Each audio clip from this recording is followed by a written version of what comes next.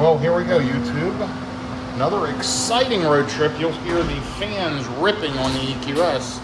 This thing's already ready to go. It's the night before the massive road trip from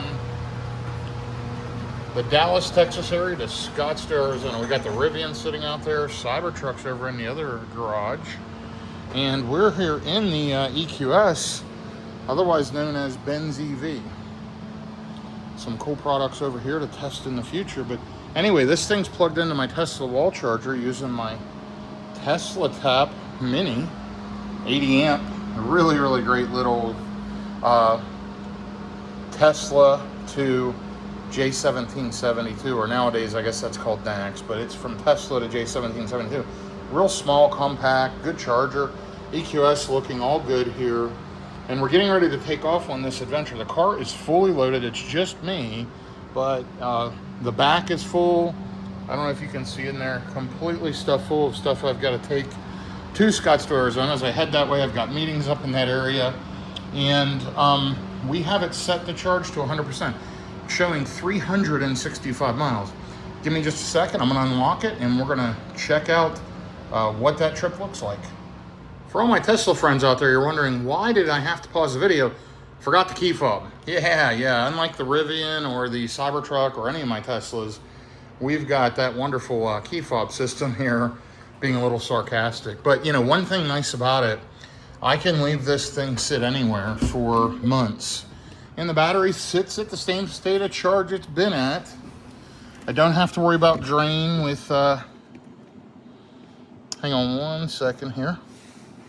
I don't have to worry about phantom drain. I don't have to worry about Sentry mode. I mean, there's disadvantages and advantages, but long story short, as a legacy vehicle, I click the lock button, this thing sits at the same state of charge for months and months, which is nice when you need to keep a vehicle in a remote location like I do. So, we're gonna jump in the EQS. We're gonna look at it now. It's charged up to, I want to say, 79%, almost 80%, 287 miles. And let's go ahead and fire it up. We got the start button right here. And let's see. Here's my profile. Boom. Not me. Cancel that. We're logging in as Travis. Hello, Travis Smith. There we go. And my seat's adjusting Destination nicely. information is only available when route guidance is active. Cancel, Mercedes. Okay, we are in the car. Let's hit the start button again. Oh, the reason why it says not ready to drive is because we're plugged in. So I have it set to start charging around 1 a.m., filling up all the way to 100%. It's showing 365 miles. Now, we have to use their navigation in order to get preconditioning. So, that is one of the items here. So we're going to go, let's see. There's a hotel in Scottsdale. It's called the Valley Ho Hotel. It's in Old Town Scottsdale. Beautiful hotel property. So we're going to go Valley Ho Hotel.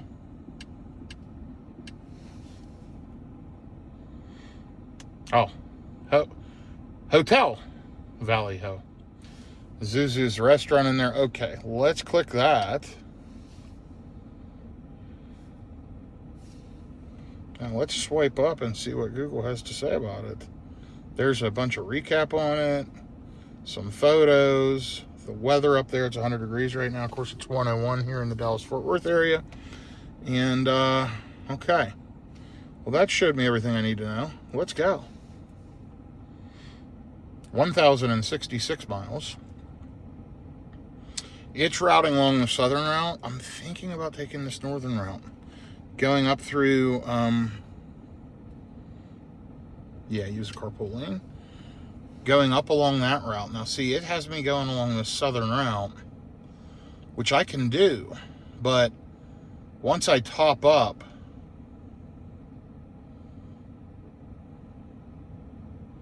just looking at what it has to say. Once I top up in the morning, it might realize, oh, there we go. Now it figures out the northern route. So, The northern route adds 3 minutes. This route here goes through El Paso, right along the Mexican border, which is fine. I don't like this route as well at all. Also, it's way, way, way hotter. I like that northern route. Now let's click here and see if we can pull that up again. Okay. Still figuring it out. We're going to end that trip. We're going to go up here again. We're going to go previous destinations, Valley Ho. And again, I just wish I could use Google Maps with its integration. Unfortunately, in this 2023 EQS, not an option. Their route planning's okay. I can still run something separate on my phone. I do have Apple CarPlay in here, but when you put CarPlay navigation in, it cancels its route guidance. So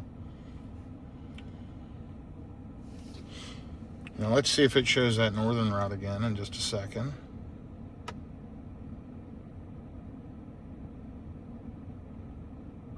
And again, this southern route is doable. I just much prefer going up north. Let's take a look. And let's try to zoom in. There's the route I want. Okay, so it's saying, yes, carpool lanes are fine. Let's take a look at the list. Charging stations. Along the route. Nope. Notice, guys, compared to like a Tesla, and again, this is a 2023, but the thing is, with the Tesla,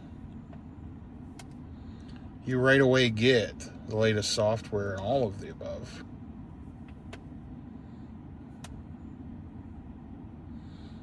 So we really want to go this northern route up here.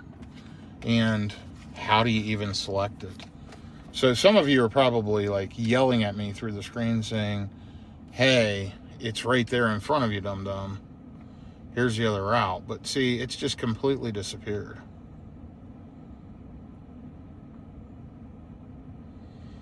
There we go. And can I just click that one? Or I can swipe. Okay. So we have that bottom route, we have that route, and we have that route. This one here, whoops, I did it again. Look at me. So this one says 17 hours and 54 minutes. This one says 17 hours and 50 minutes. Shorter says it takes longer. In my experience, I can go quicker this direction. Now, let's see if we can pull up a list. So, it wants me to stop at Tesla in Keenan. Am I saying that right? Let me know. Then the Pilot Flying J in Vega. Been there before. The Pilot Flying J in Moriarty. The Iona and Gallup, and then we're there. I mean, over 1,000 miles, 4 quick stops. It is showing some time at some of these stops. 30 minutes, 30 minutes, 29 minutes, 34 minutes. I'm going to charger hop more, enjoy the charging curve. See there, it's going to 80%. Here it's going to 69. I do have free charging until July 26th, a month from now, at Pilot Flying J. So I like that. That's probably the route I'm going to run. This is going to be interesting. I'm not going to make the entire trek tomorrow. So anyway, coming out to the car tonight, I've got this thing loaded up with all kinds of stuff. It is packed full.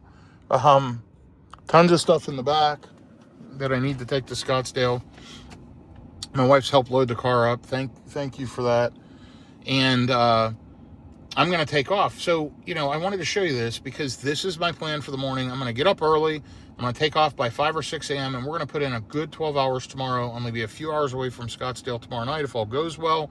We're going to see how this EQS really road trips. Got a new set of tires on it. Let's take a look at some stats here.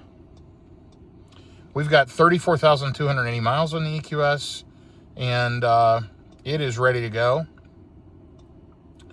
By the way, I want to show you tons of cool screens on here.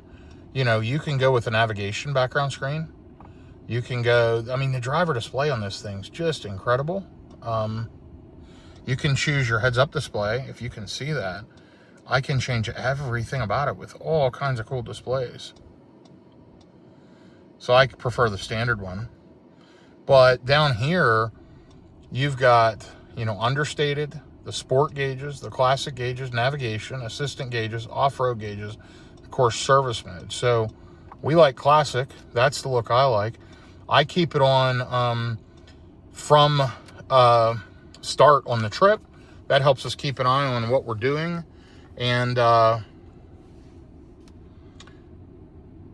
I think what I'll do, you'll notice for the last almost 8,000 miles, 399 watt hours per mile. That's from that reset. Let's see, I only have one trip to reset. Let's go ahead and wipe that out. Whoops, no, we don't want that. Trying to remember how to reset this thing here.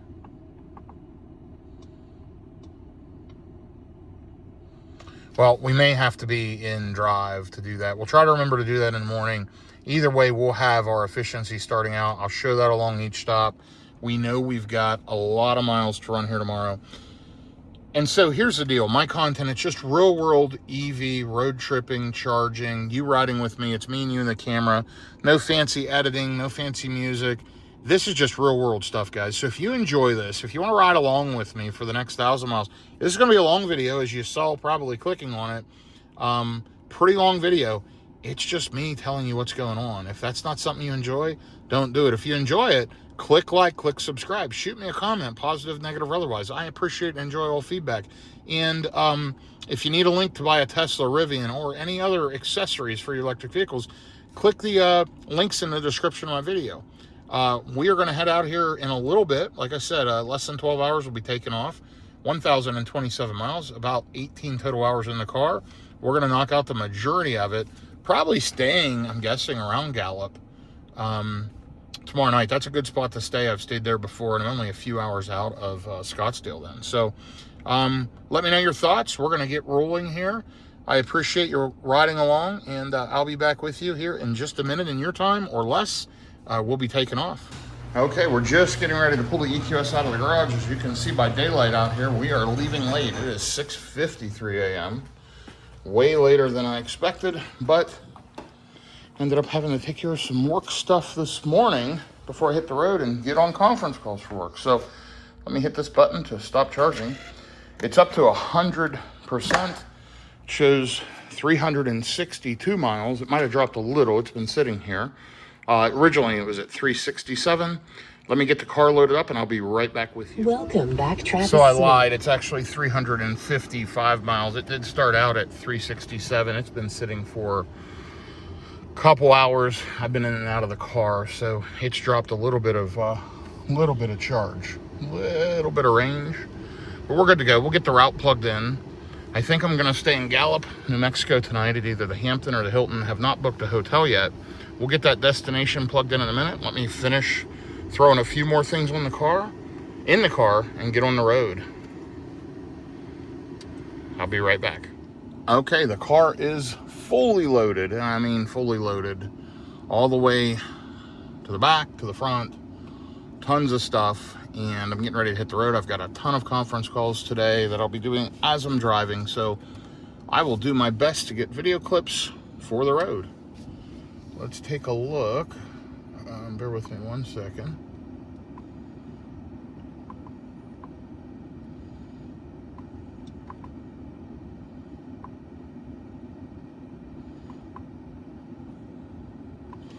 Trying to remember how to reset.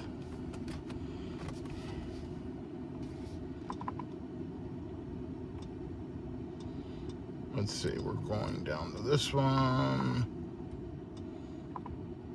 Reset. Okay, just click it. So we're going to reset from reset. 7,981 miles, 399 watt hours per mile. That includes thousands of miles on those Continentals that did not get me good efficiency. They were terrible tires. I've got the Pirellis on. They're actually run flats. I hate run flats, but these things are smooth, quiet, and I've been getting amazing efficiency. Let's see how it does on an actual road trip. We are getting out late. It's 7:08, so we're going to call it 7:10 to hit the road. And we're going to start out with this from start trip gauge. And let's type in Hilton Garden. We're going to go to the Hilton Garden. in Gallup. And that's a good point. That'll direct the car to go the route I want to go. And I'm probably going to stay here or one of the neighboring properties anyway.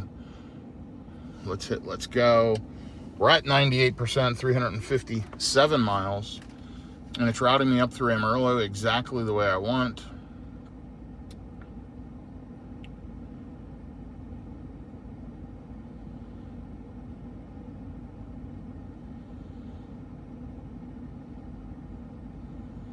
Just waiting for it to figure out charging stops along the route I'm planning to take.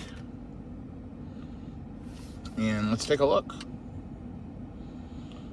Kena, Vega, Moriarty, and we're there. So it's estimating 3 stops today. First stop at 191 miles, arriving with around 32%, charging for 23 minutes, and on from there. So bottom line is, let's hit the road, let's get going, and we'll just see how this thing goes. I've got my heads-up display here rolling. The car is smelling good, looking good, ready to roll. We are in a 2023 EQS. I'll show you what this car looks like from the outside at the first charging stop. It's got a beautiful Alpine gray metallic, manufacturer's gray metallic, actually. It was kind of a special color upgrade that was put on this car. This thing is smooth, quiet, and comfortable. No self-driving, so I know the Tesla folks out there. And by the way, you have to click this paddle. I'm in normal recuperation. I'll click it once. It puts me in strong regen. I've basically got one pedal driving now. Not basically, I do. And yeah, we're leaving at 7:10. It shows we're arriving to the first stop at 10:10. It's estimating my arrival in the Gallup at 7:41 tonight. Now, I believe Gallup might be on Pacific time. I can't recall if it's on Central time or not. I may gain an hour, but we'll see if I can make it that far. That's a long haul, and I did get going late. So I think a lot of it will depend on traffic getting out of the Dallas-Fort Worth area. We'll see how all of that goes. And yeah, ride along with me. This is going to be a fun one. Absolutely love this EQS. I'm actually going to leave it in Arizona for a little bit and fly out of there in a few days. So right now the mission is to get this vehicle up there, get me up there, get this thing unloaded, take care of some business, and fly back out. So stay with me with a cross-country road trip, charging at Tesla, CCS charging, etc. I've got my adapters in the door of the car. Should be good to go, and should be a lot of fun. I'll be back with you here for an update in just a little bit as efficiency gets leveled out, as I am headed out of town. What we should see cruising along on these highways is in the 300-ish, 350 watt-hours per mile, around 3 miles a kilowatt hour. And then as I get out on the highway, what I'm anticipating is the low 4s. I'm thinking, you know, I'll be happy if I'm seeing 420, 430, etc., or less. And we'll just see as the car gets settled in. And of course, we're fully loaded. We've got some weight in it.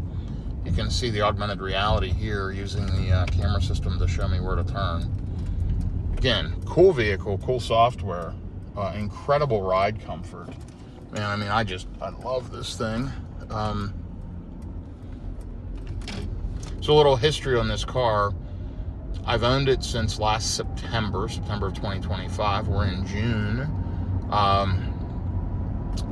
The last day of June in 2026. And so I've owned it 9 months.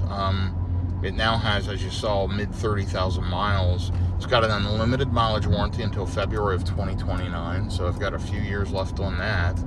And I picked this up certified pre-owned from a Mercedes dealer in Nashville, Tennessee. I flew up, took delivery, drove it back. And the original sticker price was around $143,500, close to $144,000, and I paid net is what I paid, around $57,500 plus taxes when I paid for taxes here in Texas on the vehicle, because I did purchase it.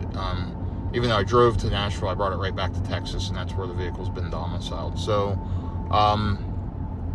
yeah, it's been a good one, incredible deal, and just such a smooth, quiet, comfortable, luxurious ride. I love a Mercedes, I love an S-Class, and I know some people will say, well, This isn't a full S-Class. I've owned quite a few S-Classes, and yeah, there's just something special about an S-Class sedan. I've had several of them. Absolutely love them. But I got to tell you, this thing is right up there. It is pure luxury.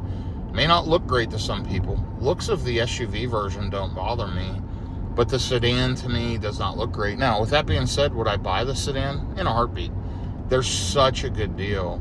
I mean, you can get one of those for $30,000 to $40,000 with low miles, a few years old, and just an incredible, incredible vehicle. They do fairly well fast charging. We'll see how it does on a road trip. I've had good success charging it.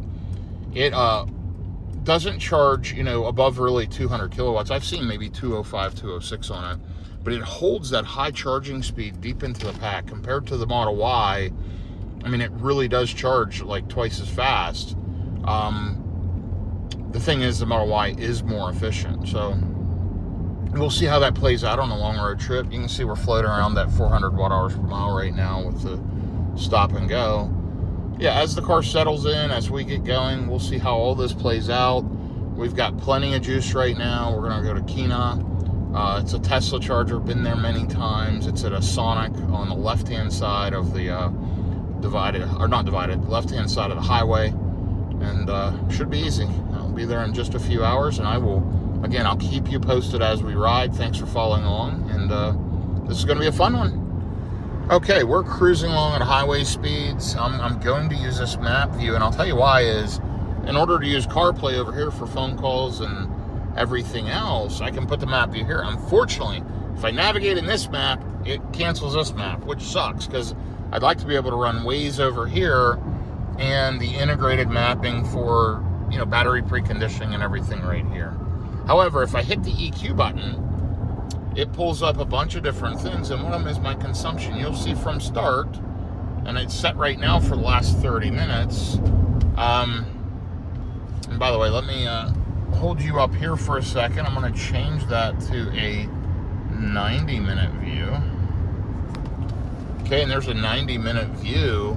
We're at 391 watt-hours per mile. Not bad, considering I've been running along at highway speeds, and fairly windy here earlier. It's calming down now, but you know, I'm 67 miles. I turn left on 287. We're riding along right now, making good progress, and I am on 287 north. You can maybe see that in the heads-up display.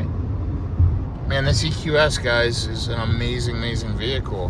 One of the things I'm able to do in it, and again, I'm going to hold you right up here, on that center screen, if I click charging on that EQS menu, it tells me my real speed of charging. So at 81%, it'll still pull 92 kilowatts, which frankly is good, really good at 81%.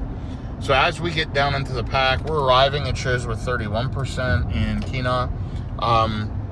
That too will update, and we'll see much faster charging as we get slower lower on the battery charge. So for now, riding along, enjoying our electric vehicle. It's a beautiful, beautiful driving day.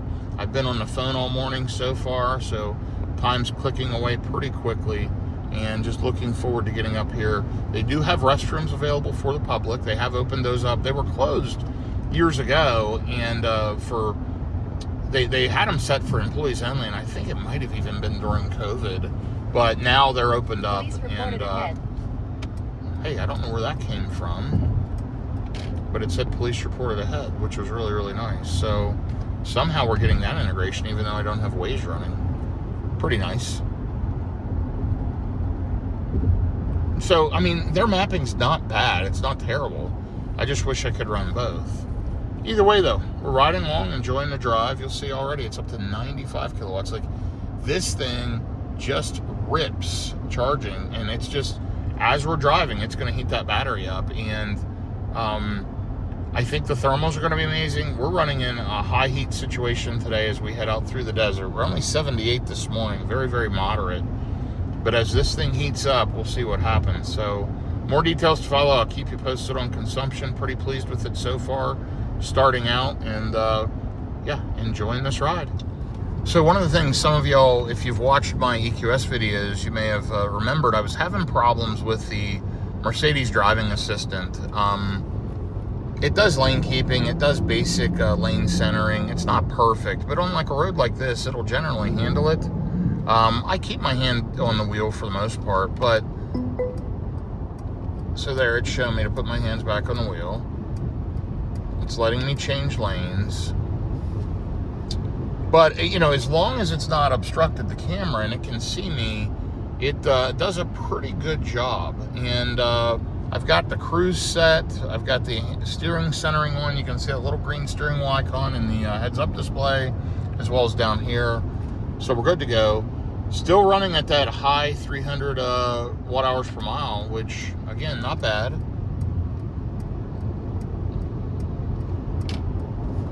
It feels like it's almost changing lanes by itself. Let me try that. Yeah, it does automatic lane change. So instead of clicking the stalk all the way down, let me just, oops. Yeah, I just clicked it up. Wow. Hey, automatic lane change here in the EQS. Really, really good. Yes, I'll grab the wheel. It's only nagged since I've been filming, but we'll see how it goes throughout the day. That's encouraging though. So I've got 60 miles. I'll turn left here to head towards Vernon, Amarillo, exit 3A, and should arrive around 10:04 a.m. and 137 miles. So it's 8:07. I've got a little under 2 hours to go. Making great progress. Looking forward to seeing how it'll charge there in Keenah. So I was just on a super rough surface road, and I watched the efficiency just get worse. You know, 404 watt-hours per mile. That should improve here a little bit as we ride. But again, I was expecting it to shake in with these new tires around 400, 425 watt-hours per mile running along at highway speeds. And that's pretty much what it's doing. I don't know what that ding was. Interesting. EQS is doing a great job. I've been on the phone the entire time. I haven't even been able to use CarPlay to play any music or listen to a podcast or whatever. Just been working. I'm going to continue and go back to it. It's 8:22 a.m. It's warmed up to 80 degrees. Oh, I'll bet that was that a speed limit warning? No, because it was showing 75 up here. Anyway, you'll see, by the way, as speeds drops, efficiency gets better right away. We'll drop below 400 watt-hours per mile. There we go. All right, I'll be back with you shortly. Still showing just after 10 a.m., arriving with around 30%. And the battery is warming up. We're at 71%. Let's see how fast our charging rate is now. Look at that, 119 kilowatts. See that right there? Crazy. So yeah, I had a matte screen protector on this thing I started telling you earlier, and I've had it cut out right up around here, almost similar to this this view that's on the screen. And now the cameras can see me, so I'm not getting all those weird alerts, and I'm able to use the basic lane centering. I've shut it off because I've been on the phone and been using the camera, and of course it doesn't like that. But as the day stretches on, I've got a good 12 hours of driving today. I'm sure I'll turn that on later on the highway and enjoy it. This car is so buttery smooth, so easy to drive. I just don't mind driving it. It's a pleasure to drive, guys. So loving the EQS so far. All right, I'll be back with you shortly again. So I've decided to stop earlier than the car's recommending. So we're actually going to stop in Vernon. And I've added that as a charging stop. We're going to arrive in 60 miles with 39%. I'm choosing to stop earlier there because I'd rather charger hop. Honestly, I need to take a bio break. So I need to stop and use the restroom. Stretch my legs. So I'm going to stop at 9:35 in like 45 minutes from now at 60 miles. And that's a Tesla supercharger. It's at a gas station. I just prefer that. I want to stop there. That Sonic one's okay, but there's just nothing there. Just that Sonic. So Keenah's pretty cool, but you know, I think I'm going to skip that this trip. So I think I'll hit this one real quick, and then I may add a supercharger in like Amarillo area. We'll see. But I am going to play with the navigation. I'm probably going to make more stops than what I recommended today. Obviously, I'm arriving with super high state of charge, which is totally fine. But this thing should rip pretty well, even at 39%. And I want to see if my plug-in charge is working at Tesla. They added, by the way, I just got new navigation software this morning. I downloaded a navigation update, which was cool. Did that while I was driving. I let it install. And at the last time it was in Mercedes, they changed some air filters and stuff for me. They did an update and they said Tesla plug-in charge works now with the Mercedes-Benz charging. So I should be able to just plug in. If not, I can use the Tesla app and charge my other EV through the Tesla app. But we're going to try just using plug-in charge and see how that works. We'll see if they have Magic Dock or not. If not, I have my NACS to CCS adapter. So yeah, more details to follow. We'll be there very, very shortly now. Stopping much sooner than expected, but I just feel better about hitting that one, and that's the plan for now. So more details to follow here in just a bit. Okay, well, I got a second wind. I decided I am going to go to Kena, to that Sonic. I looked, and my wife was gracious enough to pack me some cold drinks and stuff, so I've got all that. I've got some snacks. I've got the basics. I just need to hold my bladder for, one more hour. Not a big deal. I've only been driving a little bit, so I should arrive around 10 to Kena with 28% on the battery, and wants me to charge to about 80%, then to jump to a Flying J in Vega. Now, I know there's a Pilot Flying J in Amarillo right up the road from Kena. I'm probably just going to do a splash and dash. It depends how long it takes to use the restroom. I might get a breakfast sandwich or something from Sonic. So we'll figure that out, and we'll look at the time, and if we can jump all the way to Vega, so be it. But we may stop before that and just do another splash. And then from there, it wants me to hit another Pilot Flying J in Moriarty. And then when I get to Gallup, there is not charging at a hotel, but there is an Iona rechargery, which is fantastic. Love it. There also is a Rivian Adventure Charger there. And then there is an Electrify America that I've used multiple times in my Teslas over the years. So there's an old, I think it's a version 2 Tesla charger in that area as well. Anyway, should be good to go. We'll see how it plays out. It's showing a 7:30 p.m. arrival. Don't know that I'm going to stay all the way in Gallup. We'll see how the day feels. But obviously I'm feeling good right now, but it's only 9 a.m. So let's keep riding. We'll keep adjusting. This is going to be an adventure. I'm going to mess with the logistics, mess with the planning, and figure out what makes the most sense. But for now, we got plenty of juice in this thing. Let's keep riding, and yeah, let's go back, and I want to look at, if I go under Classic, and then I go from start, I've driven 121 miles an hour in 51 minutes, 413 watt-hours per mile, and there's my trip meter. So what I need to do now is find the trip meter in here, and I know they have one, so I'll play around with that and take a look, because that would be handy having that trip meter there as well. So I'll be back with you here in a little bit. We're making progress. Well, I guess I should give you a trip update. We are riding along at highway speeds, doing great. If we pull in right now at a 38% state of charge, we'll get 174 kilowatts. It's not popped up about the battery preconditioning, but it's set to do that automatically, and we are routed to the charger, so it'll do its thing.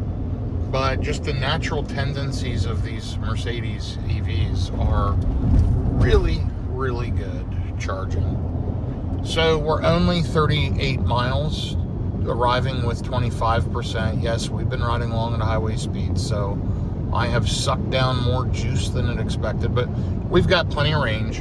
We're going to figure out where we go from there. If I can get in and out of there quick, we're just doing a splash and dash and on to the next charger. We're going to keep ripping this thing at a low state of charge today. We'll make more stops, but I'll be able to stretch my legs every, hour and a half, 2 hours ideally, instead of sitting and waiting and charging 30 minutes and then driving 3 hours each time, which is probably the smart thing to do, and I'd probably get there more quickly. I like the splash and dash. I like to get out of the car. I like to stop every couple hours. So that's why I was inclined to stop earlier. I mean, it's pushing me at this point.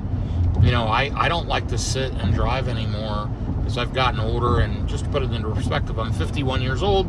I've been road tripping 50 to 75,000 miles a year for roughly 30 years. And flying a lot of years, 200,000 to 300,000 miles a year as well. I travel extensively. I've gotten to the point where I don't have to sit in a car to prove anything to anybody 5-6 hours at a clip. Who cares? I'm going to stop every couple hours, stretch my legs, walk around, take a break, check my email, whatever. And I prefer to do it that way. And that's why I've had a lot of fun in these electric vehicles. It's kind of, I don't want to say forced me, but it's created a pattern and a habit for me of doing that. And I love it. So, love driving EVs. I love the road tripping strategy.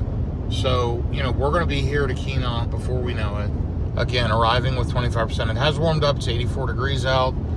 This thing has amazing HVAC. Just an amazing vehicle overall. Smooth, quiet, comfortable. Just awesome. So, it's 9:25 a.m. Again, we're showing arriving at 9:59. Let's take a look at the heads-up display there for a second. You can see kind of what it shows with the next turn. Lots of great info. And then down here for the last 90 minutes. And let's just change that to 3 hours here. Bear with me.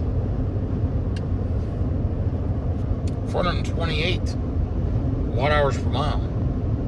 Kind of right where I was expecting, right along at highway speeds. Much, much, much better than the old Continentals that are on there. I was pushing over 500 watt-hours per mile. Less than 2 miles a kilowatt hour, which was terrible. And just to put it in perspective, this is about the same efficiency as my Cybertruck.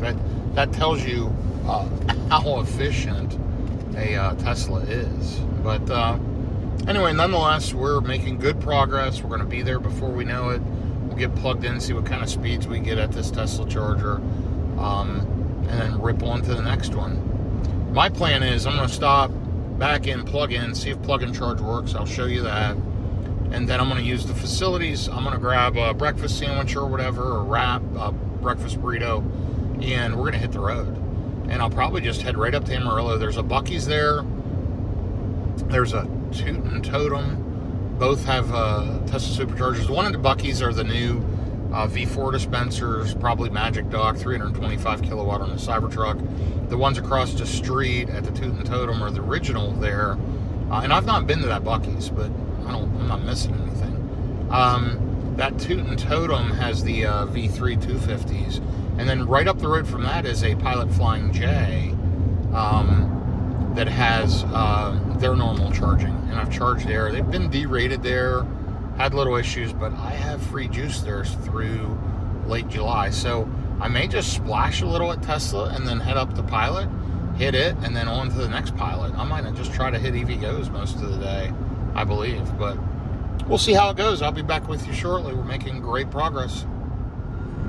All right, thought I'd give you another quick stat update. We are 25 miles out, a little over 20 minutes, 429 watt-hours per mile. We've been driving 165 miles, 2 hours and 25 minutes, average speed of 68 miles an hour, 33% on the battery, 92 to 93 miles remaining on this charge. So far, let me tell you, this thing is doing amazing. Of course, we're riding along at highway speeds, not considering energy efficiency at all, and I'm very pleased with the consumption I'm seeing. I really am. This car will pull mid to low 300 watt-hours per mile all day long, riding along at a lower speed levels, and it is just really, really good. We're up here in the middle of kind of nowhere. Shows we're in Vernon on 287. We just passed that Cefco gas station and that first Tesla charger I was considering. And now we're riding along to Keenan. So let's take a look. We're going to hit the EQ button, which is right down here. Let's hit EQ. That pulls up and shows we'll pull 191 kilowatts at the current state of charge. Phenomenal. Love it. Absolutely love it. Okay, check out the heads-up display for me while I change some settings. And we're going to take a look at consumption. There's the overall consumption graph. Over there all the way to the right was while the car was idling and plugged into the charger and all that. So all in all, I'd say we're doing pretty darn well. I'm just truly enjoying the drive in this thing, guys. It's so nice. What a wonderful driving vehicle. If you're going to drive one, this is a fun one to drive. Just Mercedes S-Class quality. Just soaks up the miles. So we have some miles to cover yet today. Let's take a look again at the heads-up display. We are 589 miles out, so we're less than 600 miles to go. This was a total driving day of, what, 740 miles or something? 750 miles? We'll just call it 750 for easy math. 750 mile driving day. So that's a big one, but guys, we're going to get it done. Thanks for riding along. Again, I mentioned earlier in the video, shoot me a comment, positive, negative, or otherwise. I appreciate and enjoy all feedback. And just riding through the country here in Texas. Well, I got to tell y'all, that was a pretty quick 3 hours. We're only 0.7 a mile out. We turn left here on Simpson Street for this Sonic Kina. Am I pronouncing that right? Every time I say it wrong, I feel like I'm saying it correctly this time. Am I getting it right, guys? Let me know. I know some of you follow and have corrected me over and over the years, and I'm sorry that I get it wrong, but I think I saved it in my head. I think it's Kina. I hope I'm right. 432 watt-hours per mile, 189 miles, 2 hours and 46 minutes. Based on the way I'm running and the speeds I'm running, I'm just under 300 miles, around 290 miles on a charge, which at highway speeds, I'll be candid, I don't think that's that bad. Here's my augmented reality showing me where to turn in. We're going to jump over here to the left lane. You can see the Tesla superchargers here in just a second. Got a Cybertruck, got an ID Buzz charging. We'll probably go down and plug in by the Cybertruck, because what we need to do is we need to be all the way at the far end so that we don't block a charging stall.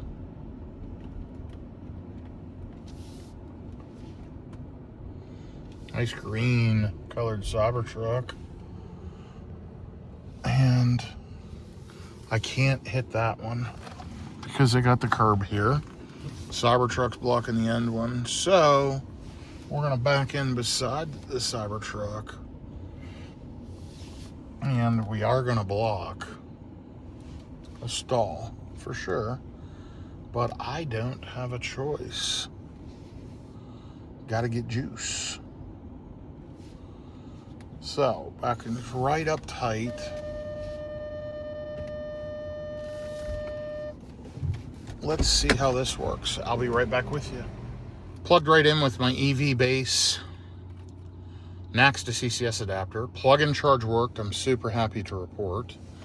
Right here's our charging speed. Ramping right up. We're at 95 up to 110, 120, 140,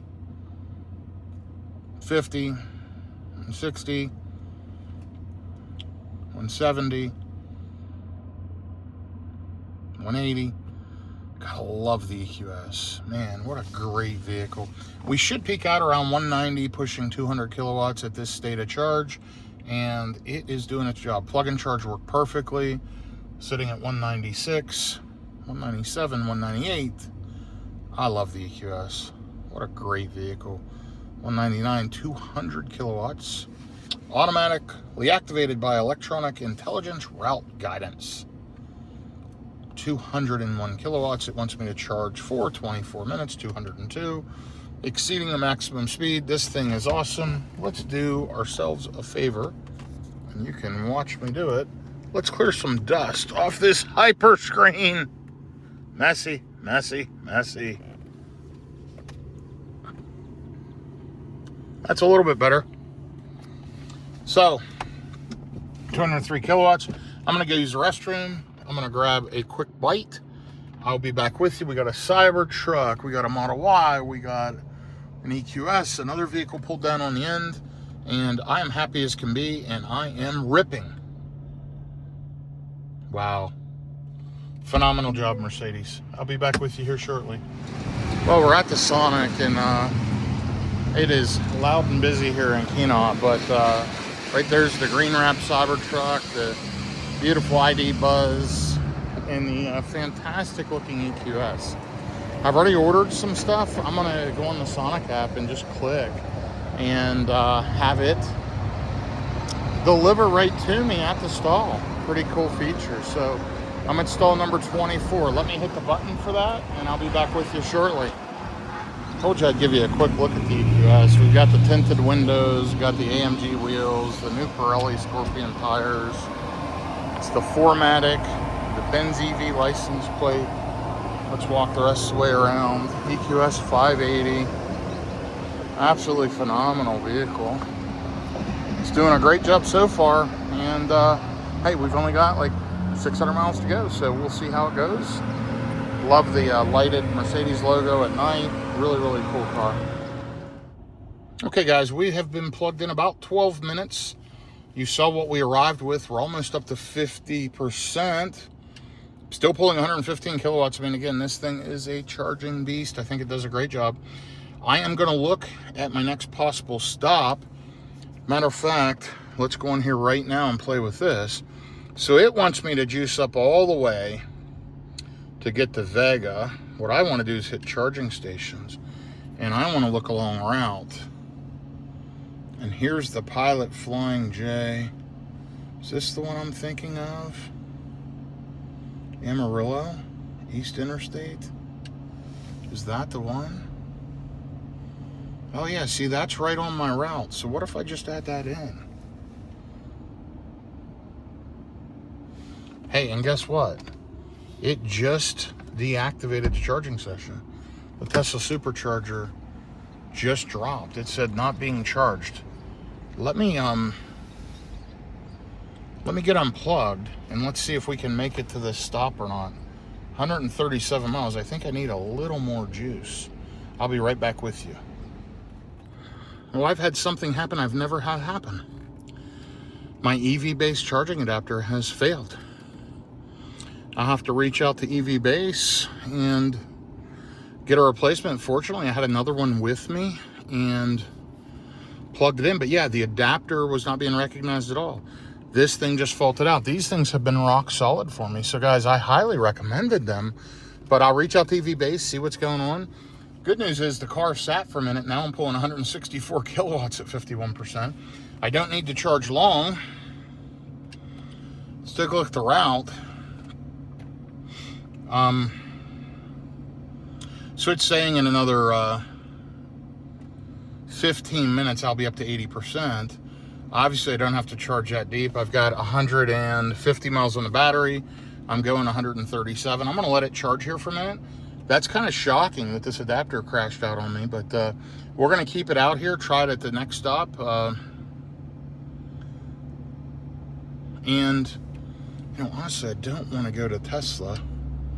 I wanted to go to the Pilot Flying J. Let's see where that one's at. That's the one I want to add. It's saying 14 minutes charging. I'm ripping at 161 kilowatts. You know, this adapter was super hot. I'm wondering if this adapter overheated. It's 85 degrees out, but man, something happened.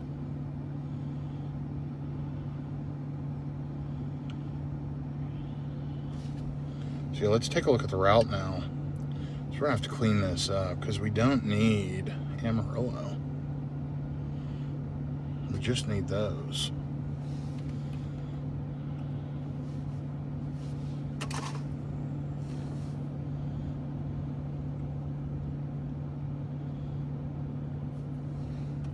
Okay, let's let that calculate.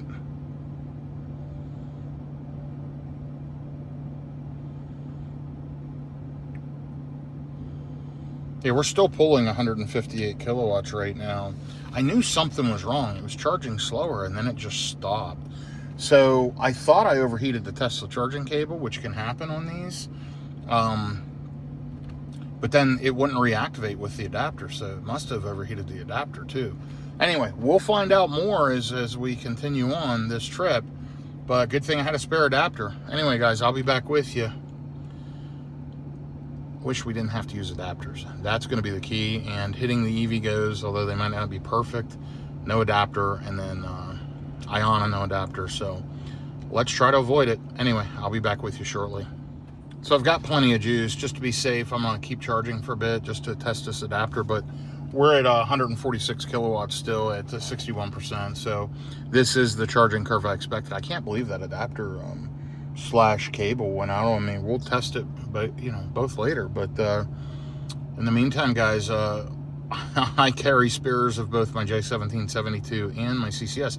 If I didn't, I would have been really struggling to make it all the way there. I'd have been able to go real slow and make it, but thank goodness I'm extra adapter, and you'll see it's 62%, still pulling 144 kilowatts. Man, the EQS is just a charging beast. I love this thing.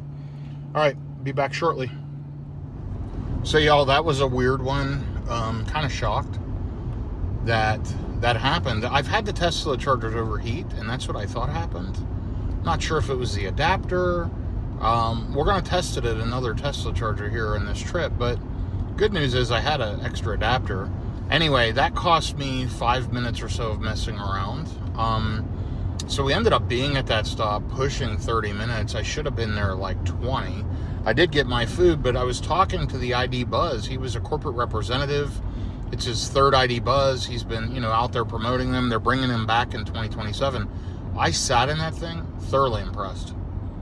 Tons of room in the second row seat. Tons of room in the first row seat. I mean, honestly, really, really nice vehicle. Something I would consider if it was a heck of a deal, kind of like this EQS was. Super nice. Not a road tripper for sure, a city car. But this thing is a road tripper. It'll prove its worth as the day goes on, but crazy issues at the first charger. I blame that on connectors, Tesla not having emergency cooled cables on V3s, the short cables being stretched out, and potentially, again, a faulty adapter, and we'll see what happens. We're headed to a Pilot Flying J. Matter of fact, it's saying to do that, then it wants me to hit a Electrify America because it doesn't understand I'm charging at that Pilot Flying J. So anyway, I'll be back with you guys shortly. We're going to keep riding along. Okay, folks, here we are, another trip update. Not sure why the screen's flickering in this camera right now. It's a refresh rate thing. It's not doing that in person, but yeah, kind of weird. Let me slow it down just a little bit. We're in a 45 zone, it looks like. We are only 52 miles away, arriving with around 11%. We have been running along at highway speeds, I'll tell you. And let me change the display. Maybe that'll change the flickering. Here we go. 445 watt-hours per mile. So a little higher than I expected, but guys, it is very windy if you can see it here. And I have absolutely been ripping along at highway speeds. Not focused on efficiency whatsoever. This is a very inefficient stretch. I'm still pleased with the consumption. This thing's doing a great job. I know that I'm going to arrive to the Pilot Flying J. I know there's bailout options right in the area. So I've got a good plan B. Let's take a look at the EQ menu. So we can click here. We can click down here under charging. Right now, if we plug in at 30%, we're going to pull around 196 kilowatts. This thing has maintained its battery conditioning. It's doing just a great, great job. Absolutely love this EQS. So, give me a second to get out of construction here. We passed through Childress, Texas a little bit ago. There you can see the heads-up display again. I like to show you that.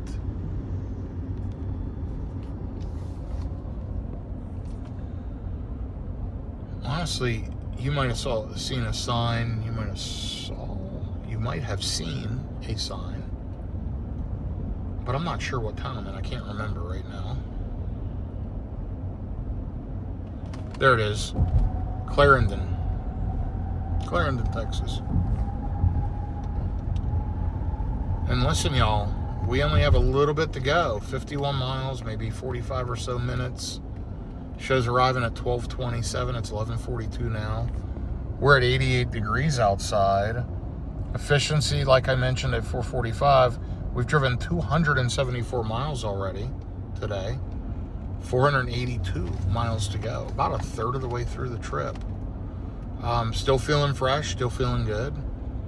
Loving the EQS. Yes, I'm manually driving, but I'm enjoying every minute of it. So I'll be back with you in a little bit. We'll see how the rest of this journey goes as I ride along here towards Scottsdale, Arizona. Tonight, probably staying in Gallup, New Mexico, as I mentioned. I still have not booked a room. I'm going to wait till I get a little closer. I want to be sure I can make it that far, and then we'll book it up. So that's what I'm leaning towards. Let me get through one or two more charging stops, and then we'll book the hotel. I'll be back with you shortly. Well, this thing is just so smooth, so quiet. You can whisper and just hear yourself think. It's so nice, guys. Anyway, 453 watt-hours per mile. We are ripping, and it has been super windy. Very inefficient stretch. And, of course, running along on highway speeds. We're running back normal speeds now, but we've been ripping at highway speeds. Windmills all over. Kind of as far as you can see, all over the place up here.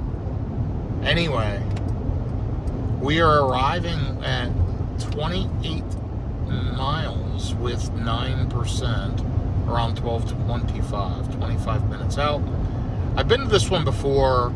What I've been noticing with the EVgo chargers, especially when I was there with my Cybertruck, was they've derated a lot lately. So I'm really anxious to see how do these things charge today with a native CCS1 vehicle that I know has consistently good charging. This thing rips. Let's see how they do.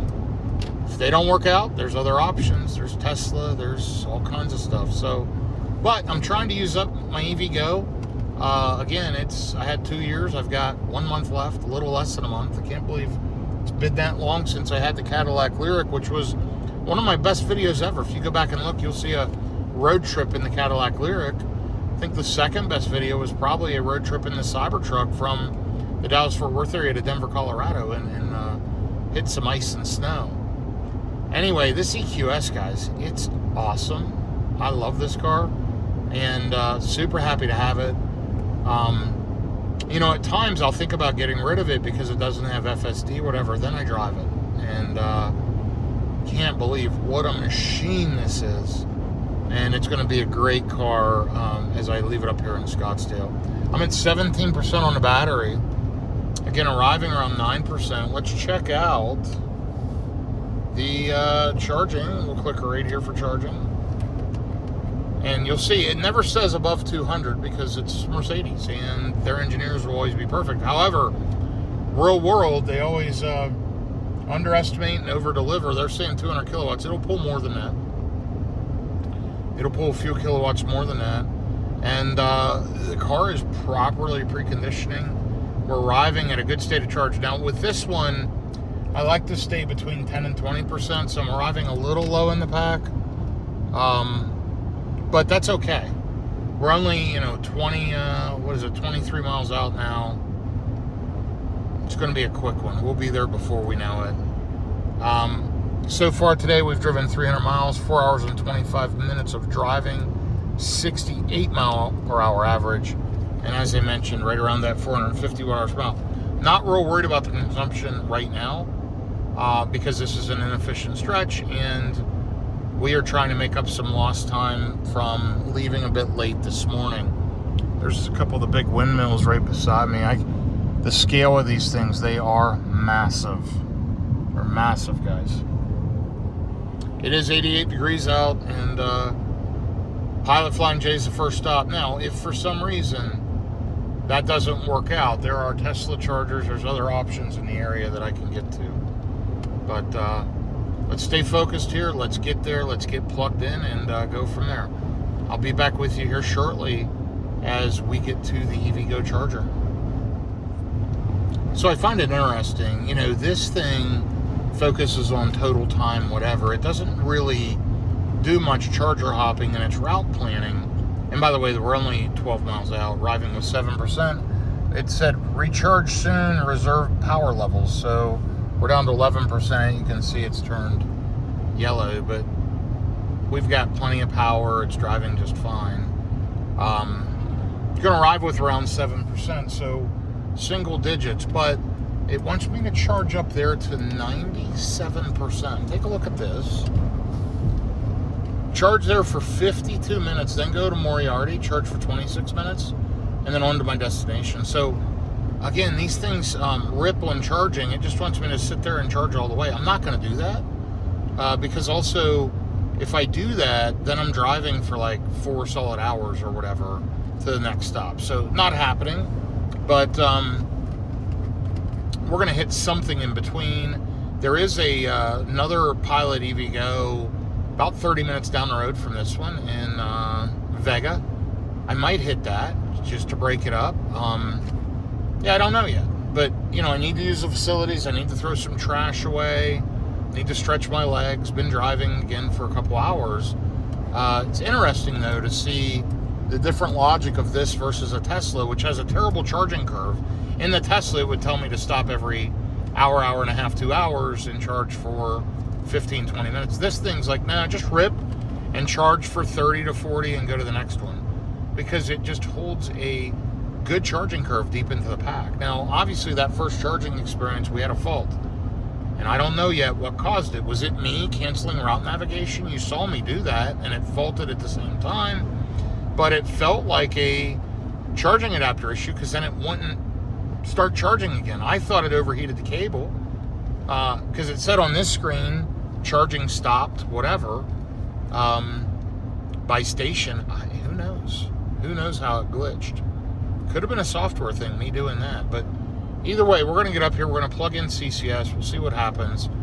I've got enough juice to make it to a different station if this one's packed. Right now, it's showing a vehicle charging at both chargers, but there are 4 stalls, 2 chargers are 350 kilowatt, split 175. So this thing charges at a max of 200, but it holds that for a while.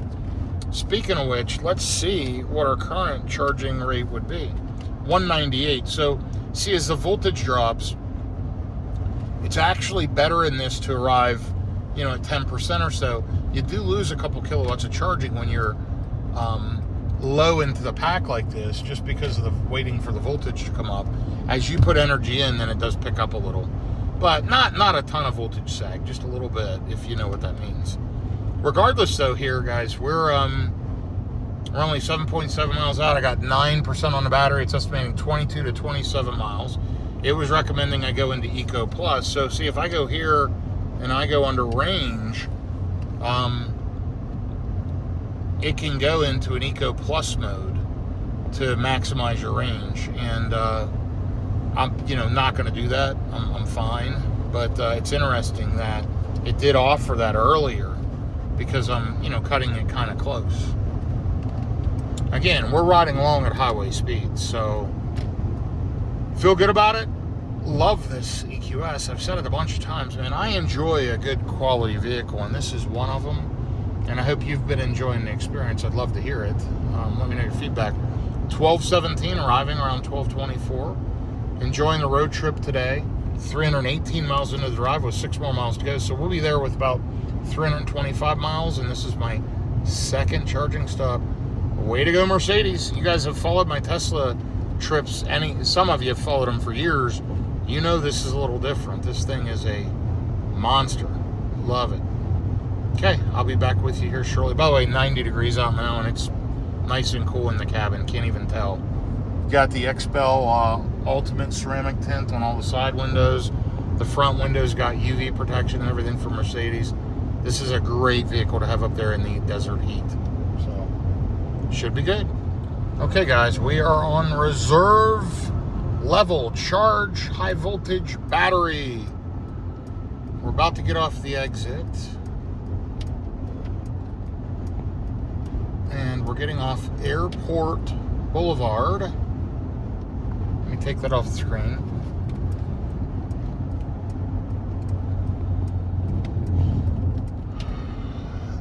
let's see, guys. We are stopping. I believe it's this Flying J right up here on the right. It is. Been here before.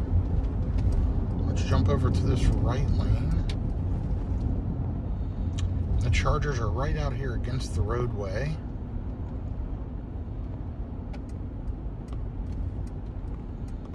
Good. It looks like that other Charger has freed up. Looks like we got an Ioniq 6 charging. Really cool looking car, in my opinion. They discontinued them. Pretty polarizing look. People didn't care for them. This Charger's showing up. Let's get plugged in. Please use the Mercedes public charge, blah, blah, blah. Don't have to do that because we have plug and charge set up with EVgo. And I can just plug right in and get juicing. So let's do that.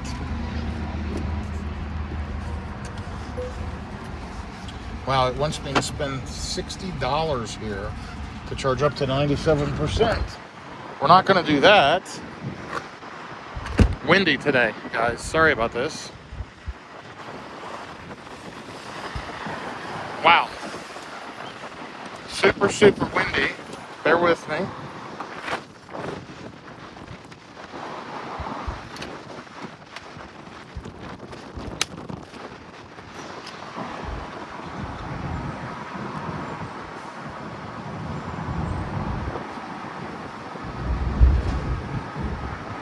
There you go. Payment has been authorized. So EVgo has Auto Charge Plus, and that is juicing up right away for us. Now this car should pull close to 200 kilowatts if these chargers are working properly. Let's see what that looks like. Next we should see matching voltage.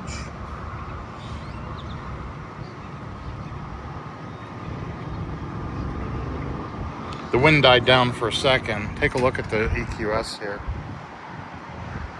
Really good looking, especially with that tint. Here we go, arrived with 6%. The time is 12:24, and you'll see the kilowatts over here. Slowly ramping up.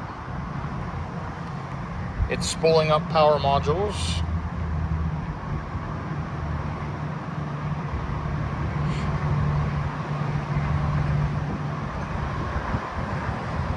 There are more of them are coming online. Really, really slow ramp up. I've had issues with this particular charger before.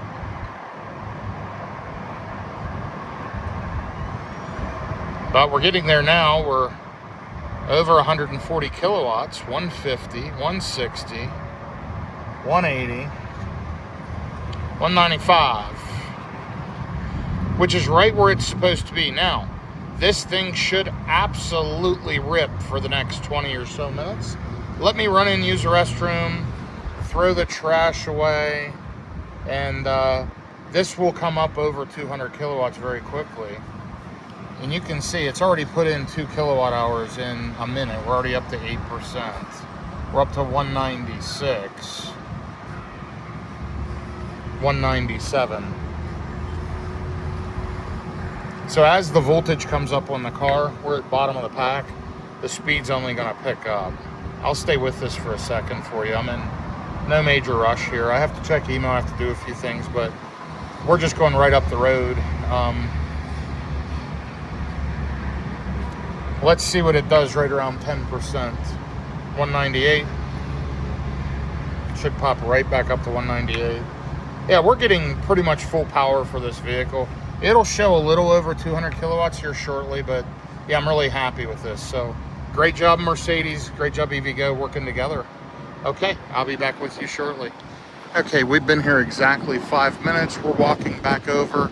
Super windy. Sorry about the wind, guys. I don't have a microphone on me right now. But walking back over to the EQS. Looking good out here. I'll be back with you in a minute. Here's what we love to see. 6 minutes later, pulling 203 kilowatts.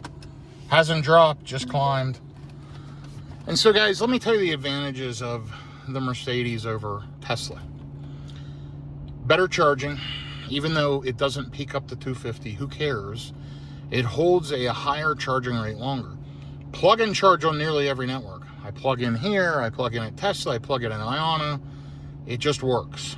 I don't have to activate those chargers. Even though at that last Tesla charger, I tried to activate it because I thought I was having an activation issue. It appears, shockingly, that I might have had a charging adapter issue. Can't believe it, because these things have been amazing. But regardless, we're pulling 204 kilowatts at 24% and just ripping. So it wants me to sit here for 47 more minutes to get to 97%. Not going to happen. So let's click this. Let's look at charging stations en route, and let's figure out what we're going to do. My thoughts are, we hit Vega here.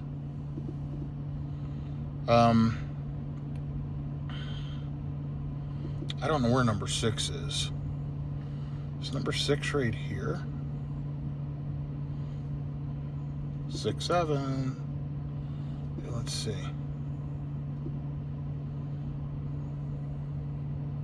It's not showing me where this number 6 stop is. I'm guessing that must be it. Let's hit it and look. Oh, it's in Tucumcari. There's also an Iona right there. The Iona's maybe a mile off the road. Boy, that could be a really good option. We need to hit that one so it remembers it. Let's add that.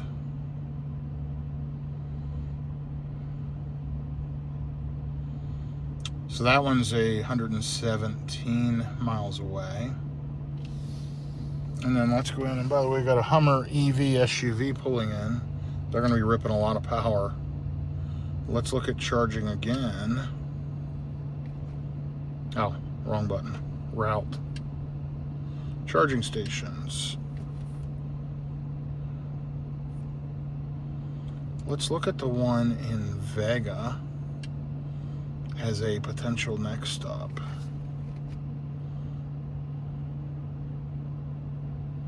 I wonder if I should be hitting the replace button instead of the add stop button. I think that's what I have to do. So let's go in here. Let's kill this one. Let's kill this one. Let's go charging stations. And let's go Vega. And let's go replace. Oh, that would replace the final.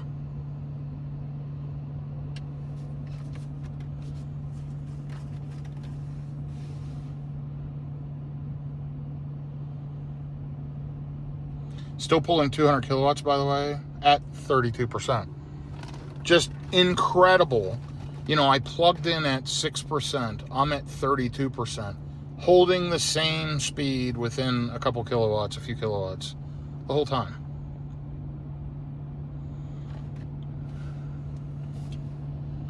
So see, it wants me to charge at this Pilot Flying J. It doesn't understand that we're going to charge at this other Pilot Flying J. See, it sees that as a charging stop. So guys, I'm confused, to be honest. What's this button do? Showing traffic incidents. Yeah, we want to keep that on there. No, we don't.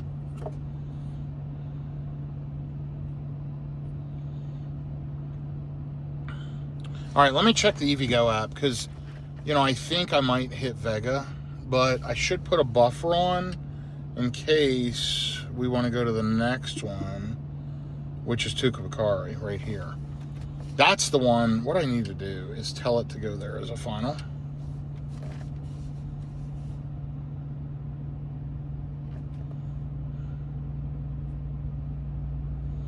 And now let's see what it does.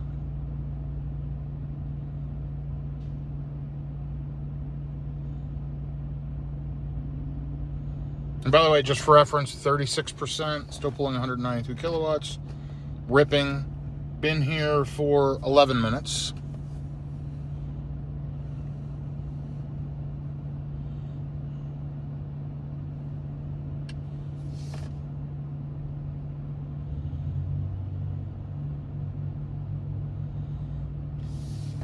So it's 117 miles. We have 89 miles on here at 37%. We're going to want to charge here for another few minutes. Let me do that, but I still think... So let's remember it's 117 miles. Let's add a charging station. Let's add Vega.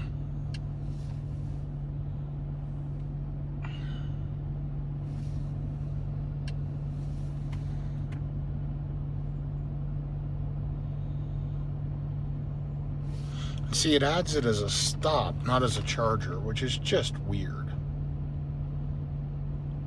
So when it does that, it doesn't even properly precondition. So this thing didn't even properly precondition. I'm still pulling 188 kilowatts at 39%, guys. I mean, this is crazy.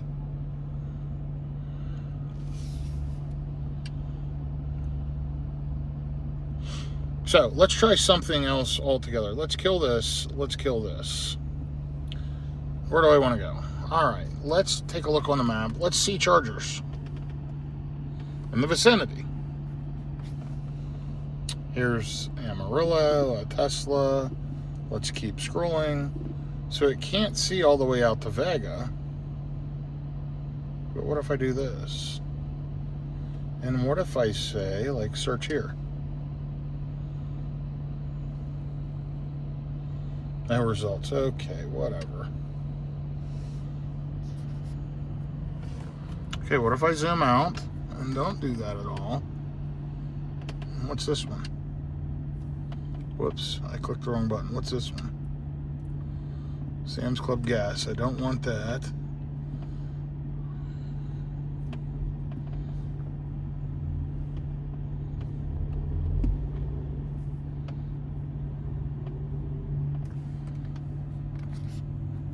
Okay, if I click that lightly one time, Electrify America. We don't want that one. How far out the way here is Vega? There's Albuquerque. There's Tucumcari. I'll bet Vega's right here. 6-minute delay.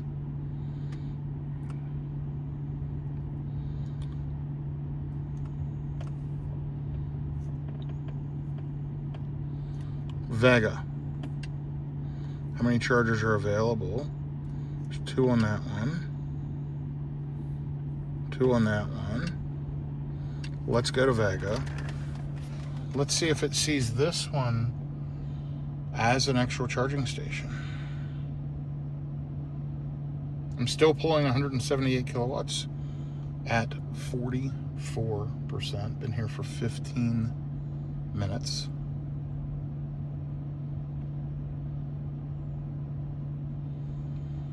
So it's 41 miles away. It says I'll get there with 30% to Vega. And remember, Tucumcari, let's call it 120 miles. So we need to show 140 or so on here. We're still ripping at a really good speed. There's no sense in unplugging. Let's get the juice while we got it. I'll probably stop 30 minutes up the road. We may go ahead and rip all the way to Tucumcari. Honestly, that probably makes the most sense. Let me check my email. I'll be back with you shortly. It's fun playing around with these systems. Absolutely love this thing. It just rips. 176 kilowatts at 46%. So I was doing email and the charger crashed. It's red. It pulled so much speed. I mean, it crashed the charger. It popped up on the screen and said, charger stop charging. And I got out and looked and it's in red, and I checked the other charging handle and it will not charge. So guess what, guys? We're headed to Vega. Crazy. It was still pulling close to 180 kilowatts at 50%, and then the charger can't handle it. So can't wait to check out Iona and Tucumcari. I may just run up there instead of EVgo because we can see what this thing can really do. I'll be back with you shortly. I'm going to tell you all, it's been interesting today. I mean, we overheated the Tesla charger or the adapter at the first station. At the second station, we charged up to 50%. We were there less than 12 minutes. We pulled in, or less than 20 minutes. We pulled in at 12:24. We pulled out at 12:43. So 18 minutes later, we went from 6% to 50%. I was still pulling nearly 180 kilowatts, and the charger crashed.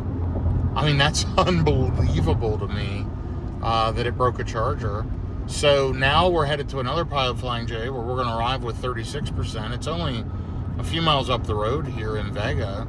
It's only 40 minutes away, but we're gonna charger hop. We're gonna go hit that one, and then from there to Tucumcari. And I almost feel like it's a couple miles off the road. I don't know if I'm gonna do the EVgo. I mean, EVgo's free. Ioni's cheap, but Iona, I can actually put a deep charge on and see what this car can do. So I'm almost leaning towards driving the extra couple minutes to Iona and letting it rip, because Iona is so fast. So fast. And I was at that Tucumcari charger the other day with a Cybertruck, and it pulled 400 kilowatts flat and just ripped. Those are great chargers. So, yeah, we'll see what happens. 91 degrees out. So far, the car seems to be doing great. I've had 2 charger issues so far. As far as I know, no car issues. But, you know, to test that theory, all we got to do is hit Iona. And if it crashes on Iona, it could be a Mercedes issue at that point. But 2 out of 2 at this point. But, you know, I've gotten really quick, good charging sessions overall. Just the first one ended too early. This one ended, and I was like, let's just roll. If I really took it easy, put it in eco, I can make it directly to Tucumcari. Not going to do that. I just want to ride along. And we're only 37 minutes. It'll give me a chance. I was there, didn't even have time to finish my email, and that happened. And I was like, you know what? Let's just unplug. At first, I plugged the other handle in, and I looked up, and the whole station's down. So it's really crazy. Anyway, fun stuff, guys. Fun stuff with EVs. We need better charging infrastructure for sure. We need to eliminate these adapters. The newer Tesla V4 stalls, V4 posts are awesome. And the Ionas are awesome. So are the new Walmart. All of them that use the Alpatronic stuff are just out of this world good. And Alpatronic supplies Iona and the new Walmart DC fast charging. So, yeah, let's see what happens. We're going to ride along. I'll be back with you here in a little bit when we get to the next one. So at the last charger, 17 minutes, 53 kilowatt hours of energy. I'd say that's pretty darn good. The message I got was that it was a charging equipment malfunction. So charging station error, not the vehicle. But yeah, it's been interesting. I am definitely going to stop in Vega, throw some juice on, and then I'm leaning towards hitting that Iona in Tucumcari. I mean, what do you think? It's going to add a few minutes. I have time. From there, I'll book my hotel for tonight. I can get a nice, pretty good deep charge there. I don't know. We'll see how it plays out. I think there may be another Iona option along the route. Tell you what I'm going to do. We're going to get to Vega. We're going to plug in, relax for a bit. I'm going to take a look and figure this out. I'm chuckling because this has been fun. This is a blast. All right, guys. Thanks for following along. Be back with you shortly. So we're going to be on 40 West now for a really long time, for hundreds of miles. We got more windmills here. I want to point out my efficiency is not great. I was thinking 425 watt hours a mile. Forgot how windy this is and how inefficient this stretch usually is. And I do ride along at highway speeds, fairly conservative speeds right now. But yeah, we're only 6 miles away. It is 1:12 p.m., arriving around 1:19. 32% left on the battery. We're going to see amazing charging as always on this thing. Let's take a look. Let's see charging. Right now, if we plug in 184 kilowatts, I mean, it's going to rip, which is what I expect from the EQS. So let's see how this session goes. We're going to throw a little bit of juice in. I'll be back with you here in a minute as we get off the exit and get plugged in here at the Pilot Flying J EVgo GM Energy charging station. It's 2 350 kilowatt chargers, split 175, and no adapter needed. Let's see if the charger can maintain. I have had these chargers crash on me quite often lately with the Cybertruck pulling a ton of power, so it doesn't surprise me that the EQS crashed it. I mean, I was ripping at like 200 kilowatts the whole time. You saw, I mentioned to you in 17 minutes how many kilowatt hours I put in. It crashed that charger. It had to reboot. Now I looked, it's back online now, so it rebooted itself. It had to cool down. Crazy, guys. Again, we need better charging in the US, but it's manageable if you know what you're doing. But if not, just buy a Tesla. Super easy. Just buy a Tesla. they just work, and the charging stations work, and it's easy. This requires a bit more planning. Anyway, I'll be back with you here shortly. Yeah, super, super crazy wind. You can't hear it much in the car, but it's whipping the car all over the road. It's very, very, very quiet in here. There, you can hear it a little bit. Anyway, we're about to get off the exit here. Let's see, we got to get off. Is it this one? It is. Exit 36. And it's directly across the highway. It's that Pilot station over there. It shows one of the chargers has a vehicle in the one stall on the left side. I have to use the right side of the unit in order to back in properly. But I can always pull in, and depending on the charger, there's usually enough room.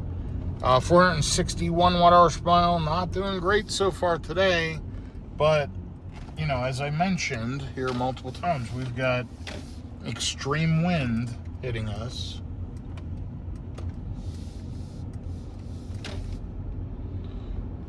And right here is the charger. Pretty interesting. You got a what do you call it? GMC EV, Denali Sierra EV, pulled in with a camper behind them, charging. I'm gonna get backed in, and we're gonna get the juicing and see how it goes. Of course, the screen popped up telling me to use the Mercedes stuff that I'm not going to do. And let's get this thing plugged in. I should be able to squeegee the window here. Let's see how windy it is. I'll take you with me. Okay, we arrived with 31%, and it is 1:18 on the clock.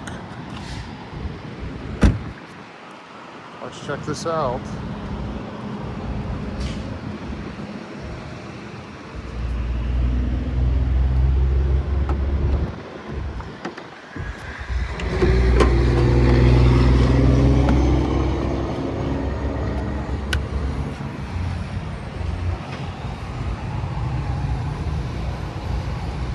Should pop up payment authorized fairly quickly. That was faster than the last charger for sure.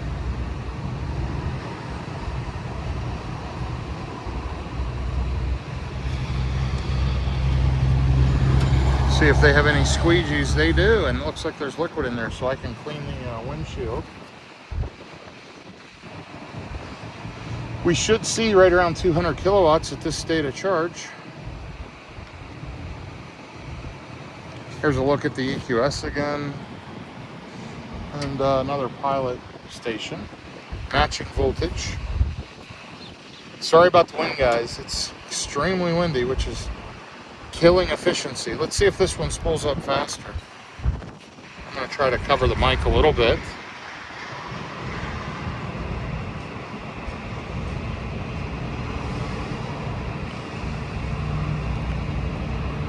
Seeing about that same ramp up as the last station.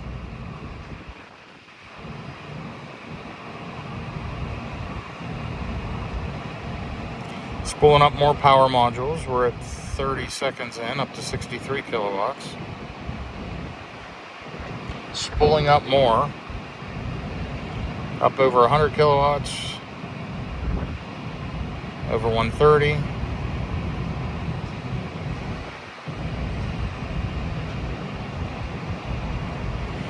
And there we go. It popped up to 198, leveling out here at 205 kilowatts. 201, 200 at 32. So the screen just popped off. Let's take a look. And we seem to be charging just fine. So I'm going to use the restroom. I'll be right back with you. Okay, guys, it looks like we have a problem. We got another red light on a charger. So I don't know what's going on at this point, but we're going to figure it out. But yeah, we've got a crash here. I can hear the fans ripping on the EQS. We got the red light on the charger. I've only been in there a few minutes. It just stopped charging. Got some fruit. Let's check it out.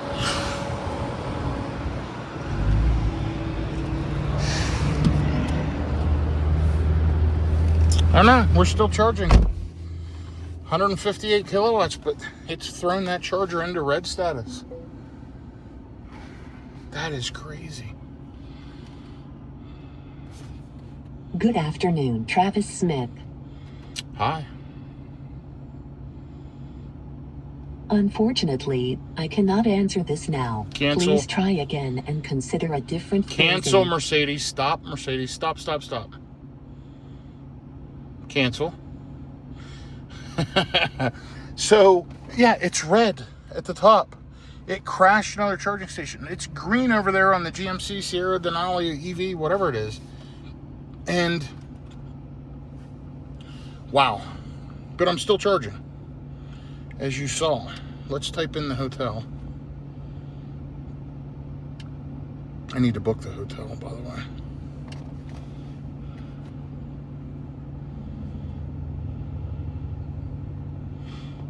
Let's see what this thing thinks it wants to do. So we're at 57%, still pulling 154 kilowatts. It wants me to run way out of route up here, which is total nonsense.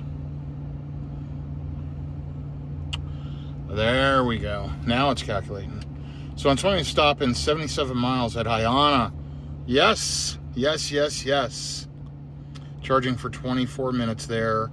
Then the Pilot Flying J in Albuquerque, which we're going to try to skip, possibly. And then on to Gallup, New Mexico. So, a 7:50 p.m. arrival. I am going to wait. I'm concerned about these chargers. This is crazy, guys. Got another charger in red, but I'm still pulling juice. So, we're showing 140 to 167 miles of range. We're only going 77 miles. We're only going an hour. I'll book the hotel from the Iona. It's kind of up there in the middle of nowhere. I'm good to go. I'm fresh. I got some fruit from the Pilot. It actually looked pretty good. And I got a fresh cup of ice. Let's go ahead and get unplugged here and get out of town in just a second. I'll be right back with you. And by the way, we've only been charging for a few minutes. It's now 1:31 p.m. So really, really quick, again, charging session.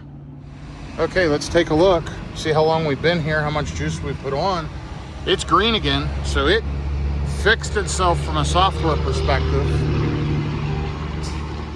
We're at 62%. Put on, let's see, 37 kilowatt hour in 14 minutes. Let's stop. Let's go check out some Iona real power charging and kind of see what happens. We'll hit the button here to disconnect. It goes white. We pull the CCS handle out. We get it in the holster. And mosquitoes getting me. There we go. Charging flap closed. Let's go hit Iona Power. We'll be there within the hour. I'm excited. I'll be back with you here shortly, guys. Okay, off we go. Off to the races. Only 76 miles to go. Arriving with around 37%. Tons of juice at a Iona rechargery. Made my day. I'm glad the vehicle picked up on that. I'm glad it's going to precondition to there. Is that crazy how that charger went red? I think it was going to fault. I don't know what was going on, but I could have sat there longer, but I really just wanted to hit this Iona charger. I'm charging extra and I'm charging unnecessarily. I know I'm adding a little time today, but I'm enjoying this. This is fun actually for me. And it's really, really interesting. We're going to sit back, relax, rip along at highway speeds, knock this out in under an hour. We got plenty of juice, plenty of AC. The car's nice and comfortable.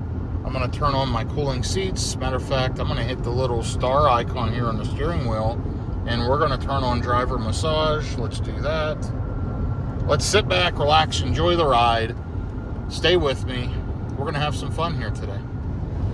So I want to share some thoughts. I was just communicating with a friend, and I shared that my efficiency is not great today, but I am running along at highway speeds. So My friend will probably watch this video, and if you do, you'll know exactly what I'm talking about. Of course, it is really good efficiency for these highway speeds. It truly is. Much better tires. I'm very, very happy that I made that swap. That was in another video. I'm also going to run about 2 miles off the interstate here to hit an Iona rechargery, which I'm excited about. It's going to add a little bit of time, no big deal.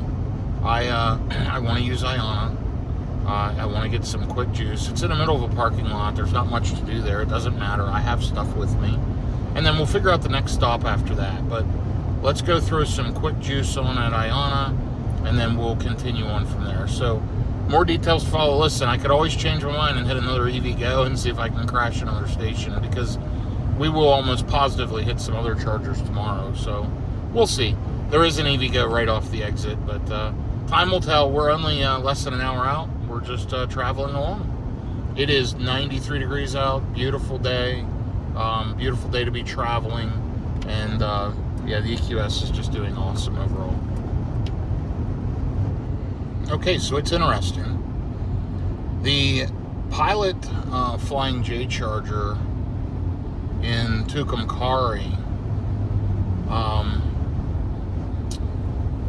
it is directly off the interstate. I mean, it's right off the exit like all Pilot Flying J's. Now, I want to do the Iona, but I think I'll save that up for tomorrow, because it will add about 10 minutes, and I've already got a pretty long day. And I'm already arriving with a pretty full state of charge. So, you know, if I just go to the Pilot station, it saves roughly 10 minutes. So that's the plan right now. We're going to get off on Mountain Road in 45 miles. We're going to pop into the Pilot Flying J EVgo. It shows all 4 stations available. Let's see if we can crash another one. Should be fun. Now, what it's wanting me to do there, let's take a look. It's wanting me to charge there and then go to Tesla in Santa Rosa. And I've charged there before, but honestly, that's only like 30 miles away. So that's not going to happen. Then it wants me to hit a Tesla in Milan, New Mexico, and juice up there for 9 minutes. So it's now wanting me to do some splash and dashes. We'll see. We'll figure it out. What we're going to do is we're going to get to this EVgo, and yes, I've changed the plan. I was excited to go to Iona, but I think I'll hit an Iona tomorrow on the way into Scottsdale. If not, it's fine. I am confident the car's working fine, because it kept charging even though the charger went red, and I've had these issues with EVgo chargers before. I am a little concerned about my Tesla adapter. I may want to check that at one of these other 2 stations and see if it works at all, or if it's just fried. So we'll see. But you know, I almost certainly will skip Santa Rosa. I'm not going to it doesn't know that I'm charging here at the Pilot Flying J, even though I plugged it in as a charger. So I'm definitely going to skip Santa Rosa. We'll figure it out. We're going to ride along. We've just got, you know, a little over half an hour. It's 2 p.m. It'll be there about 2:36, so 36 minutes. Super quick. We'll get there, get plugged in, and go from there. I do need to book my hotel as well, so I'll be doing that here from the charger. I just want to show you all what it looks like driving across this part of the country. You know, we're in New Mexico. We're on mountain time now, so it reduced everything by an hour. So instead of arriving at 2:36, we're arriving at 1:36. And again, not great efficiency, but we are running along and making really good time. So I'm pleased overall with it.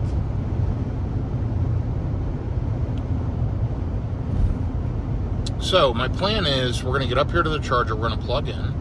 I'm going to book my hotel, get that lined up. I'll be fine. Hit the hotel around probably 7 p.m. We'll figure out the next charging stop once we get up here. If I recall, there is another Iona that I can hit that's right off the highway. And I forget exactly where it's at. Oh, I know where it's at. It's actually in Gallup, right where the hotel is. So we are going to hit an Iona, and we can arrive there pretty low, juice up, order some food from somewhere, pick it up, and then go to the hotel, have dinner, get some sleep, get up early, and take off and get to Scottsdale. So that's kind of the plan.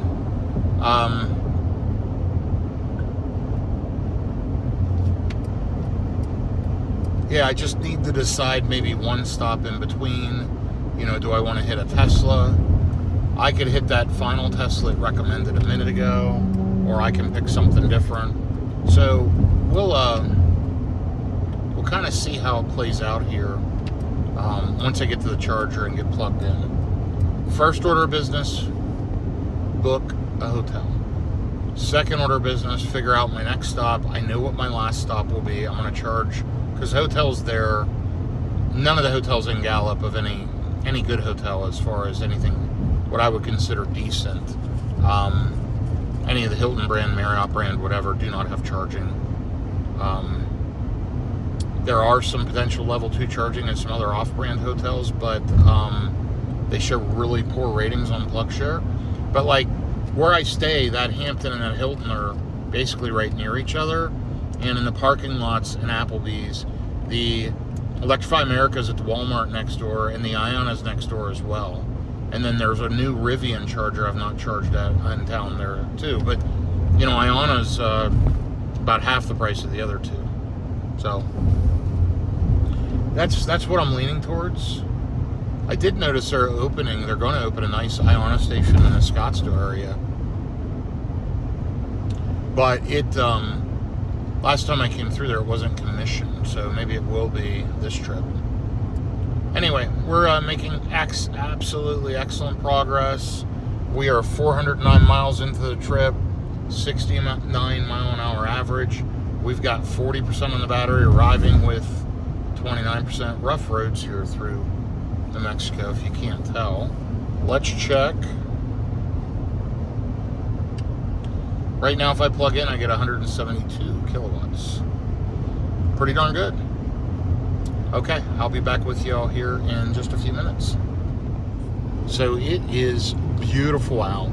Sunny, 98 degrees as we're heading through New Mexico. Big state, a lot of ground to cover, several hundred miles through New Mexico. Gallup's right on the edge of New Mexico and Arizona, which is good. And then we'll go through kind of a high forest in Arizona, up through Payson, and then down into the Desert Valley, where it's going to be hot tomorrow. We're arriving around 134 with 28% on the battery. I'm sitting at 33%. Of course, we've been rolling at highway speeds, and we are, let's see, right lane closed. Let's go ahead and get over. Yeah, we're doing well. 428 miles driven, only 328 miles to go, well over halfway. It's been easy. This car makes it easy. Yeah, only 13 miles to the CV Go, and I'm convinced to do that because I'll be able to hit an Iona later and get full rip. If I went to Iona, I'm going to arrive in the high 20s anyway, so it doesn't really help me see the curve. I want to arrive to the Iona by the hotel with closer to 10%, so I'm going to have to try to manage that, and I don't want to run myself short, so I'll target probably 10 to 20%, and then I'll expend energy. I'll use up juice as I get closer. It's 1:22 p.m. We're almost to the next stop. We've added charging stops. I could have just followed its plan. Life would have been a lot easier. I'd deal with less charging problems for sure. But hey, I'm having fun, guys. If you can't tell it by my voice, I've been on phone calls all day. I'm just sitting here riding in the EQS. What's a better office than this? There's a irrigation machine rolling along. I mean, how can I get a better office to work out of than this EQS? It's silent. Nobody can even hear that I'm in a car. It's so quiet to do conference calls. This is a machine. By the way, here's my perspective. When I sit back from my viewing angle, this is kind of what I see. And I always try to put you over here so you can see that central display and kind of see what's going on. All in all, I am pleased with the drive so far today. Pleased with how the EQS is performing. Looking forward to getting this next stop. I love charger hopping. because I'm ready to get out and stretch my legs again. And remember, mission is book the hotel, find the next charger, in that order. So that's what we'll be doing, and we'll be there in just a few minutes. Okay, we're about to get off the exit for this EVgo charger, Tucumcari. I stayed here a few weeks ago at a hotel right up from this charger, from this Pilot Flying J. We're getting off exit 333, coming right up here.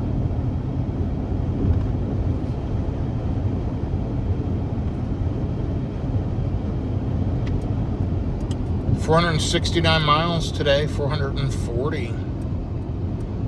I'm sorry, 469 watt-hours per mile, 440 miles. It's 99 degrees. We're going to get to feel that nice, beautiful desert warmth. Got to turn right here where all the trucks are turning. And there is an Electrify America charger right down here. And it looks like we've got a couple of cars charging right now.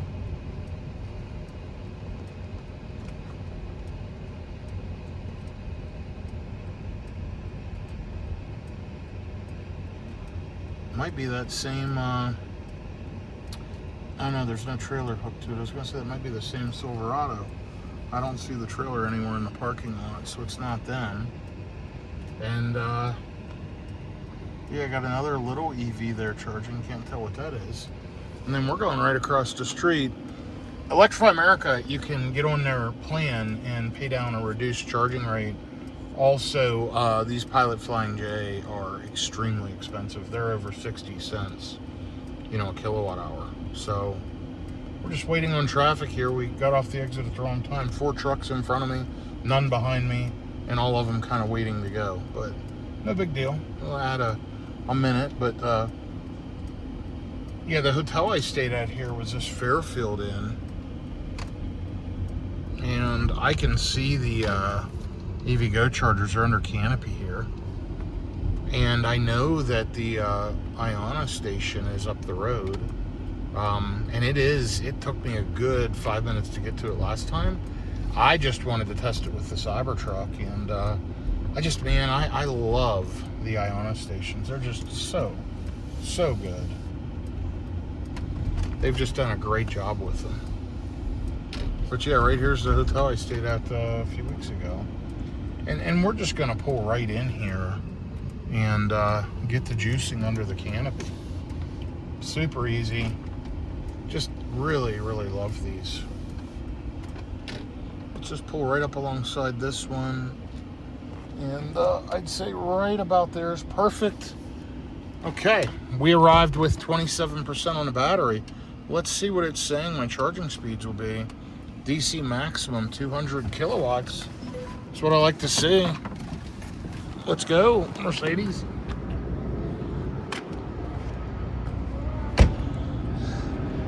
It feels nice out, actually.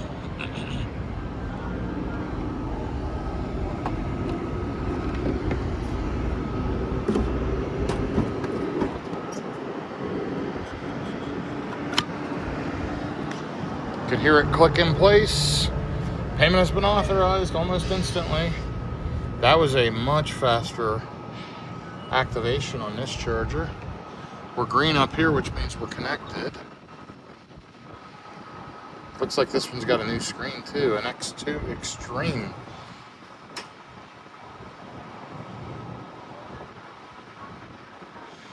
It feels good to be in the desert. Super nice.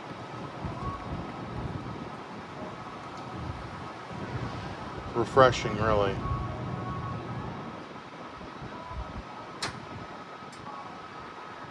Matching voltage. And here we go. Let's see how quickly this one spools up. You saw the power modules on the last couple. They spool up to around mid 30 kilowatts, 14. Then they sit in the mid to high 30s, if I recall. Then they'll start jumping up.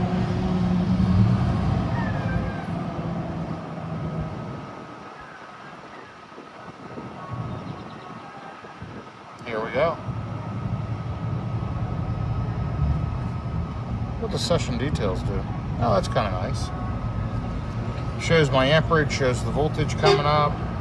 Really right now, we just got to get the amps up to get the kilowatts that we want. I kind of like this summary screen. Been here almost a minute. We're going to see 200 kilowatts here. I feel fairly confident.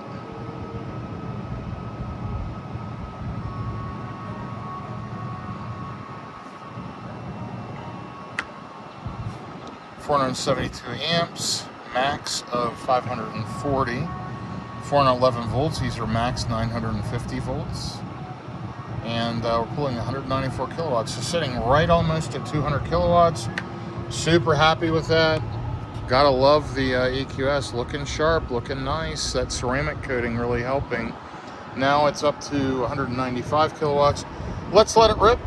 I'm gonna use the restroom. I'm gonna come out and book that hotel, and we're gonna figure out where we go from here. Let's hit the lock button on the key fob. I'll be back with you shortly. There's a nice looking cross-country BMW bike, by the way. Wow, what a sharp looking bike. Anyway, this is the Flying J station here, and we're walking over by the fuel trucks. I love that these are under canopy. Got squeegees for the windshield. I may do that again real quick, but let's see if we're still charging.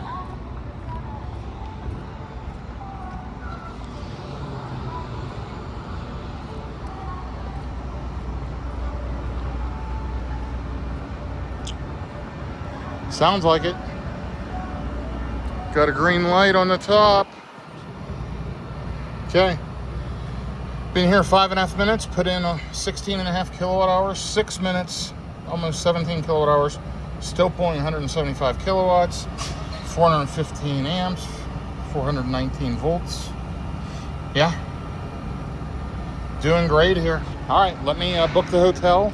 Let me decide if I'm going to clean the windshield or not, and I'll be back with you.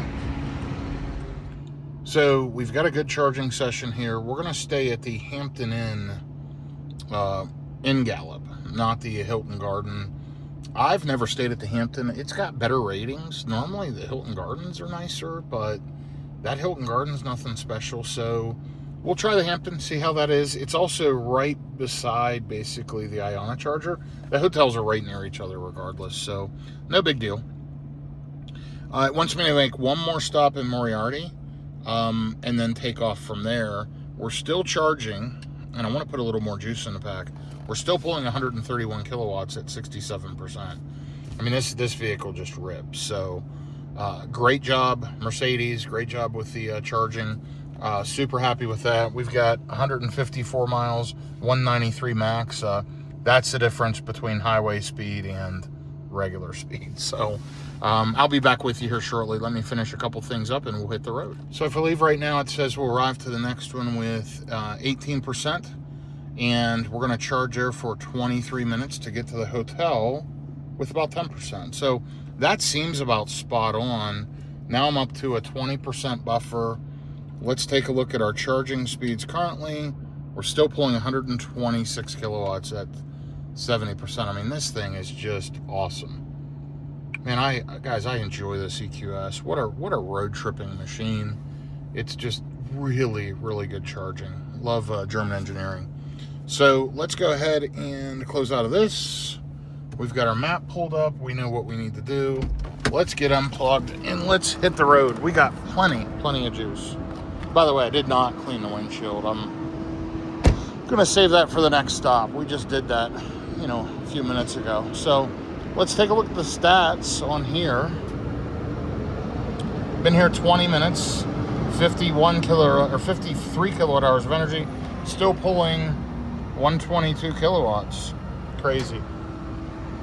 Okay, got to hit the unlock button right here. You heard that unleash. And we're gonna, let's get it around this pole, get that dropped in, put our little DC cover on, close the flap, and let's get out here on the highway. We gotta rock and roll. Okay, we're riding along. Just had something interesting. There was a red Toyota Tacoma that was right on my bumper, like with super, super close. I could only see the nose of the truck in the, I didn't even notice what was going on. I was passing a truck. Before I could move over this way, the Tacoma jumped in the right lane, tried to pass me, and there was another truck I was passing. Ran me off into the median. And then, of course, I let the vehicle go, got back over, and then they tried to go around and nearly ran a motorcycle off the road, a motorcyclist. The motorcycle driver's throwing the arms up, everything else. A really, really bad incident of bad driving or drunk driving or road rage. I have no idea. It was Texas plates, and it was a red Toyota Tacoma. I did get a picture of the plates. I wouldn't be surprised if we see the vehicle up here. I mean, the vehicle must have been going 95, 100 plus miles an hour. Who knows? But hopefully they get that figured out. Anyway, we're 118 miles from Moriarty, and that's another one of these EVgo chargers. We are tearing those up today. I've got 62% on the battery. I'm at 471 watt-hours per mile for the last 459 miles. Really good overall for the highway speeds. It is 98 degrees out. Really, really nice. It does look like, it looked like I was going to see some rain. We'll see what happens. Showing we're going to get to the hotel at 6:47. That's held pretty consistent. This thing is a road tripping machine. Obviously, I made additional stops, but you can see when you get on a good charger, it just rips. It's so good. Such a good charging car. The next generation of these, the 2027 models, are going to be incredible, with about twice as fast charging speeds. And, you know, I don't know. We'll see. I'm going to have to check one of those out for sure. Won't want to pay full sticker, but when one of those come off lease in a couple of years, that might be a good move for me. We'll see. Anyway, riding along, enjoying myself, and it's 2:13 p.m. All is well. We'll see what happens. I will be back with you here in just a little bit. In the meantime, I'm going to kick back, relax, turn my massaging seats on, make sure the seat cooling is on, and just enjoy the ride across the desert. Oh, by the way, 461 miles so far today, almost 500 miles in, and 293 miles to go. So, yeah, a 750-mile day today. Easy goes it.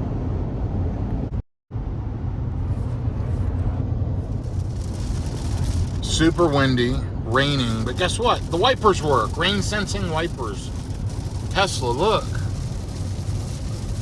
Wow.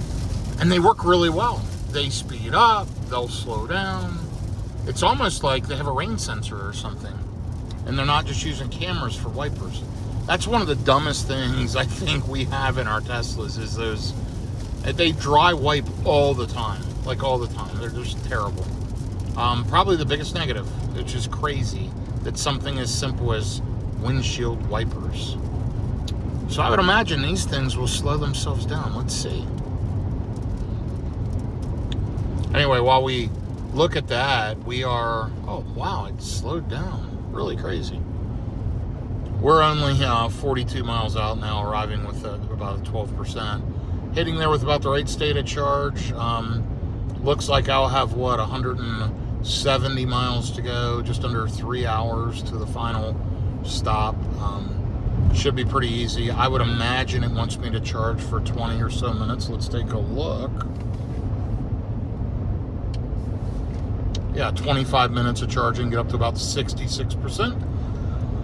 To arrive to my hotel with 10%. And I'll probably overcharge just a bit because highway speeds tend to consume a little more than normal. All in all, thrilled with EQS. Really enjoyed it. Yes, we had some problems at the first two chargers. I almost had a problem where we thought another one canceled and didn't. Of course, the last one was smooth and quick and no issues. So, definitely some funky charger stuff, but stick to Tesla chargers, stick to Iona. I've still got to test my next to CCS adapter, EV base. I mean, they've always given me great adapters. It's kind of shocking, but I'll deal with that. Anyway, I'll be back with you in a bit. I'm going to ride along, listen to a little podcast. I just finished some phone calls. It's after 5 p.m. on the East Coast, so things have settled down. And again, I'll report back to you shortly. Okay, I am here at the charger Moriarty. Pulled in, all stalls available, plugged in less than a minute ago. And I'll tell you what, this one is doing a proper ramp up, right up to almost 200 kilowatts. I'm here at 10%. I'm gonna run in and use the facilities. I'll check back with you in a little bit. Sorry, I've been on conference calls. I haven't been able to show you as I was pulling into the charger, but it's at another Pilot Flying J, ripping along. It's over 100 degrees out, absolutely beautiful here. And we'll see how this thing does on this charging session. I'll be back with you here momentarily. Okay, let's see how we're ripping along. By the way, doesn't the EQS look good here? Wow. Nice looking vehicle.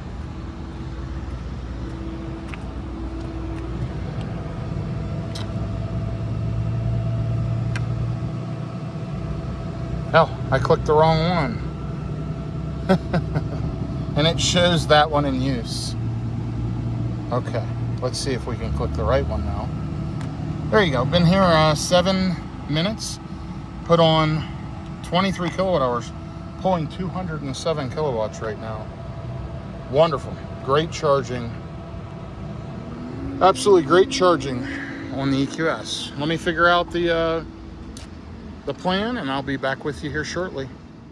Okay, we've been charging here 11 minutes. It's wanting 12 more minutes. Still ripping along at 186 kilowatts at 40%. I mean, again, this thing charges incredibly well. It's wanting me to charge for 12 more minutes to make it to the hotel. Let's see how far away we've got to go. We've got 176 miles. We got 90 miles on the battery. Yeah, I'm going to need a fairly deep charge, like 70%ish. It's saying 67%. Let's go ahead and look at any charging stations en route.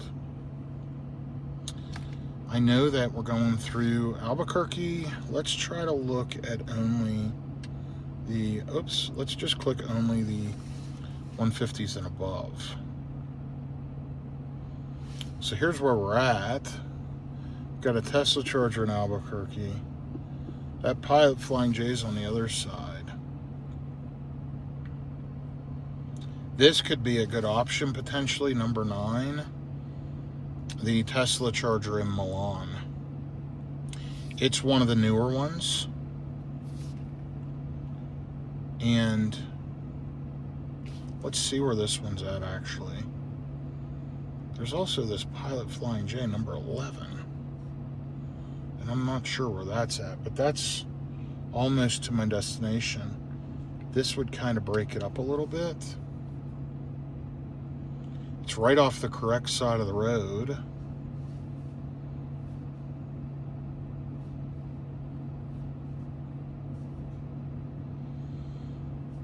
Yeah, you know what? That would be a pretty good, what's it say, expected availability, Mercedes-Benz. That's interesting. This would be a good spot where I can test my my charging adapter. So yeah, we may go there. Let me let this continue to charge. I don't want to mess with the software while I'm charging in case that created a glitch. But I think Milan might be a good next stop. I'll be back with you here in just a minute. Okay, I just finished email and I looked up and I'm already at 68%. I'm still pulling 133 kilowatts. I'm up to 69%. It shows on here that I've reached the target head on. It says I'll get there with 19% on the battery. I don't know how that's possible. If I have 154 miles of range and I've got to go 176 miles, how's it think I'm going to get to Gallup with 19%? Here's reality. There's multiple bailout options along the way. I can back off a little on the highway speeds to get there, but there is an EVgo charger right up here. Let's take a look. If I click on the high speed stuff, you know, we've got up along this route, you've got that Tesla supercharger in Milan. It's 100 miles away. Easy bailout option. And then we've got this Pilot Flying J right here. I want to say that one's in Jamestown. And you know, I don't know if I've charged at that one. And that one's showing, let's add that in for a second and see what it does.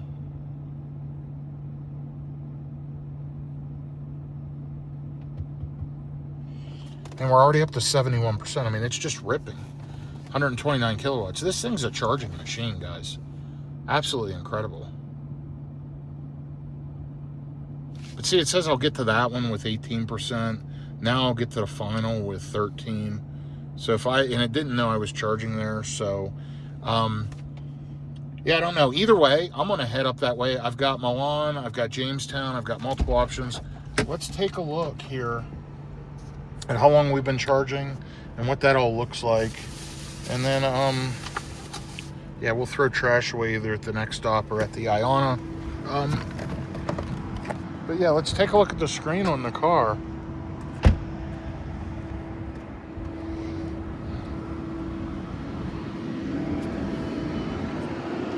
Okay, let's click the correct one.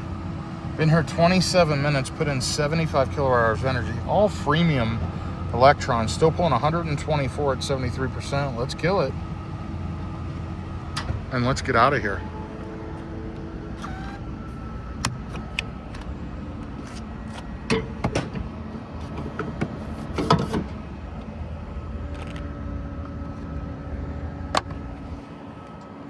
Okay, guys. Getting back on the road right now.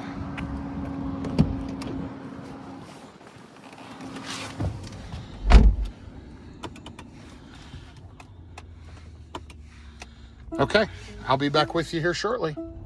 So we're passing through the Albuquerque area and it's gorgeous, but I forgot what happens is we've got a little bit of elevation change. So I've got 2 hours to go, 143 miles, 13%. Now I'm showing 145 miles here up to 178. Efficiency's slowly improving as we glide along. We're descending elevation. That's the big difference. By the way, is that where? No. I was going to say I charged at an Iona rechargery that looked like it was in that type of area, but that wasn't it. I think it's actually maybe the one in Gallup. We'll see. I charged the Cybertruck. We'll see if it's the same one. It looked like that type of plaza, that type of development. Anyway, yeah, we're only 142 miles to go to the hotel. Efficiency's definitely improving. Unfortunately, from start is from the start of the day and not on this leg. So my reset is the whole trip. My from start is the whole day. That'll change after the vehicle's shut off overnight. But, you know, guys, we've driven 610 miles, 611 miles. We have 142 to go, 96 degrees, passing through Albuquerque, New Mexico. One year I was here, by the way, they had a hot air balloon thing. They do it every year. And we didn't even know it was going on. And we stayed here, my wife and I, and woke up to all these hot air balloons all through the sky. Spectacular thing I never even knew existed. Look it up if you are so inclined. It was a really, really neat experience. The Mercedes continues to be just an incredible vehicle. I really am looking forward to the next generation of the German cars. I've really got to consider. And by the way, today, BMW just announced a new iX5, which would be a serious contender for me. I've owned multiple X5s, one of my favorite vehicles. I've owned two of them. I owned one X5 with the big engine, fully loaded many years ago. Very expensive car. In a quarter of a mile, traffic event ahead. Very expensive car at the time. And then I owned a more 4.0 X5 4MATIC, or X-Drive, I'm sorry, back a few years ago. Actually owned it during COVID, drove it for a while, got rid of it, and did very well on that car. I've loved my X5s, just phenomenal. And an electric X5 charges up to 460 kilowatt charging. Looks incredible. That might be a strong contender for me. Anyway, here's some of the main exit splitting off onto 25, north and south. And I just wanted you to see what this valley looks like going into Albuquerque. Really, really cool.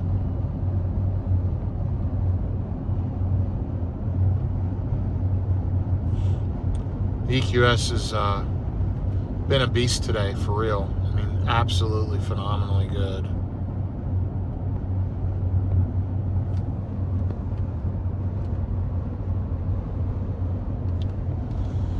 And I know many of you enjoy all these overpasses, and just kind of the look of this. By the way, I want to say this. I've been driving all day, as you know, and if you've been following along, I've been in the car like 11 hours. I still feel pretty good. In a quarter of a mile, traffic event ahead. I've got, what, maybe 2 hours left, and I'll be in Gallup. Really, really good overall. I hate to be passing through Albuquerque at 4:45 p.m. The good news is it is a Tuesday, but still, I try to avoid passing through cities at rush hour.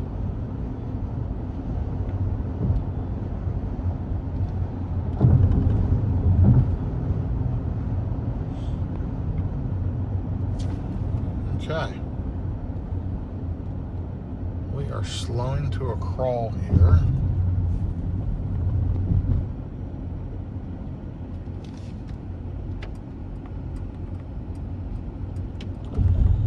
We're going to jump over here and pass a few cars, maybe. Maybe this truck will end up slowing me down. But that was most of Albuquerque there that we passed through. We missed the downtown area, which is right over here, if you can kind of see it a little bit. Got the Rio Grande here. The Rio Grande Boulevard. Anyway, guys, car's been doing great. Let's continue to ride along. I'm at 62% on the battery, showing still a 13% state of charge upon arrival. Notice I'm still at 146. It's dropped down to 463 watt-hours per mile, and only 138 miles to go. So it's doing pretty well. Okay, guys, I'm going to fight through this traffic, and I'll be back with you momentarily.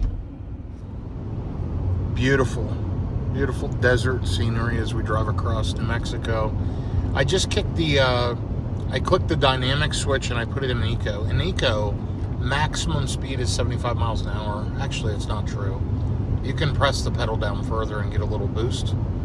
But even 3/4 pedal travel and I get you 75 miles an hour, which is probably about where I need to be. I need to try to build up a little buffer, or I need to do an early bailout. We're only an hour and 40 minutes out, 116 miles. I've got 129 miles on the battery to 149 miles. So I figure, you know, I'll ride an eco for a little bit and kind of see if I can build up a little bit of buffer. And then, you know, honestly, usually I just rip and go to the next charger and charger hop. But I do want to arrive to the charger here with a relatively low state of charge. So let me go ahead and get over and get out of the way of these trucks. See, I definitely have to push the pedal way down to get past 75, but I had a car coming up on me. But yeah, let's try to ride an eco a little bit, see what it does for throttle response. It may just help to where I just don't need to stop in the next hour and a half, and that would save me 10 or 15 minutes potentially. Because what we are going to do is we are going to hit the Iona rechargery right there at the hotel area. So I might as well find that and get that lined up here next. So sorry, I'm just processing everything that I got to do this evening. I've got a bunch of emails to reply to and everything else. 51% on the battery, 465 watt-hours per mile, 70 mile per hour average on 638 miles. Pretty good trip so far today. EQS is doing an amazing job. sit back, relax, and enjoy the ride with me. All right, so I decided I'm going to stop in Milan. I want to test this adapter. You know, I would arrive to the hotel with about 6%. I'm at 468 watt-hours per mile, 25% on the battery currently. I need to stretch my legs. It's been a long day. An extra 5 or 10 minutes isn't going to hurt me. So I'm going to go there. I'm going to plug in. I've been to this charger many times. You know, just get a little bit of juice. We're only going to be like, what, an hour away at that point. I just need to get out of this car for a few minutes. So, yeah, we're going to break up the last hour and just throw a bit of juice on, trying to arrive with hopefully no more than 20%. But, heck, it may charge faster than that till I go in and use the facilities, use the restroom. Anyway, beautiful day, 89 degrees out. And we're getting off exit, 79 right here in 1 mile. I am going to use that EV base adapter. We're going to see if it even charges. It wouldn't charge at all back at that last Tesla supercharger. So I don't know if it was stuck, if I have a defective adapter, what's going on. But we'll give it a shot here in just a minute.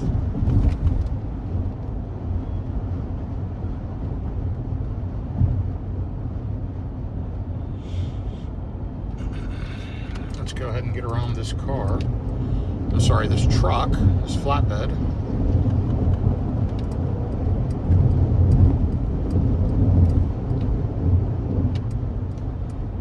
And here we are at Milan.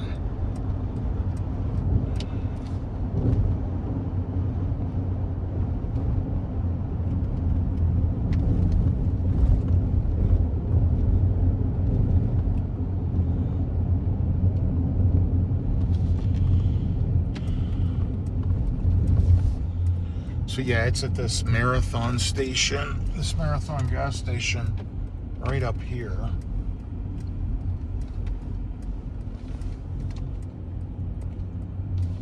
Wow, I've never seen this. There's not a single car here charging at the Chaco Canyons Trading Company.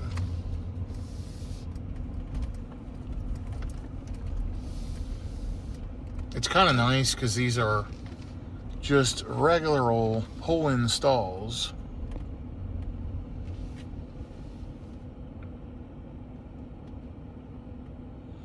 And we're gonna plug into that end charger, get a little bit of juice, and I'll be right back with you. It's really strange. The adapter clicked right in. It looks like it's gonna work. I'm wondering if maybe the catch, the flap was stuck or something. I don't know. But let's jump in the car. It says charging cable connected.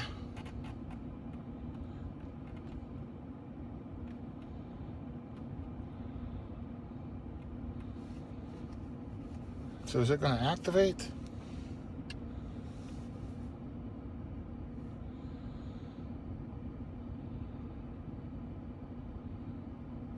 Charging process. I'm going to give it just a minute to start. Okay, let me try to use the Tesla app. What number are we on? 4A, 4B, 4C. We're on 4D. Let me try to activate that in the Tesla app. I'll be right back with you. I'll tell you what, guys, it's unbelievable. I had to move. 4, B, C, and D are down. I went in the Tesla app to activate, and it said, this post is down. I mean, that's unbelievable. My luck. Anyway, we're going to try this one. It shows active. Looks like plug-in charge is going to work, but let's see what post we're plugging into just in case. We're plugging into 3A. So let me do that, and I'll be right back with you. Now, we've got the flashing yellow and blue. We're charging. Incredible. I mean, I picked the end posts that were down. And with Tesla, it pops up on the navigation screen and tells you. So, shame on me for not checking the app. I mean, rookie stuff. Let's see where we're at. Let's watch the speeds because we're on this EV base adapter that stopped working earlier today. We're ramping right up. We only have 59 miles to go. I wasted 5 minutes screwing around with a charger that was down. Hilarious. But we should push, up near 200 kilowatts. And these things can put it out, that's for sure.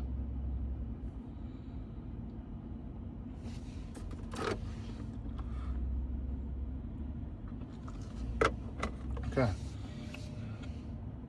Look at that.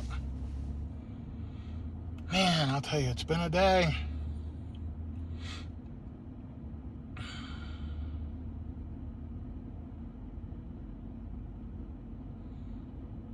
Okay, we're over 200 kilowatts and pushing. 201, 202, 203. I'm good with that. Let me run in, use the facilities, throw this trash away, and I'll be right back. Let's see if it continues to charge. Okay, we're walking back out. It's just been a couple minutes. I threw the trash away, used the restroom, washed my hands, and about ready to take off. EQS is looking good.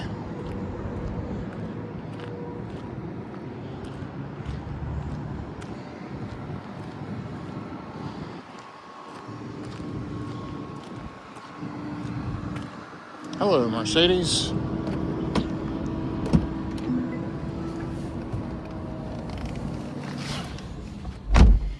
Okay, let's check it out.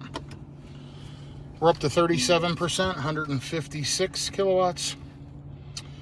Let's see how far we have to go. So see, even after sitting here and charging, it's now saying I'm only going to get there with 9%. It was off on its estimate earlier. So it's saying 59 miles. I've got 91 miles in the pack. 2 more minutes is what it wants me to do. And I'm going to do that. I'm going to give it 2 minutes. It is 87 degrees out. Nice. Comfortable.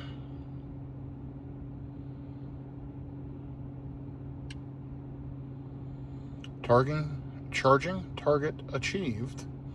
Safe travels. We now arrive with 19%, which is right about where we want to be.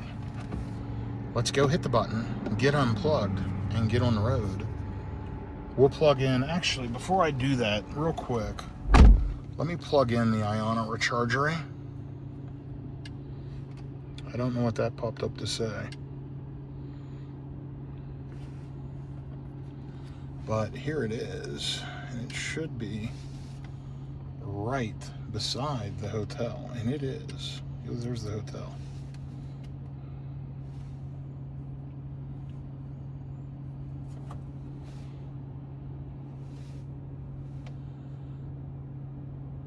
$139, 138 kilowatts at 41%.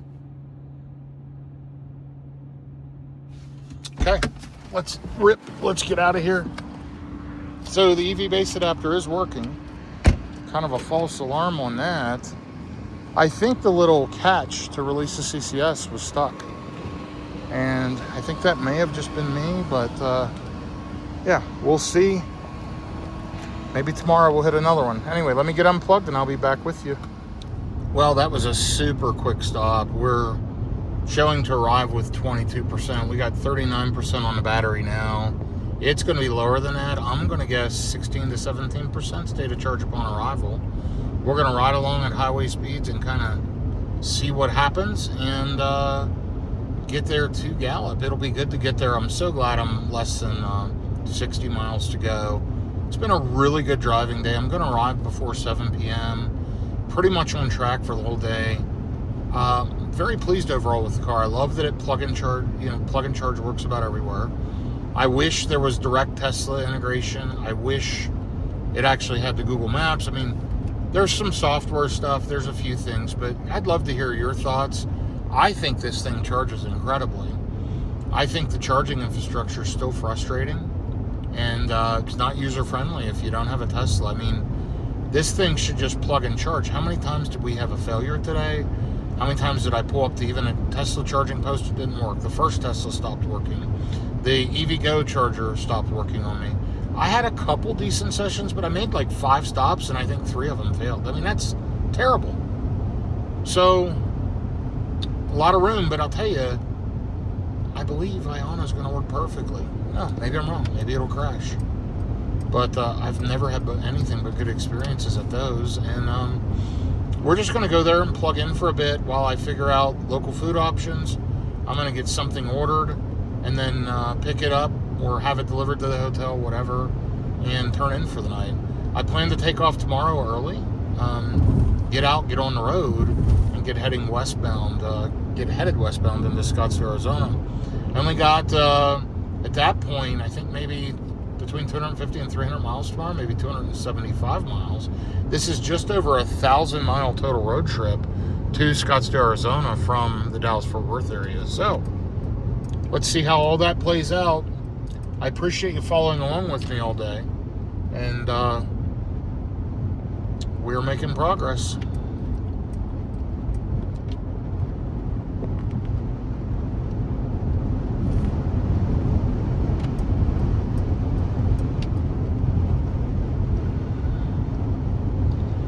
I'll tell you guys, this EQS drives like a champ. What a good car. All right, I'll be back shortly. Wow, look at that topography. Look out across at the hills and the mountains and the cliffs. All on that side. Nothing over here. We live in an amazing planet. We live in an amazing country. For those of you watching, which is the majority of you in the U.S., for those watching overseas, anywhere else other than in the U.S., I guess, pretty fascinating, isn't it? What a vast and beautiful country. I mean, I've driven 708 miles today, 470 watt-hours per mile, 10 hours of driving time, and we've seen multiple different sceneries. Really, really cool. And yes, the EQS runs like a top.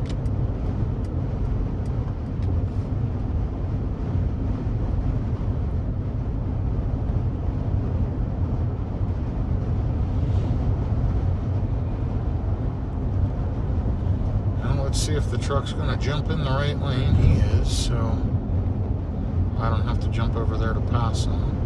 And now we'll just hit the throttle a little bit and get around him.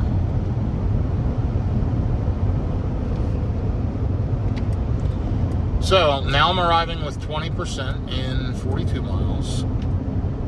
And it is gorgeous over there. Take a look.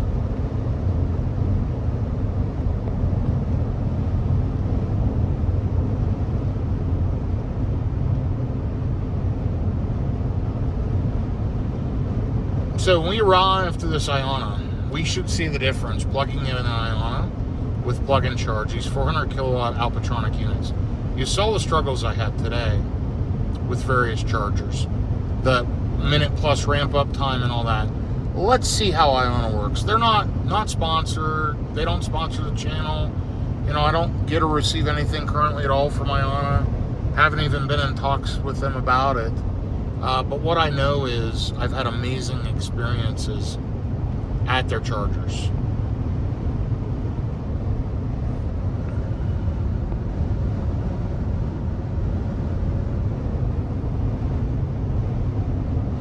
There's a stone quarry or some type of facility back there in the midst of all those mountains. It's really cool. The trailer's got a loose side skirt about to come off.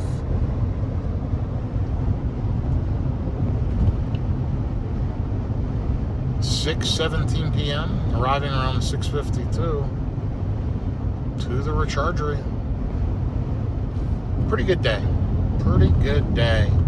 My spirits are up. I'm headed into the final stretch. The EQS did its job today.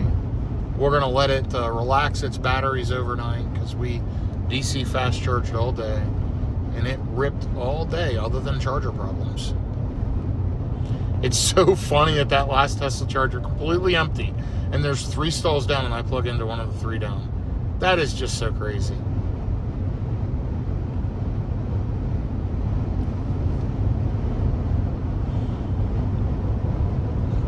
All right, guys, I'll be back with you shortly. I'm glad I tested my adapter. make sure that thing works. And I'll keep it as my spare, and I'll use the other one as my primary now. But it still works. I think the little release catch was stuck, and I wiggled that around a bit. I think we're okay. It's been a great adapter. I'm gonna give it a few more shots. I may charge with it tomorrow. We'll see where I stop, but yeah, we'll see what happens. All right, guys, be back with you shortly. Okay, guess what? We're only 20 miles out from the rechargery.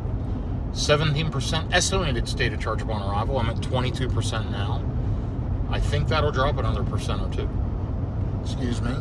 You can see some type of plant out there. No idea what that is.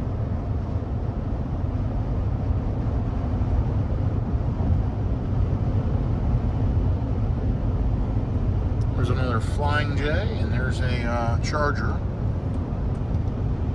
That's that Jamestown, I believe it's called. That's a newer one. That's nice, and if I need to charge there in the next month, but here's reality, y'all.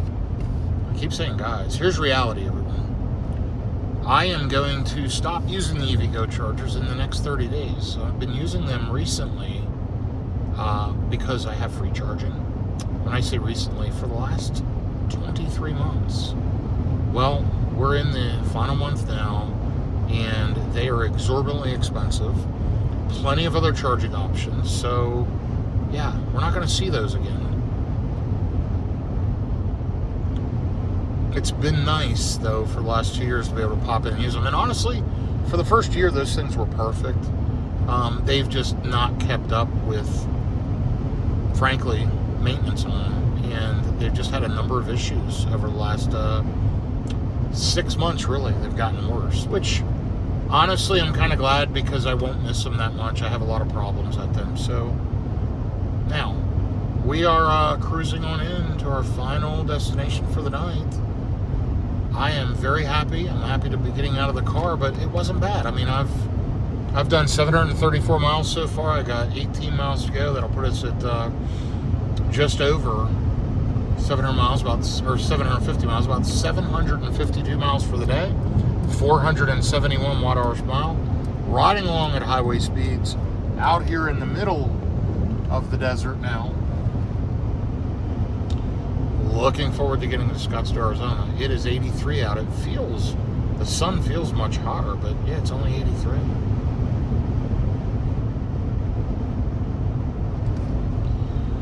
So tomorrow will be interesting.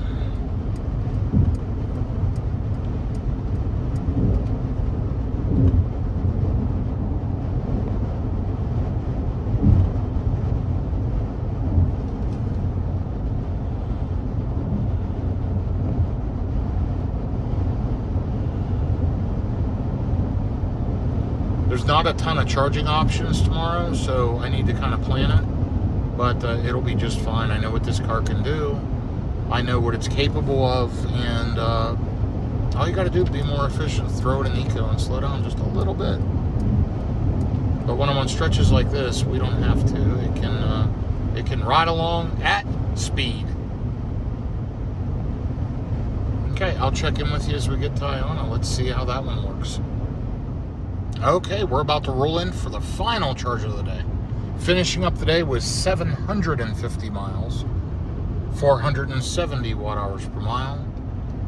And we're going to get plugged into Iona. I'm going to show you what that charge looks like, and then that'll pretty much end the day. We're getting off this exit. It's number 20. And I think this is that shopping plaza that I charged at before.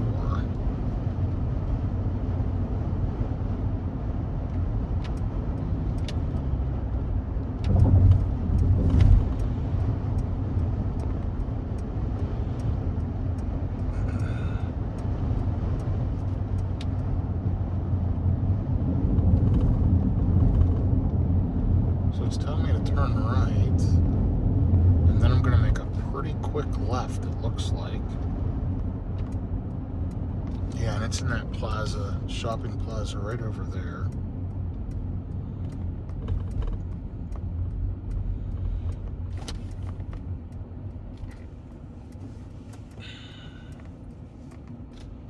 in the wrong turning lane, apparently. I need to jump over one, which we're gonna do right now.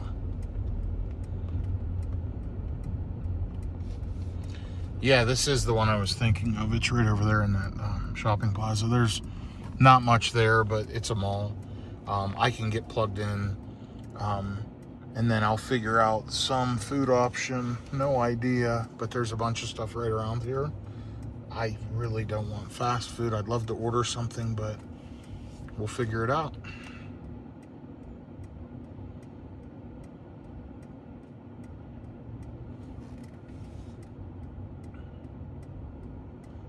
Hurry up and wait all day.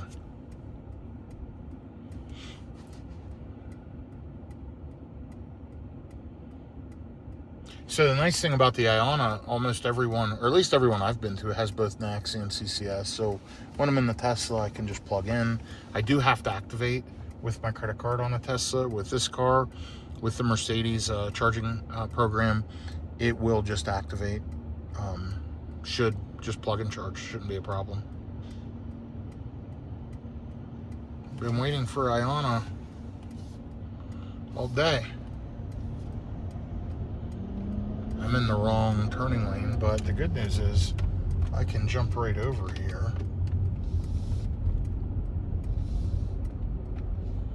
And yeah, it's right over here. Showing all 10 and 10 chargers are available. There they are. Oh yeah, Iona speed. It's funny, I get excited over chargers.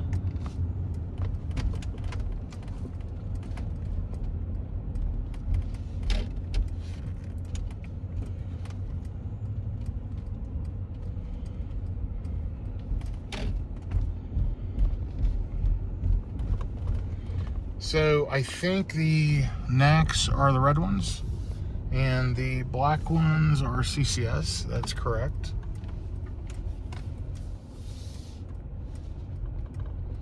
So let's just go ahead and get plugged into 3B.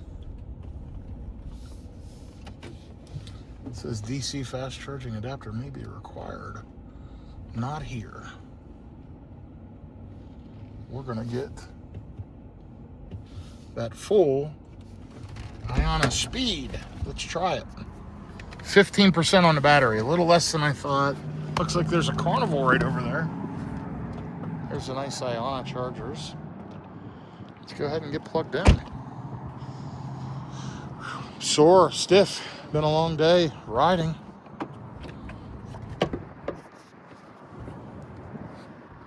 These have great cables, great cable management, one-handed plug-in. Look at that.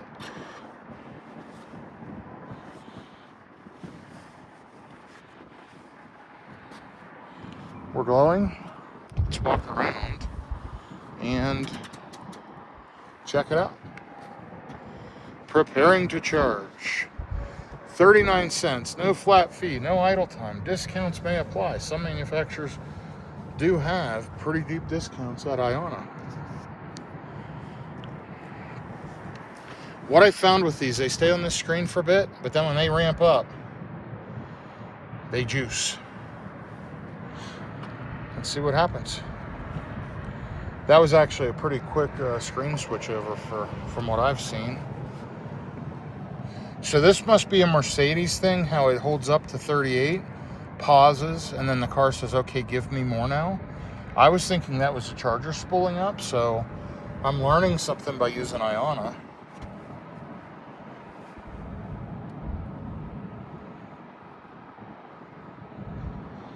Now it should rip right up.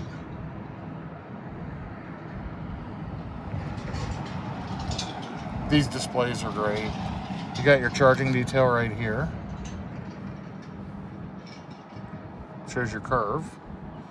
We're up to 200 kilowatts. Let's go back. I mean, look at it. Just ripping. Okay, let's jump in the car and see what it's saying. Of course, it's going to want to go to 100%. We're not going to charge to 100. We are probably going to charge up to 80% or so that in the morning we can take off and not have to charge.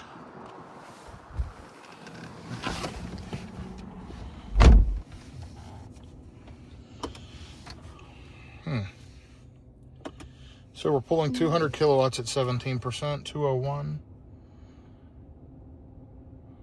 And it's saying 1 hour to 100%, which honestly isn't bad to go all the way from what I arrived at with 15% to 100%. But we're not going to charge that long. Let's click this. Watch. We'll change it to 80% and see what it says. 28 minutes to 80%. Not too shabby. We're going to keep it up on that standard program and just let it rip. I don't want it to slow down, but we're pulling 204 kilowatts. So great job, Iona. Let's see how this charging session goes. Let me look up food options. We'll be out of here before we know it. So we've been charging for exactly 21 minutes. Got here at 6:50 and plugged in at 6:50. We are up to 65%, 138 kilowatts. I think I'm going to run to the Rivian charger tomorrow in Holbrook, which should be right on the way. So let's type in Rivian Holbrook. That's the one. And it's only,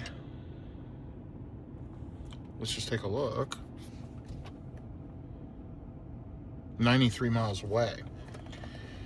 So we have 155 miles of charge. I'm going to go ahead and top up to 80%. I've got to clean my email out. I did order food. I'm just going to have it delivered. There was nothing but fast food around here. I did find one Tex-Mex place that can deliver, so I got a few things there. It looks better than the alternatives. So I've got food being delivered to the hotel. Yeah, it doesn't even understand that 91 miles. I'm at 60. So, oh, it's figuring from 100%. It's thinking I'm going to fill to 100%. So what I need to do is go to charging, change this to home, which puts it at 80%, which is 8 minutes out. Now I'll go back to route, close that. Yeah, it didn't recalculate.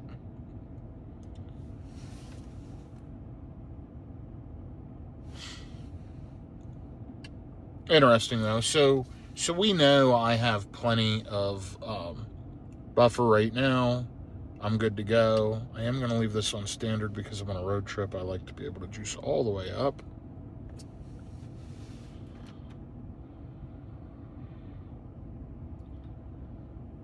And yeah, we're still pulling 132 kilowatts at 69%. Very inexpensive. Perfect charging session at Iona. We'll take a look at the charging graph here as we finish up in just a few minutes, but we'll be out of here within 10 minutes and on the way. Let me finish up some email and I'll be back with you here shortly. 86 degrees out, 7:14 p.m. I'm going to get it unplugged here in a minute, just reflecting. It's been a good day.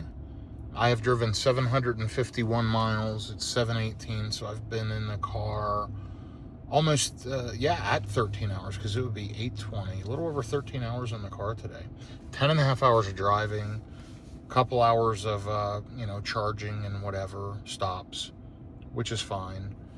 I'm at 77%, still pulling 119 kilowatts. I'm very impressed overall with EQS, pleased with it. Can't wait till we get vehicles with faster charging, because I can definitely improve a trip like this. Probably would have been about an hour faster if I had that much faster charging. Maybe not that. It took me a while at some of these stops, but there's a good 30 minutes to an hour of extra time that I was sat and did emails and this and that I could have just hit the road. But yeah, we're almost there, 78%. The magic number for me was 80. I don't have to get right to 80%, but we're going to jump out of the car in a second, check the Iona screen for stats, and then we're going to get unplugged. The DoorDasher's already at the restaurant picking up my food, and I got to get in the hotel and get checked in. It's literally like right next door. It's right over there somewhere. Yeah, it's at Hampton Inn right there. So let's check this out. Flawless, sorry about the wind, flawless charging session, of course, as expected with Iona. Still pulling 108 kilowatts. Whoops. Home. Active sessions. Select CCS. There we go. So there you go. We've been here 30 minutes on the button, 77 kilowatt hours of energy. Still pulling 106. Let's check the charging curve. Beautiful. All right, let's get unplugged and let's get out of here. I'll see you in the morning. Okay, good morning, everyone. Here we are just before 5 a.m. It's about 4:40 a.m. And we are getting ready to leave Gallup, New Mexico. Just checked out of the Hampton Inn. Got the car all loaded up. Let's see what the temperature is. It is cold this morning, that's for sure. Let's go ahead and get this thing started up. Excuse me. Just over 35,000 miles, 53 degrees. Welcome back, Travis Smith. Well, hello. Cancel Mercedes. So there's a Rivian charger in Holbrook that needs to be our next stop. We're gonna rip right over there. So it's 4:42 a.m. Getting started and heading out. Recap of yesterday: 751 miles, 469 watt-hours per mile, 71 mile-an-hour average. And oh, we do not want that on high. There we go. Let's put that on auto. Okay, relax, car. Relax. And we're waiting here. Let's see. So we'll arrive there with about 49%, 94 miles. We're starting out with 80%, 188 miles up to 231 miles, depending on driving style. Absolutely love that. Of course, we've been ripping along on the highway, and let's hit the road.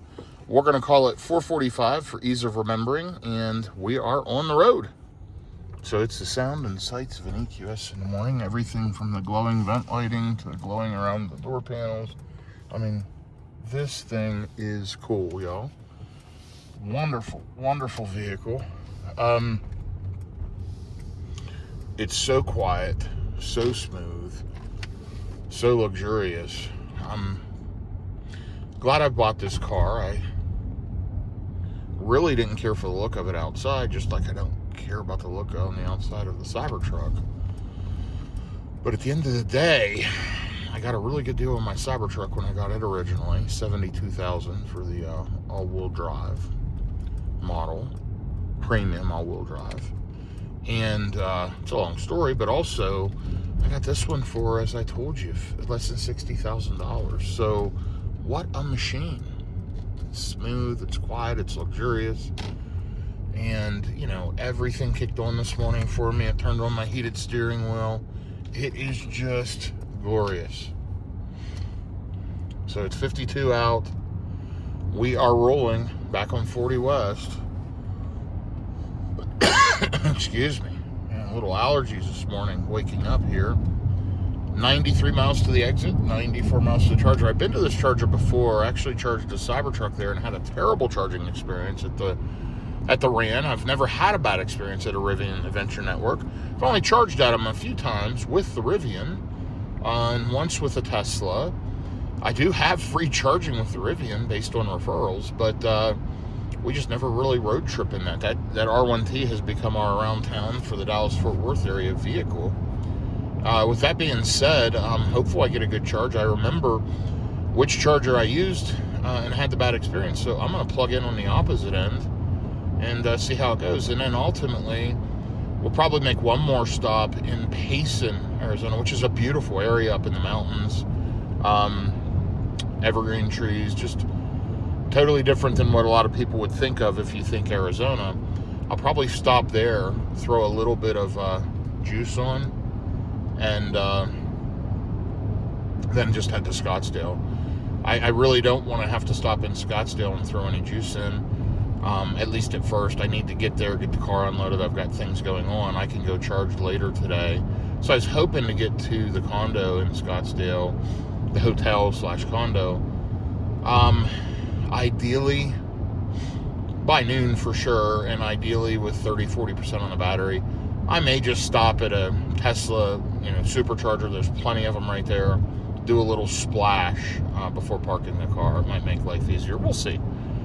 Either way, though, this is a quick, easy trip. I could have made it the whole way if I charged to 100%. This will be probably the most efficient leg of the trip overall. Once everything settles out, as I head down into Scottsdale, Arizona for, 45 minutes to an hour, you actually gain battery percentage. You're on a constant decline, and it's recharging the battery the whole way with regenerative braking. And typically on a Tesla, you're running in negative watt hours per mile. So, pretty interesting. Anyway, let's ride along. Let's enjoy the ride as we head into lovely Scottsdale, Arizona. I'll be back with you in a bit, and we'll see how the day's going. So we have officially crossed into Arizona. Thank goodness. Here's an Arizona sign. Beautiful state. So if you look, the clock now shows 4:03 instead of 5:03. So we gained an hour. We are now on Pacific time. Really good efficiency, as I expected earlier on the trip. 425 watt hours per mile riding along at highway speeds. Yesterday was a little extraordinary, and I might have lost some efficiency due to my traveling style, we'll call it. And today, we should do much, much better. And the nice thing is it now shows from start, each leg, how we're doing. But we're still going to ride along at decent highway speeds. We're going to get to this Rivian Adventure Network charger. I'm anxious to see if it'll just plug and charge. More than likely, I have to activate it either with a credit card or with the Rivian app, which I have. It's pretty easy to do through there. You click, if you own a Rivian, in the top left it shows your vehicle. You click that. You click EV Adventures, I think it is, under that, and then you can click charging and find the charging station near you. Click the station, click the stall to activate it. Uses the card on file. The thing is, in the background, Mercedes uses the ChargePoint network to authorize and control everything, and so does Rivian. So it may just work, but it'll be interesting to find out. We're going to get there, we're going to get it plugged in and see if plug and charge actually works.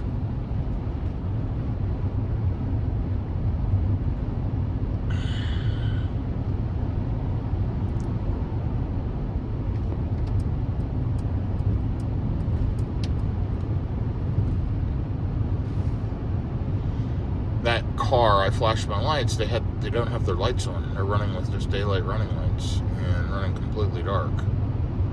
So, not good. Anyway, yeah, this is gonna be an amazing day. We're gonna get to our destination early AM, which is fantastic, before it gets scorcher hot. It's gonna be scorcher hot anyway. I need to get this vehicle unloaded.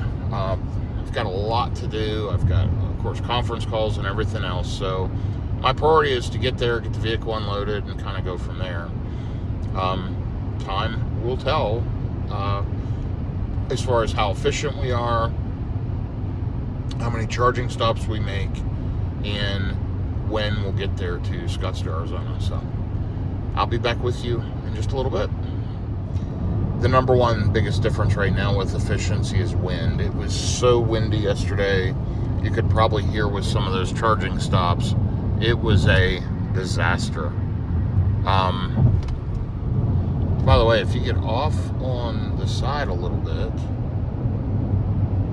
yeah, it didn't do it there. It'll give critical alerts through the LED. Like when I crossed that bridge, that LED strip over there changed to red. Anyway, yeah, I mean, listen, we're still riding along at a pretty good highway speed, and 412 watt hours per mile for the last 37 miles. So this is the efficiency that these tires can squeak out. Again, it would have been so much worse with those Continentals. They're so sticky. They're like a summer tire. Just awful efficiency. So I'm really glad I got these Pirellis. I hate run flat tires because of the NVH, noise, vibration, and harshness. These actually have the noise canceling foam, and they're smooth. I think part of it is the Mercedes magic. I mean, this car is so smooth anyway. it floats. It's an absolute machine. So run flats don't affect this. And any other car, again, I hate run flats. That was the only option other than trying some other tire brand. And it made the most financial sense, as well as this is what was on the car when I got it, and they were very good. I was shocked they were actually run flat tires. I didn't know they were when I got the car.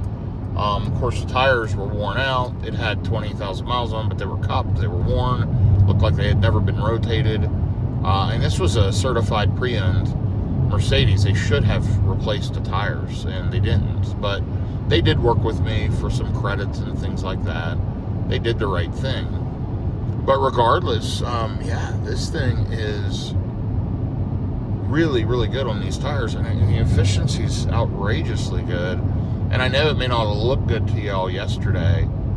Speed kills efficiency. So if you were riding along at the speed limit, which I always do, if you're riding along at that limit, you're absolutely going to get maximum efficiency. When I say limit, I'm sorry. If you're riding along like below 70 miles an hour, below 60 miles an hour, the efficiency is outrageously good. So, port of entry. Commercial vehicles must exit. This is where they can stop you coming into Arizona. Truck bypass way station.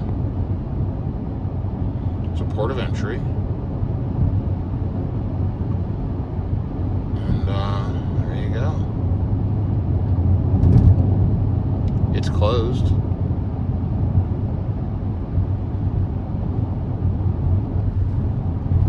Welcome. End of lane restrictions.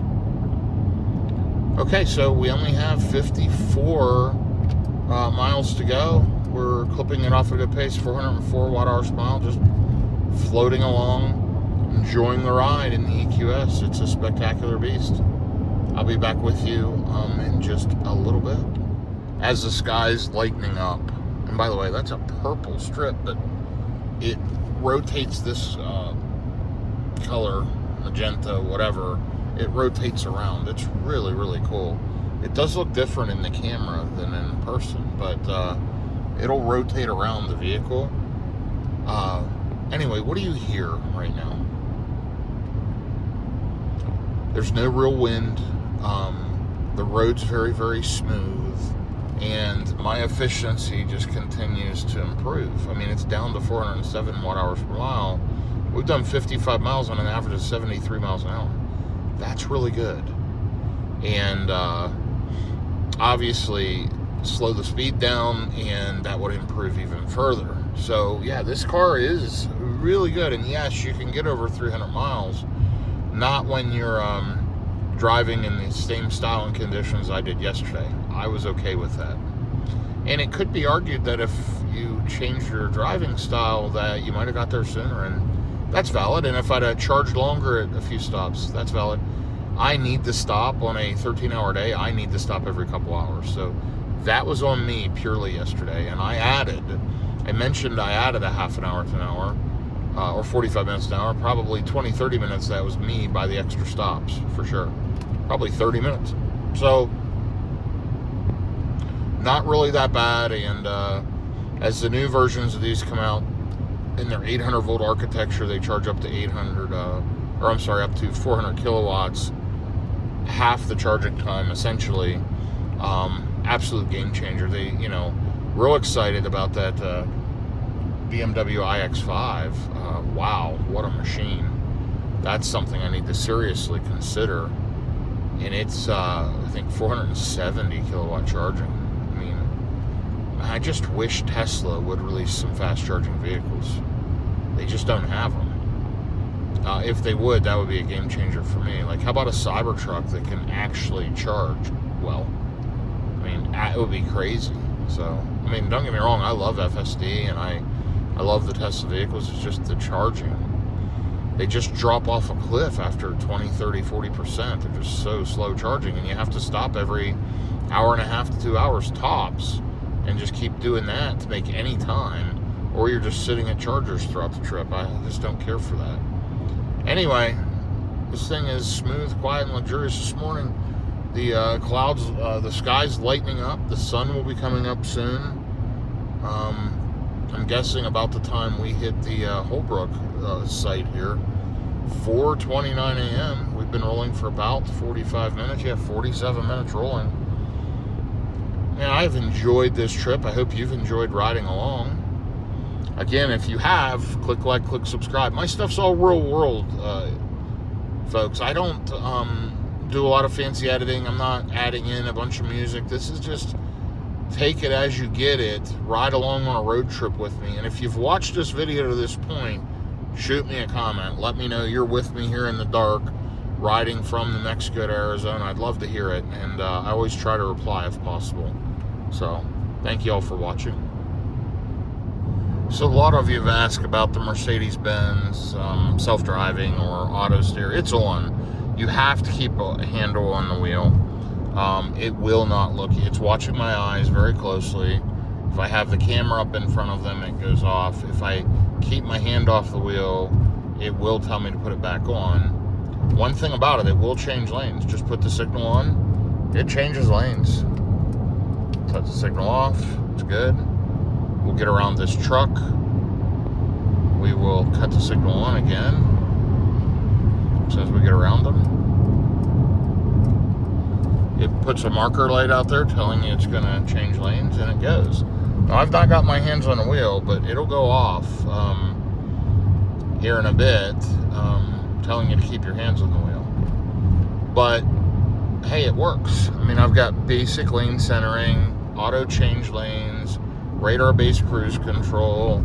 It doesn't handle very sharp curves. There you go. Put your hands on the wheel. I grab the wheel. I just squeeze it. It's good to go for a while.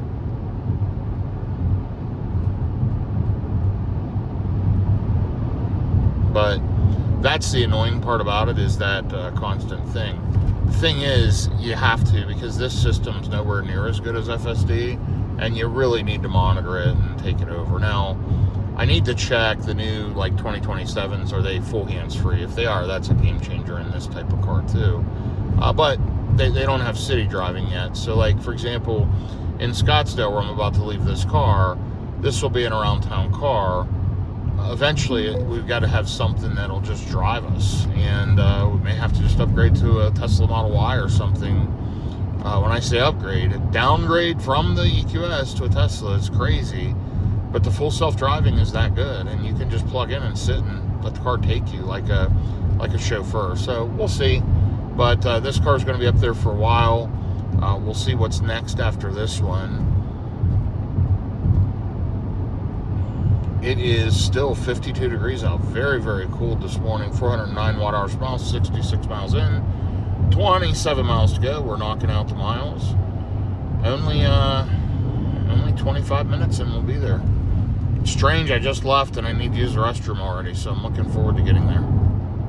I'll be back with you in a little bit as we pass through the Petrified Forest National Park, which also contains the Painted Desert. Look those up if you're not familiar. The Petrified Forest National Park is a national treasure. Absolutely amazing to me. I love going there. Went there as a kid when I was very, very young, and went there recently a few years ago with my wife, and would love to do it again. Would love to do the Grand Canyon. So those will be some adventures coming up. I'll be back with you in a little bit. If you look way out in the distance, you'll see flashing red lights. Can you see those? Let's try to zoom you in to see those. Do you see those out there?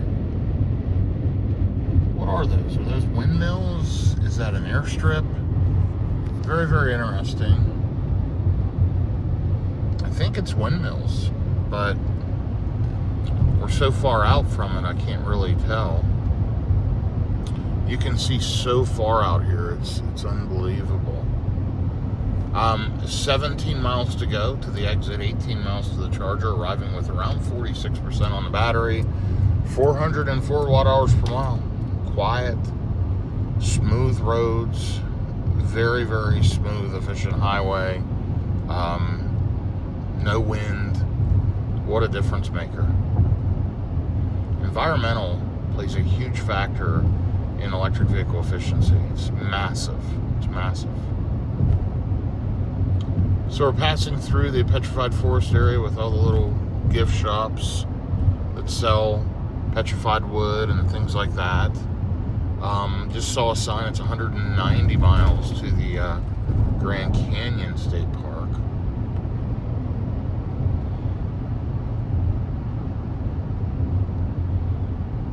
EQS is doing well. We're 76 miles in. Wow, look at that, y'all. An hour and 1 minute and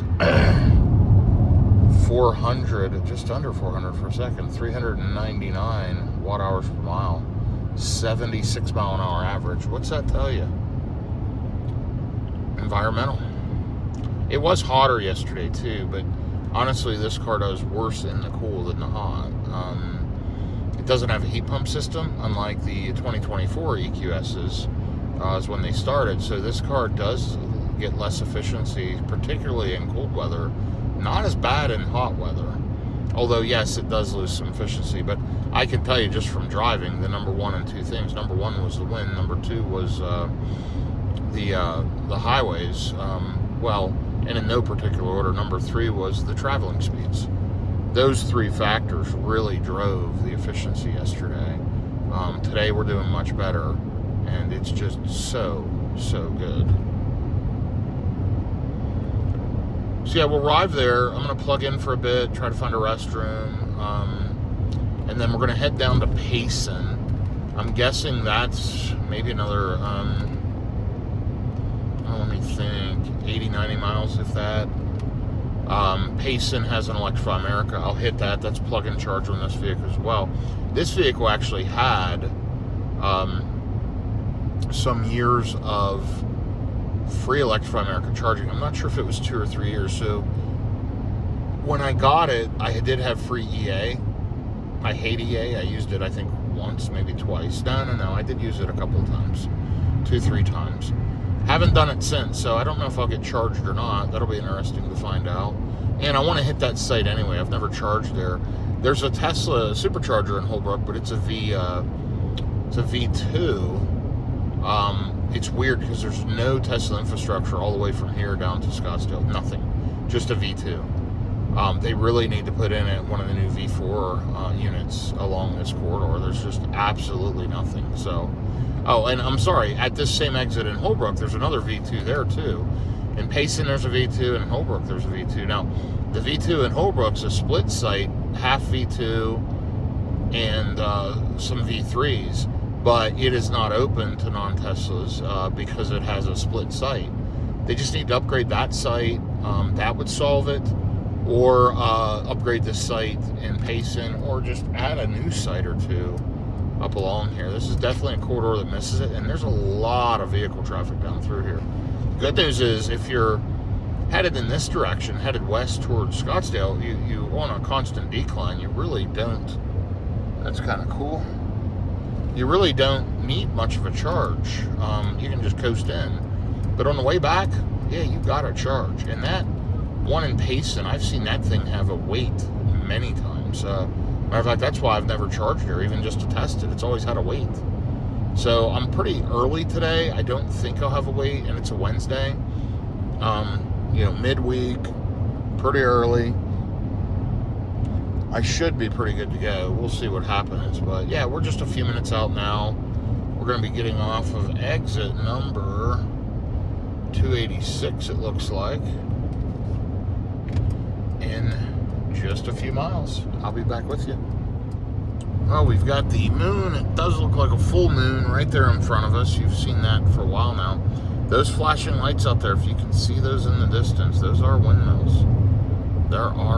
It's like a city of windmills. It's really cool how all the lights are synced up. They all flash at the exact same time. And I don't know how well you can see it or how well the camera's picking it up, but let's try to show you. Way out there in the distance. You see those? Crazy. Anyway, just thought I'd share that. We are soon going to get off the exit 3.3 miles, exit 286. We're passing exit 289 right now. I'm at 408 watt-hours per mile, and I have been cruising along at highway speeds today. It's just, this car just goes. I mean, I'm just barely touching the accelerator, the go pedal, and it just wants to ride along at highway speeds, and it's so quiet and so smooth you can't tell. Allegedly, you could be riding along at triple digits, and it would feel like you're going 55. The car is just incredibly smooth and quiet.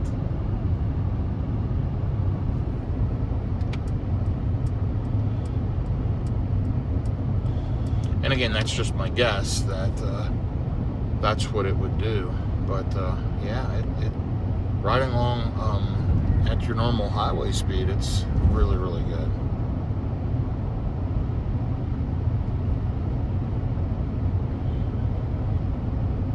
And please don't get me wrong, y'all. I know I'll get plenty of comments that say, well, without FSD, it's trash and whatever. And I hear you, and Tesla's technology is second to none currently. But this is such a better vehicle.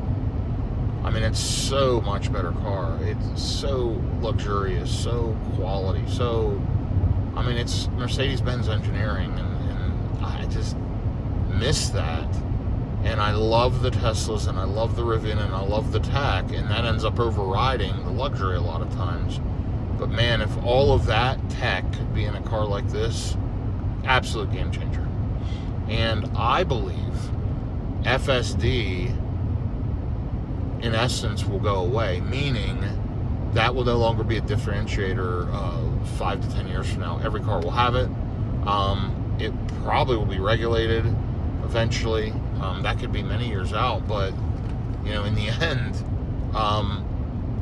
right now it's something you can charge a premium for. It's this, it's that. You know, it's $99 a month. It's $49 a month on Rivian for the Autonomy Plus. Those subscriptions and stuff will go away. I really believe that. I think this will just be a feature, just like all the charging programs so many different people have right now with, you know, they want to charge you a cost to have it buy down your energy rate at a charging station, like, you know, Electrify America or whatever. Bunch of nonsense, really. So...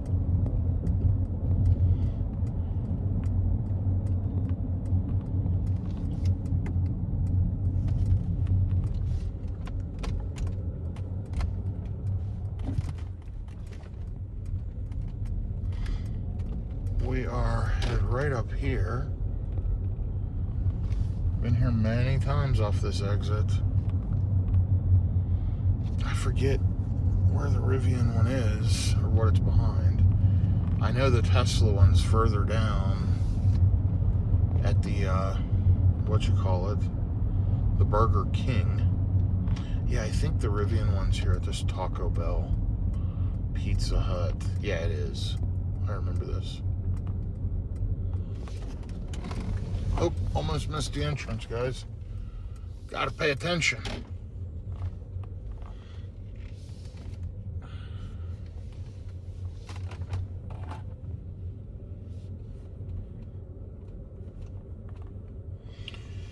And here we are.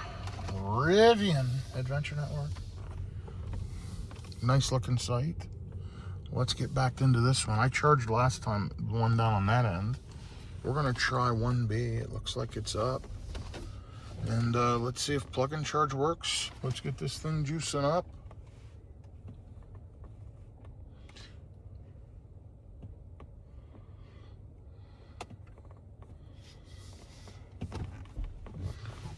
Okay, stay with me.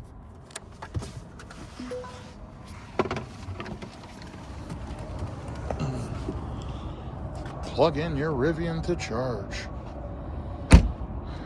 Well, it's not a Rivian. So, we will see if plug and charge works first and foremost. I don't think it will, but I've been wrong plenty of times before.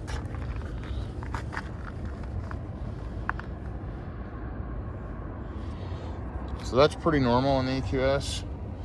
And then if it's actually able to connect and charge, it'll go blue.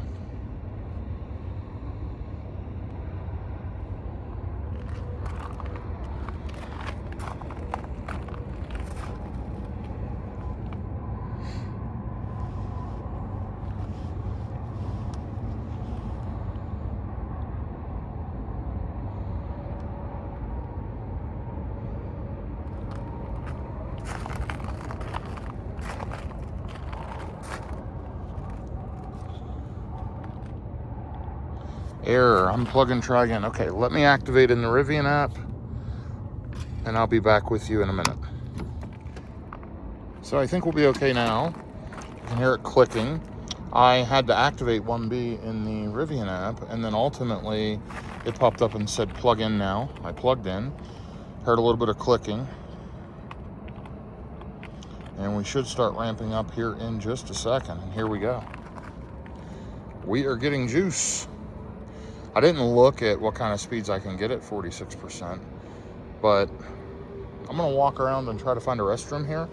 I will be back with you in just a minute, but I would think we would be well over 100 kilowatts. We should be around 130. Now remember, it sits around 40 for a bit, but we should be around 130, 140, 150. It didn't precondition, so let's see what it does. I'll be back with you here shortly.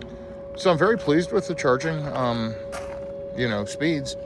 Cold battery, cold soaked overnight, 50 degrees out. It's actually really cold here. It's below 50 here for sure. I am cold. Of course, we're in a very dry desert. And anyway, it's continuing to pick up speed slowly. This thing did ramp up pretty quick. You can see we put 6 kilowatt hours in. Let's take a look at price and info. 67 cents a kilowatt hour, super expensive. Even for Rivian, that's way too much, even though I would have free with my Rivian. It's a 300 kilowatt max, 50 cent idle fees. There's a softer version. I like these Rivian chargers, and they're starting to put max cables on some of them. I did have a problem at this one where it just sat at like 40 kilowatts, but it might have been doing that weird thing of sitting there, and maybe I just didn't wait long enough to ramp up. I had just stopped to test it with my Cybertruck one day and ended up just going down to the Tesla V2, V3 split site just down the road at Burger King. Anyway, yeah, we're ripping along at 132 kilowatts, 133.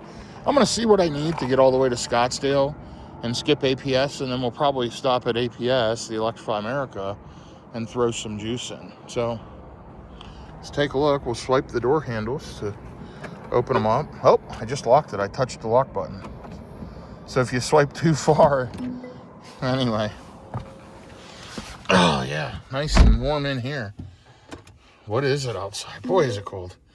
It says it's 55. Boy, it doesn't feel like that. I am shivering. I feel like it's freezing out. I guess I'm used to the heat. So what we're going to do to determine this is we're going to kill this now. Let's go back to where we were. Let's just end our route. Let's look at previous destinations. Hotel Valley Ho.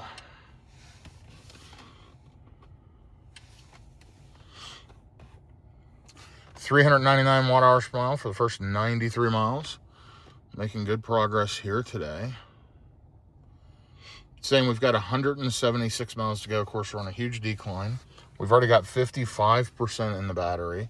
Still pulling 137 kilowatts. I'm going to let it juice here for a bit and see what it's telling me to do.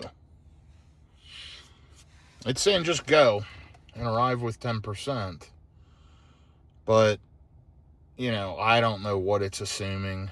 Sometimes it's a little funky with assuming state of charge, whatever. What we're going to want to do is add a charging station. We're going to want to add APS Payson, which is, about 81 miles.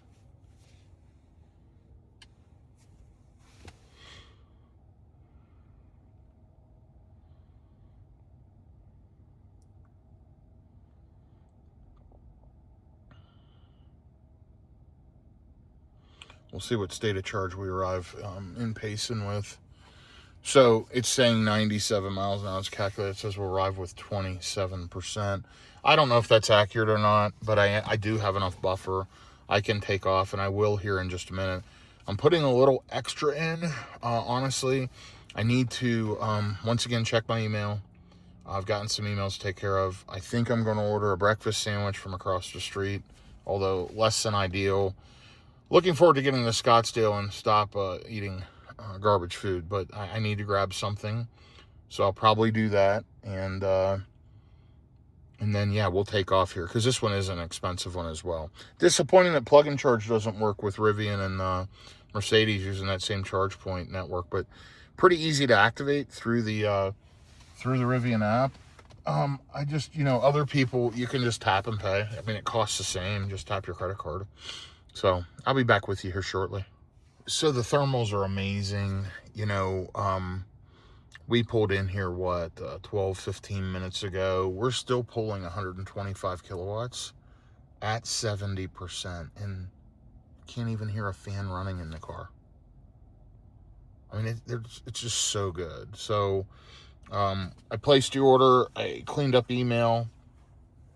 We're going to get out of here in just a second. We've got plenty of juice. I mean, frankly, we've got enough juice to probably make it all the way. I was just going to get a little bit of a buffer in case I have to coast in case this one charger's down. I'll check the EA app here right before I disconnect. But this is going to be a good drive today, y'all. And we're going to get in there probably not much later than 9 a.m. Arizona time. So that's great. Maybe 4 more hours and I'll be there. Okay, let me go check the charger. It is cold out here. So see, you can just tap your payment card and you don't have to use the Rivian app, or you can scan and pay using the Rivian app. What do you think of the EQS? Looks good, I think. Yeah, we've been here 14 minutes and we put in 30 kilowatts. I mean, $20. It's just ripping along. I mean, it does a great job. Let me check the EA app and I'll be right back with you. Okay, there is our completed charging session. And I'll get an email because I did use my app. $21.46 for 32 kilowatt hours. A little expensive, but compared to the cost of gas right now and the fact that I had a lot of free charging and Tesla charging is very inexpensive, Iona charging is inexpensive, this has been a very inexpensive trip. So, all right, let's get on the road. I'll be right back with you as we hit the highway. I forgot, I've been to this McDonald's here before, and it is ultra slow. Like really bad. Matter of fact, you got a Jeep backing out and leaving. It's that bad. It is what it is. I'm already stuck in line. I've already paid for it. But we're at 5:18. I wouldn't be surprised if this is a 10 or 15 minute ad, which sucks, but we'll deal with it.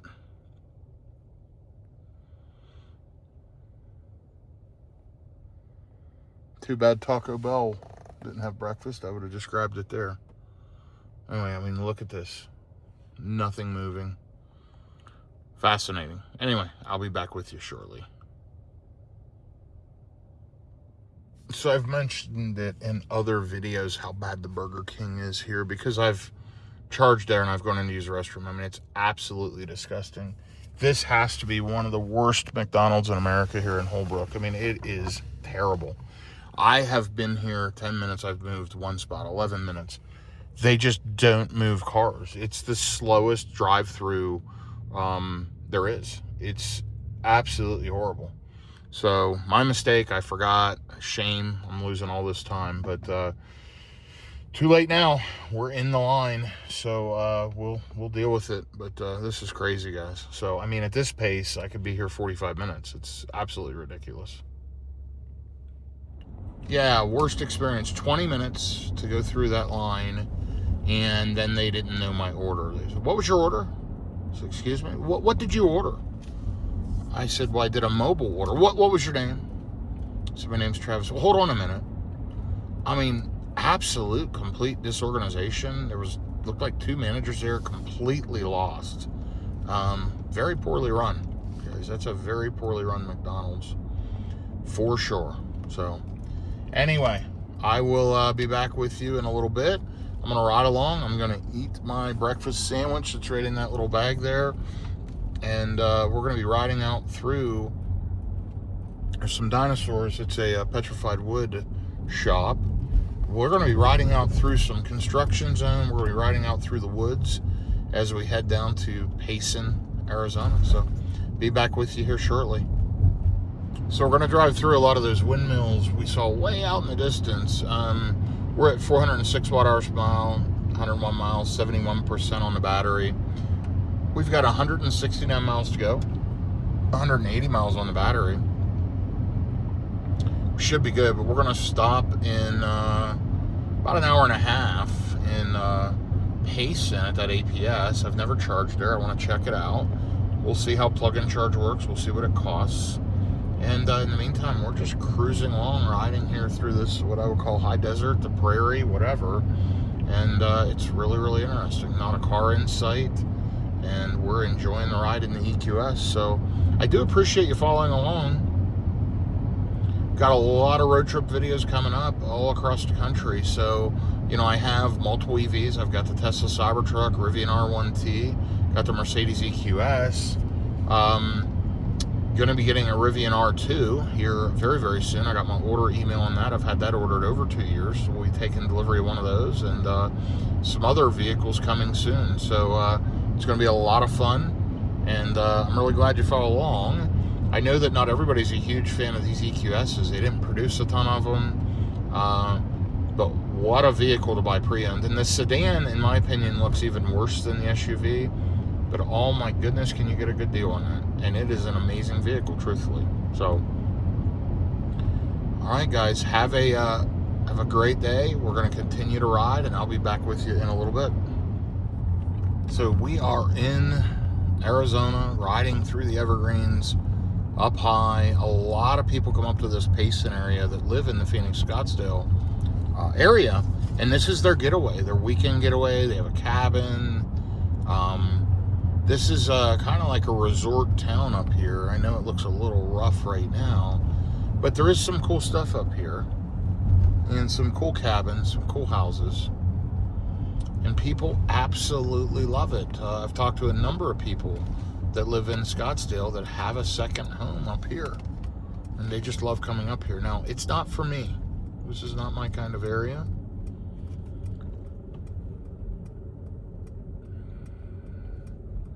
.419 watt-hours per mile. I've been on some very, very rough roads. Not big speeds, just rough roads. And that will affect and impact range and energy consumption.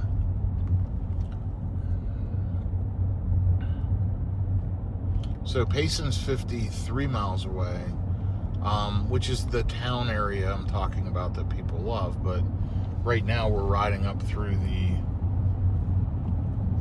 woods. Kind of a cool area. And yes, this is a part of Arizona. See, there's like a gift shop. Just kind of crazy through here. Anyway, there's some cabins back through there. All right, I'll be back with you here in just a bit. The Mercedes route planning is pretty awesome. You know, I have 113 miles, 131 miles max at 46%. I've got to go 112, but it says I'll arrive with 27%. It's all downhill from Payson, and that's probably about right. The elevation calculations, Mercedes engineers are pretty awesome. That's really, really cool. Anyway, we're 30 minutes-ish from the EQS Electrify America chargers here in Payson at the little shopping center. All is on track this morning, and glad to be doing it. It's beautiful up here, but it is cold. It's warming up a little, 57 degrees, 6:33 a.m. And remember, that's 7:33 where I just was. So I've been on the road, going on 2 hours? We're 150, is it 2 hours and 33 minutes actually? Yeah, more than that. 62 mile an hour average, 428 watt-hours per mile.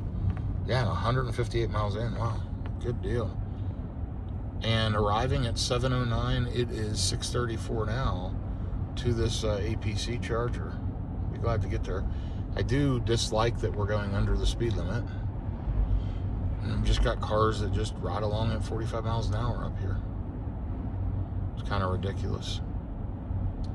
Anyway, it is what it is. They're on their own time.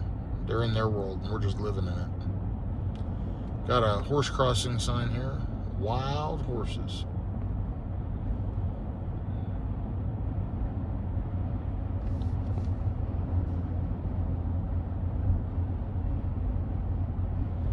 Would you guess this is what Arizona looks like? I don't think people know all the different climates in places like California and Arizona. It's really, really crazy.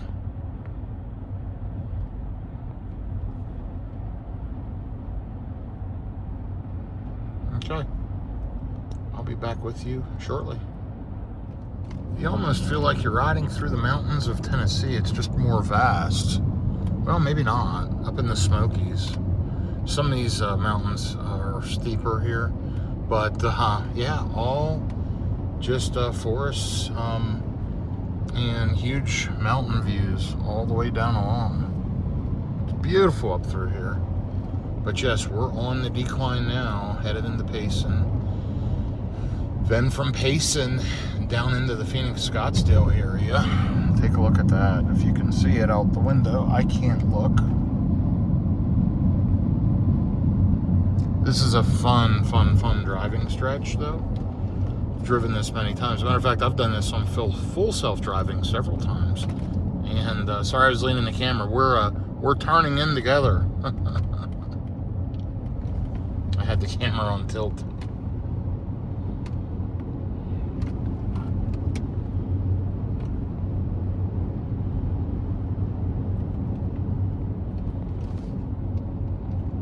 You should see my efficiency start to improve as we're putting juice back into the pack. You'll see down here at the bottom of the RPM or power gauge, that gauge at the bottom shows charge going back into the battery. So we're at 106 miles now. We've built up to a 111 buffer. Let's see what it looks like till we get down the hill here. Regenning the entire way for the most part.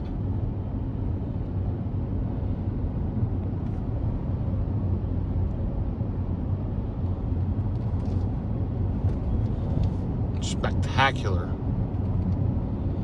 views. So we've driven 163 miles, 2 hours and 39 minutes.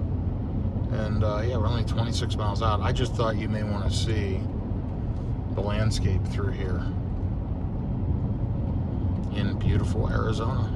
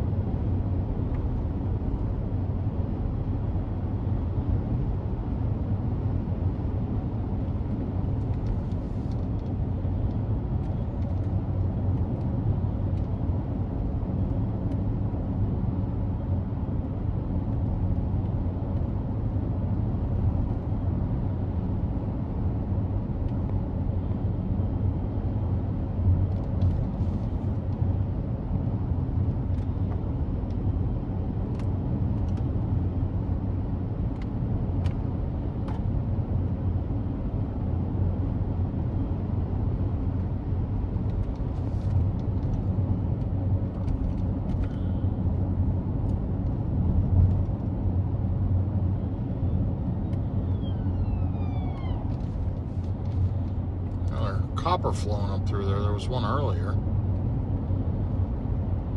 We're down to 403 watt hours per mile.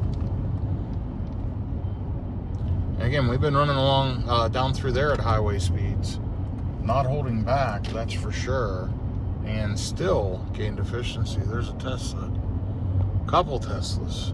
Must be headed for delivery.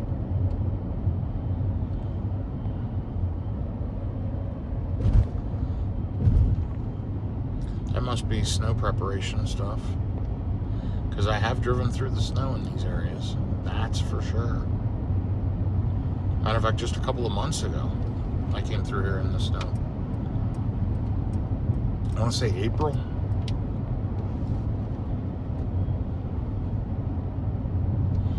Let's see if we get below 400 watt-hours per mile. What's that done for overall? Our overall trip now is at 457 and total of 918 miles.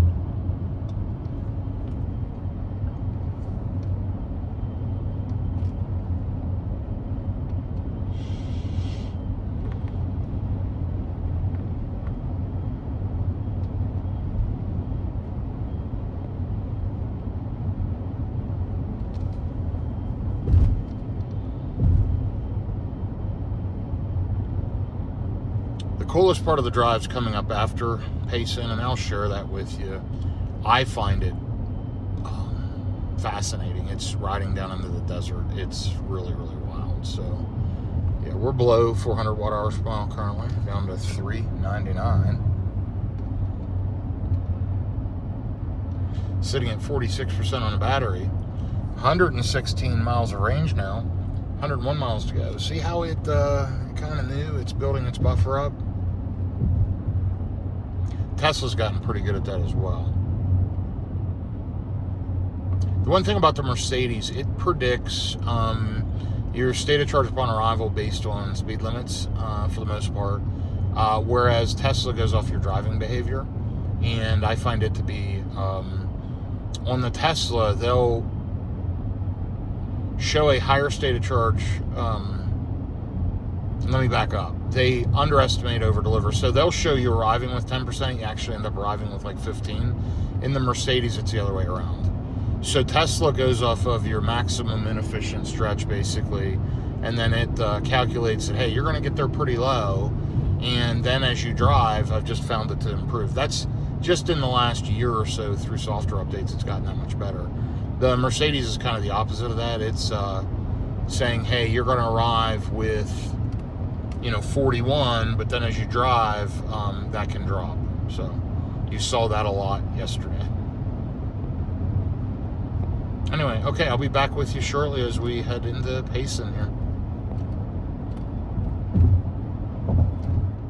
Well, as I mentioned, we would gain efficiency.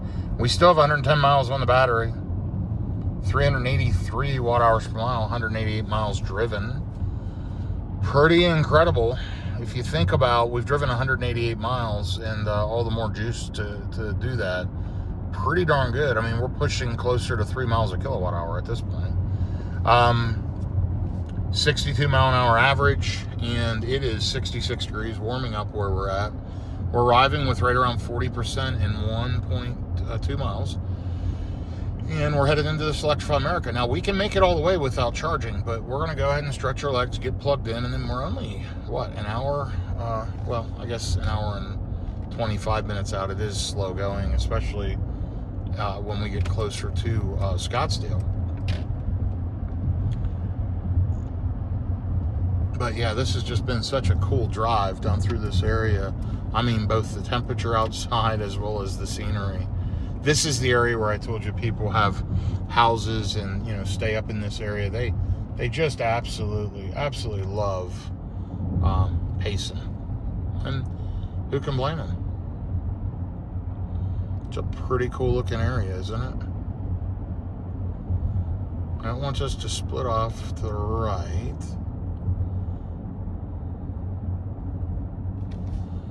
So it's telling me to stay in this lane.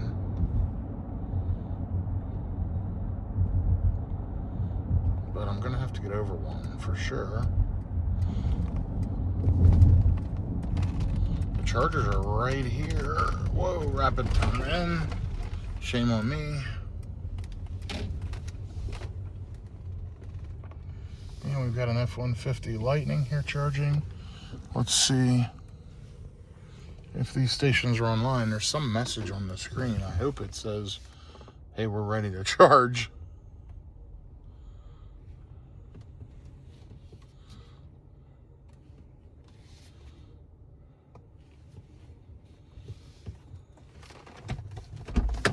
Okay, let's get this thing plugged in and see what it looks like.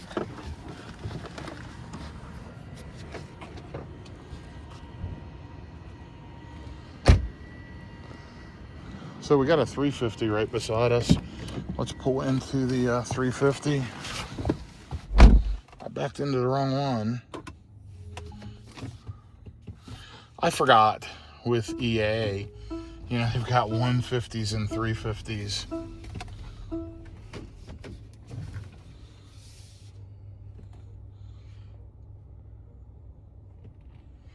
Pretty silly.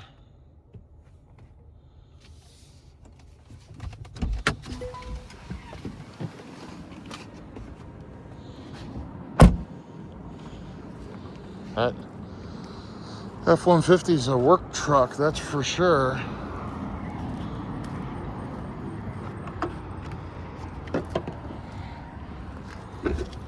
Screen just does say plug in first.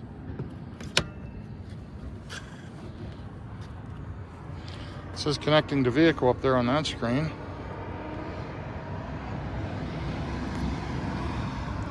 Flashing orange over here, which means communicating.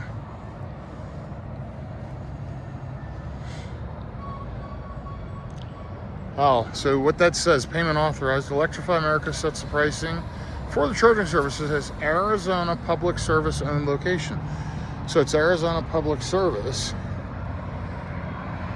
It says welcome driver, 56 cents a kilowatt hour, Mercedes-Benz access plan. And I don't know if I'll pay or not. We'll find out. If I have free charging, it'd be good to know. And then I need to try to figure out how long I have free charging for. Okay, we are charging. It says, thank you for choosing EA.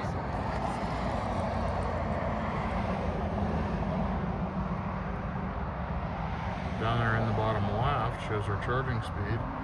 Now again, it ramps right up to 39 kilowatts. And then it should spool up. Here we go.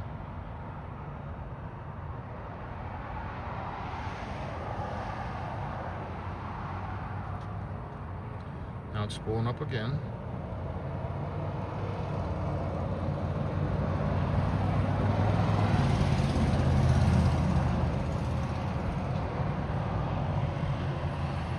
I could have probably plugged into a 150 because we're only pulling 144 kilowatts and 145.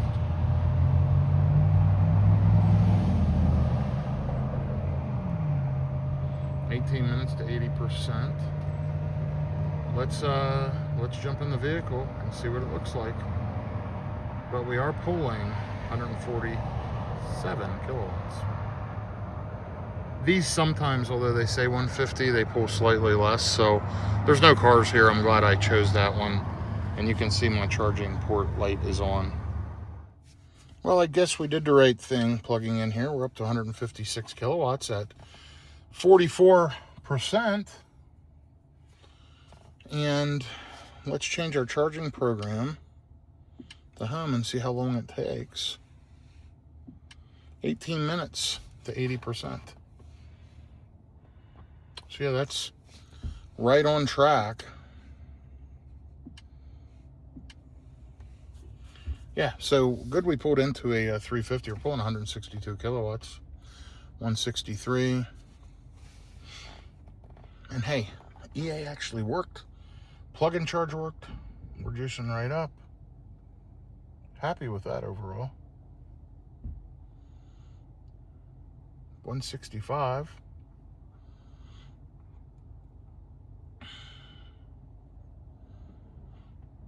Let's see how far we have to go. 79 miles. Take about an hour and a half. As far as amenities here, TJ Maxx, Harbor Freight, PetSmart, Goodwill. There's a few places here. Looks like there's an Arby's somewhere, according to that sign. And here goes the F-150 Lightning XLT.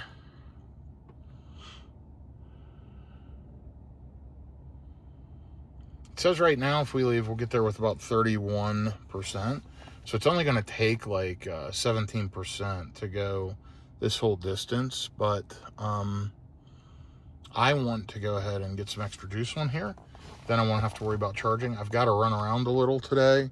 I can always juice this thing fully up tonight or tomorrow.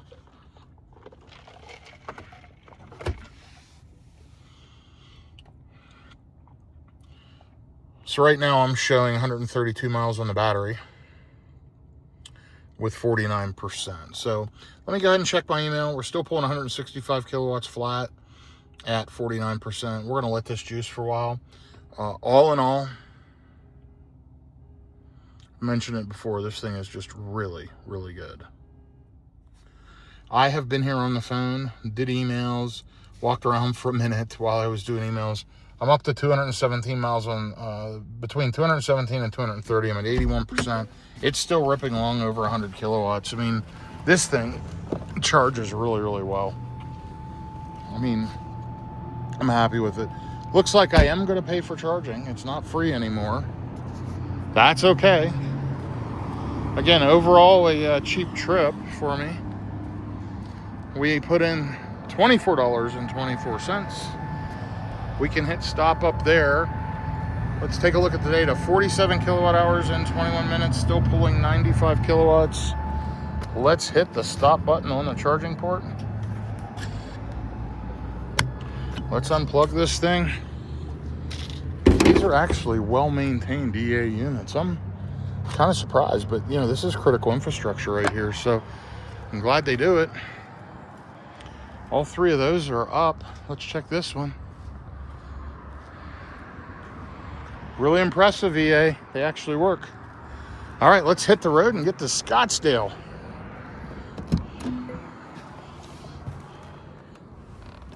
Okay, I'll be back with you here shortly. What a charging machine.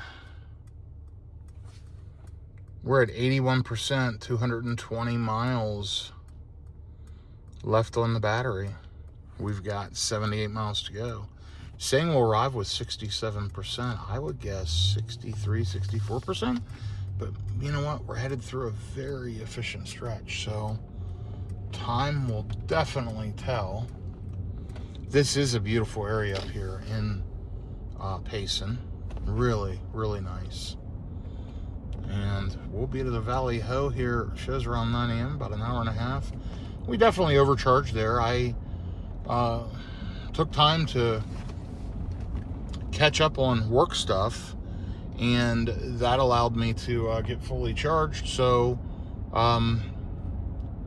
plenty on the battery. I probably won't have to worry about charging it for several days, which is great. Okay guys, I'll be back with you in a bit. Let's ride along and enjoy this. I'll keep you with me for just a minute so you can see a little more of Payson. This is the area everybody loves.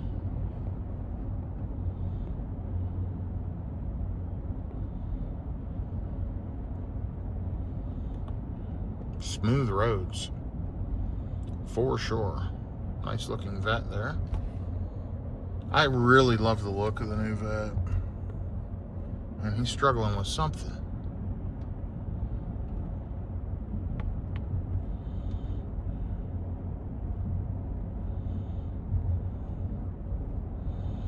And that, my friends, is Payson. Okay, I'll be back with you in a bit. So we're just outside of Payson, headed down into the desert. 378 watt-hours per mile as we started the descent. It started at 382, by the way. So 382 watt-hours per mile. We're going to see massive improvement as we head down into the desert floor. 196 miles today, 3 hours and 12 minutes. We've got almost an hour and a half left. On the overall, 449 watt-hours per mile, 948 miles. So we're going to be at about 1,030 miles, give or take. And we'll look at that once we get there. But yeah, I wanted you to see this drive. And as I keep, going down into the valley, First of all, the heat's going to go through the roof here. It's 73 right now. We're going to see some heat. We're also going to see the saguaro cactuses starting to appear. And then we'll be in the Phoenix Scottsdale area here before long. But we're also going to gain efficiency and possibly even battery percentage. So, you know, we were at 79 right before the clip. Now we're at 80. Let's see if that climbs or not. Remember, we charged to, what was it, 81%? See, it just jumped up to 81. I mean, we're putting that much juice back into the battery that the car is charging as we go. Well, but he's enjoying his ride in his Corvette. That's a lot of fun. Candidly, it's a lot of fun in here. Look at these views. Wow. This is amazing. What a beautiful country we live in. Beautiful planet.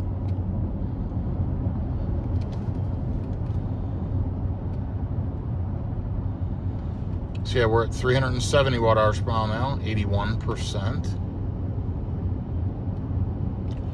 44 miles to go to Beeline Highway, which means we're basically there. So over the next 30 to 40 miles, there you'll see some cactuses just popping up now. All of a sudden, little cactuses, cacti.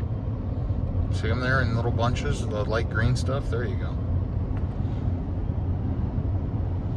Payson is like that, you know, hour and a half little getaway for people to get out of the desert heat.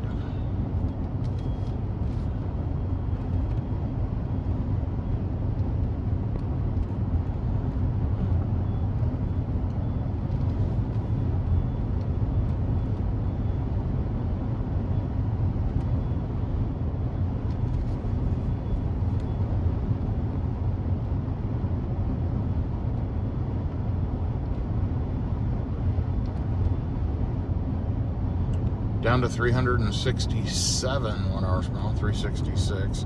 Still at 81%, but you can see we're on a massive decline.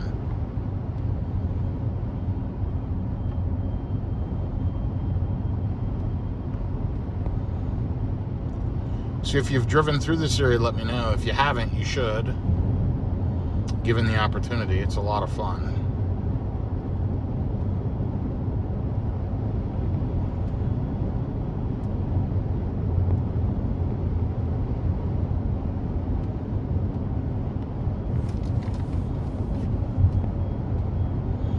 There are more epic views coming, and this is a cool ride. 76 degrees now.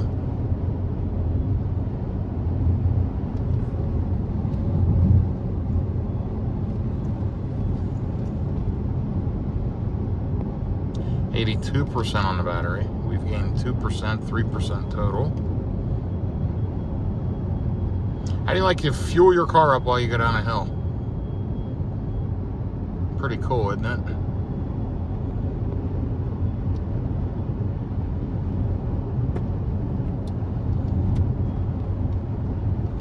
Down to 360 watt hours per mile, 446 on the total trip.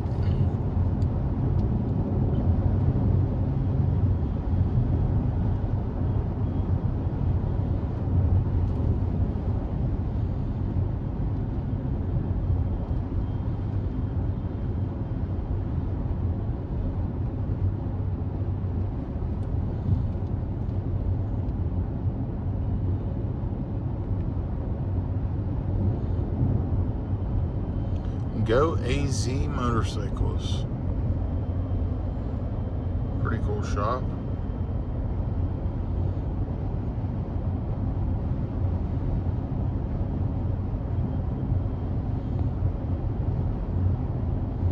Haven't seen any cigarros yet, but it's only 74 degrees, so we're not in that desert area, that full desert area yet.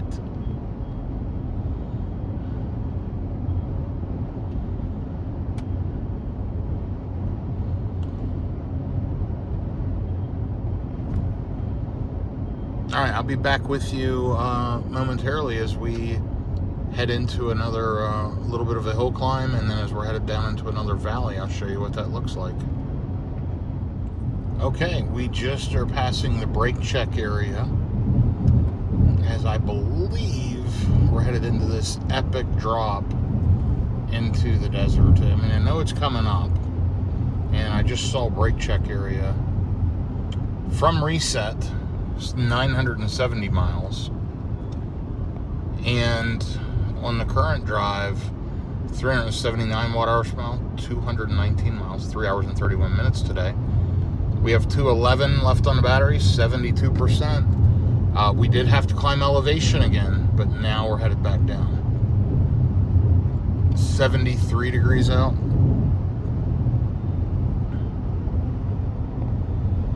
And we're only 49 miles. ETA of 8:55, just under an hour. Most of that, by the way, comes from when you hit the Scottsdale area, you'll hit traffic. Other than that, this is pretty wide open, headed there.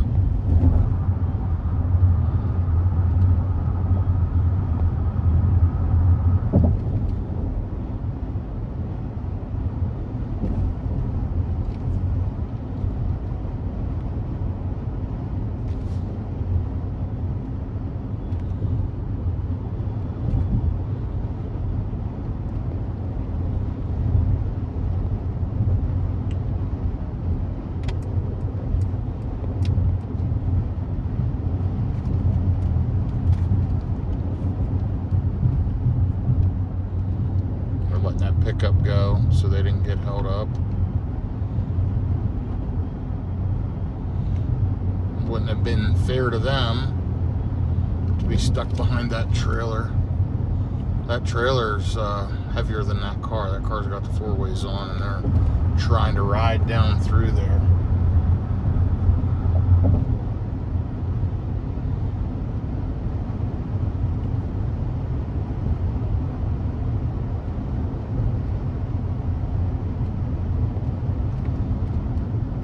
The question is, when do we first see the saguaro cacti? Saguaro cacti. And when does it start to warm up? Oh, there you go, 75 degrees. Feeling it.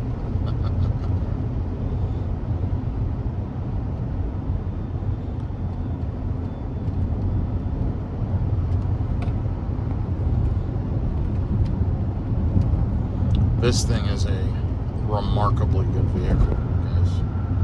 It really is. 73% now, 370 watt-hours per mile, as we keep descending.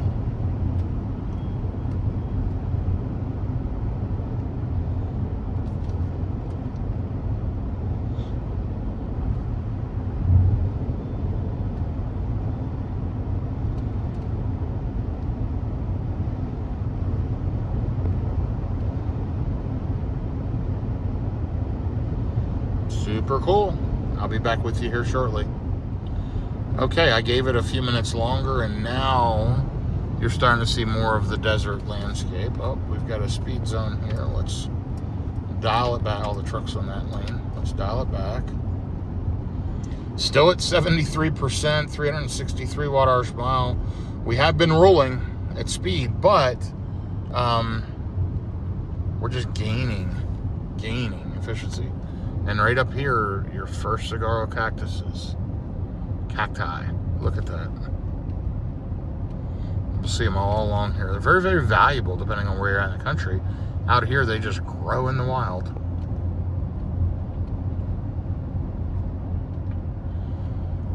So we're officially in the desert. 77 degrees out, and the landscape changes just like that.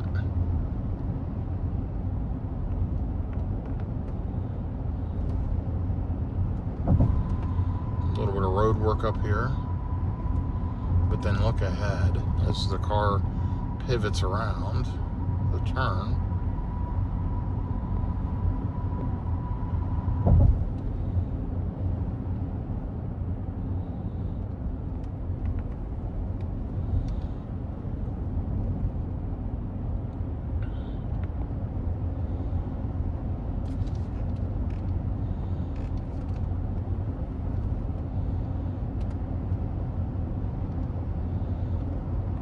Wow. incredible, isn't it? Maybe it's just me because I grew up on the East Coast, but I find these views spectacularly breathtaking.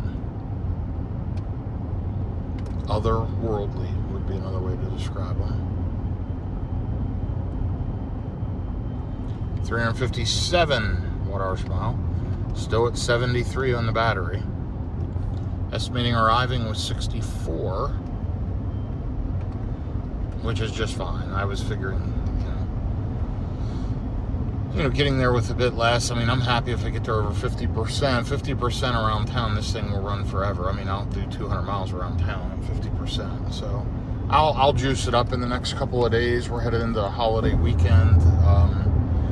But this gives me enough to operate on for the next couple of days for sure.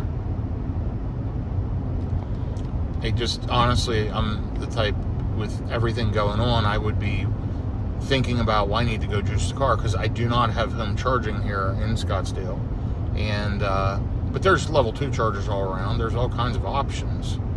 But this is just much easier to have it juiced and not have to worry about it. This thing will sit at the current state of charge indefinitely. Not a big deal. And with the desert heat out here, I don't want it charged above 80% anyway, generally. So let's take a look at the overall trip. 443 watt-hours per mile. Looking much better on 981 miles. Okay, guys, we're almost there. We've got 39 miles to go. Appreciate you following along. This has been a fun day-and-a-half long road trip from Dallas-Fort Worth to Scottsdale, Arizona here in the EQS. I hope you've enjoyed it as much as I have. I'll be back with you in a little bit. Looks like we'll be hitting there before 9 a.m. Perfect. Well, great news. We are almost there. 356 watt-hours per mile today. No high winds. Good driving conditions. Obviously some elevation change, but highway speeds the whole time. And just smooth roads and no wind made a significant difference. We're at 69% left on the battery. There are the stats, as I mentioned. Let's take a look at the overall trip. 994 miles, 441 watt-hours per mile. 14 and a half hours of driving. So, yeah, we're going to arrive at showing at 8:53, just about 30 minutes away. 26 miles, turning left on 87 South towards Mesa in just a little bit, and we are getting closer to Scottsdale. I am beyond happy to be here in Arizona. This is one of my favorite places on the planet, and yes, it's the wrong time of year to be here. I'm here in early July 2026. 83 degrees now, and it is going to be hot here, I'm sure. I have not looked at the weather, but I would imagine it's 110 or so today here.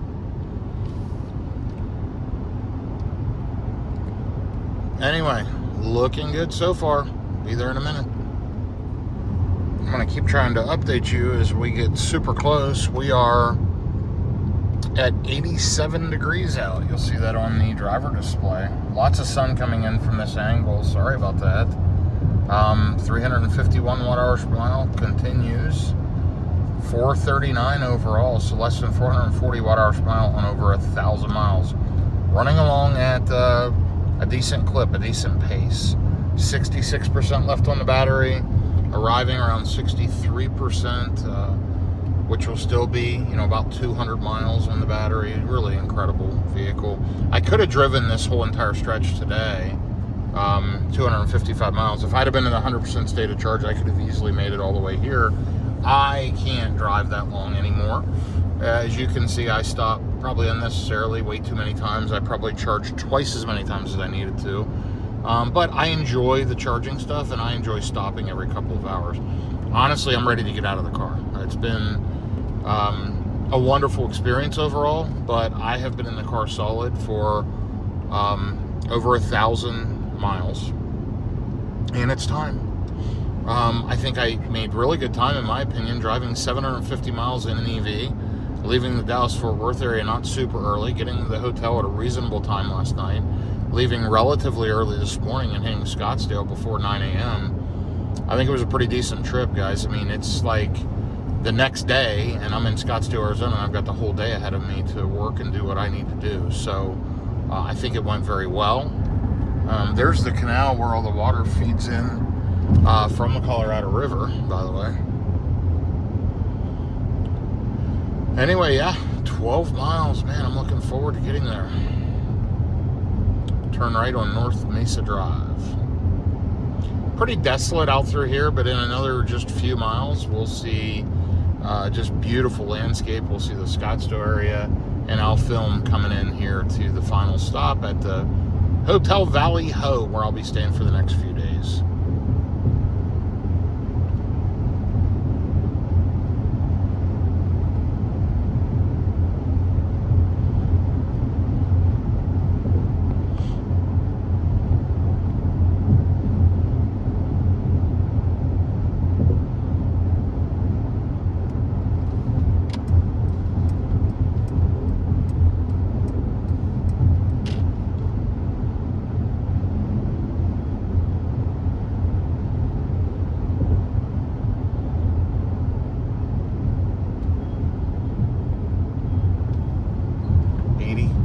Degrees, as I mentioned, and just riding along in peace in the Mercedes. So smooth, so quiet, so peaceful. What a machine. Alright, I will get you as we're coming into Scottsdale. Pretty much no matter where I go, that final 10 minutes feels like an hour. You're always getting to your destination. You're anxious to get there. Time seems to slow down. Let's do a recap while we're driving the last less than 5 miles. So let's add 5 miles to it. We drove 268 miles today, 349 watt hours per mile. Pretty incredible efficiency. 63% left on the battery. Pretty pleased with that. And for the overall trip, 438 watt hours per mile. Pretty pleased with that. I was hoping between 4 and 4.25, but with the amount of wind we experienced, we also went through some rain and other weather. I feel like it was pretty darn good. Let me know what you think. Many of you will say, well, that wasn't that efficient, or slow down. Both valid, but for given the situation, I think it was really good. I really do. I'm happy with it. And I think that's what matters mainly, but I do love your input. So yeah, just a few miles out, we'll be at the Hotel Valley Ho. There's tons of charging in the area. You can see it popping up all over the map. Over there, some 600 kilowatt chargers. What in the world is that? Let me click that. Mercedes-Benz high-powered. My guess is they're the Alpatronic 400s and they're calling them 600s. I don't know. They're probably calling them 600s because one handle gets 4, and if you split charge, it's 200. So they're thinking one unit can output 600. I don't know. That may be something I have to check out later. Certainly not far. But you can see the traffic as we come up to the 101. Fortunately, we're not getting on that. We're just riding up here through the back roads, avoiding any of that crazy traffic. So here's a recap. I was a bit concerned starting out the trip. I added a lot of charging stops. I thought we had a problem with my charging adapter. We don't. I thought we might have a problem with the car. We don't. We had 2 problems at EVgo chargers, 1 problem at a Tesla charger, another problem at a second Tesla charger. Charger problems were kind of the pattern of the day. There's a Hummer EV pickup. Anyway, yeah, really, really interesting to see kind of how all of that played out. I was leaning over too far to the right, and it told me to change my seating position. But yeah, really interesting to see how that played out. But those last number of stops gave me a lot more confidence, and plug and charge worked great. Of course, I'm disappointed Rivian doesn't have plug and charge, but even their charger worked great. I learned a little more about the charging patterns of the car, how it jumps up to 40 kilowatts, sits a bit. And I'm sure that's just Mercedes managing the charging curve. All in all, guys, it was a good trip. I learned a few things. Now, on a normal user, you don't want to make a trip like that. You would think it was a disaster. You'd be very frustrated.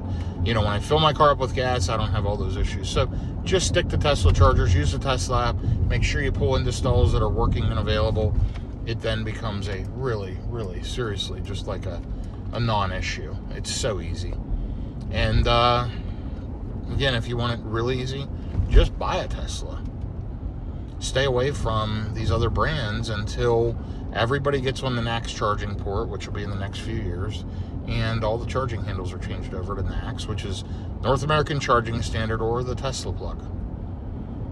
Now, technically, it's the same style plug, but there is a different standard on the NECS. On the older cars, they're not CCS compatible. That's a whole story for another day.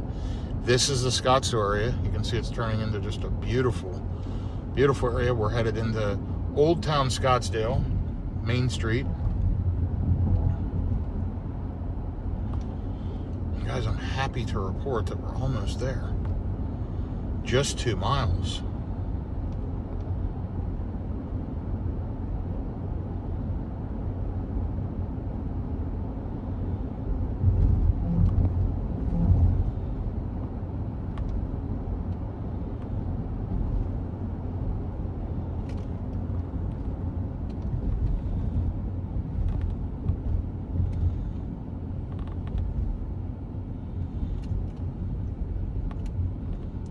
In front of us, a nice wrapped Tesla. Pretty cool looking. Well, it's a matte green finish, blacked out badges on a Model S. Nicely done. Nicely done for sure. You can see even like the McDonald's here, the architecture of the buildings, low signage. It's just a beautiful, beautiful area, Scottsdale is. We're up to 85 degrees. This will get hot here today. Car feels nice and comfortable. Actually, it's chilly in here. Let me turn that fan up one more notch. 8:42 a.m. shows arriving at 8:48 with 1 less percent. We're at 201 miles on the battery. At 60%.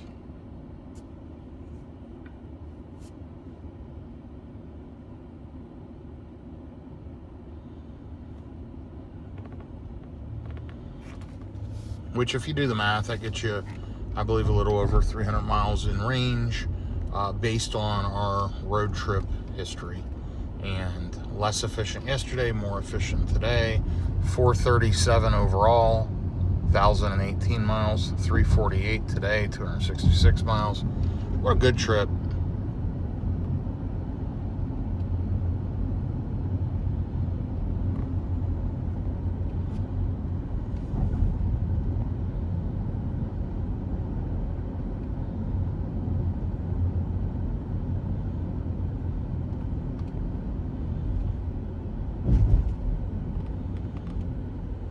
Bunch of charging in the area, isn't there? There's a Tesla.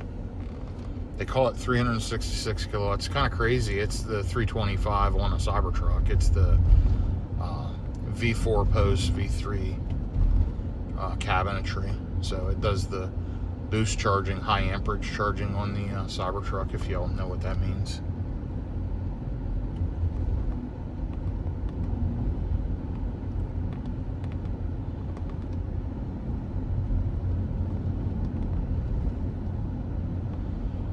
Okay, 0.7. We turn left on North 69th.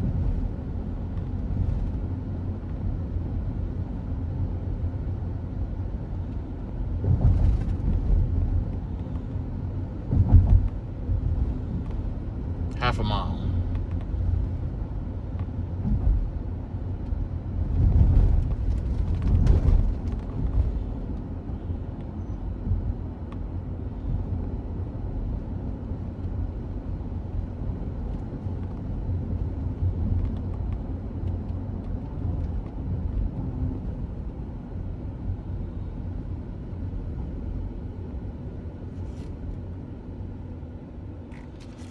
And we turn left, I think, yeah, up here at the next left, and then a right, and then we're there.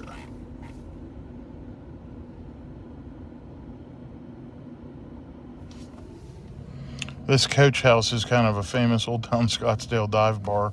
Everybody comes and listens to music and sits outside and has drinks, and there's a little food cart. Kind of a crazy little spot.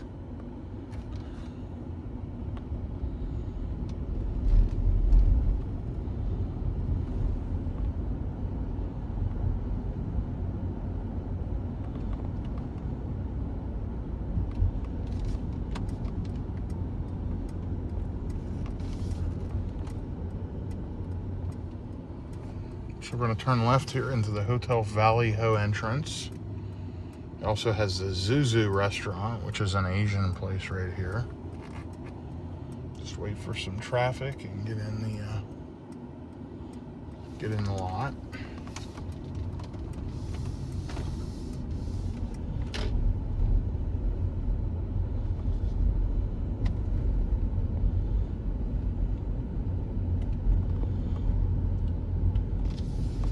Right up here is kind of the main front entrance. It shows a couple of charge point chargers. I wonder where they're at. Probably in the garage.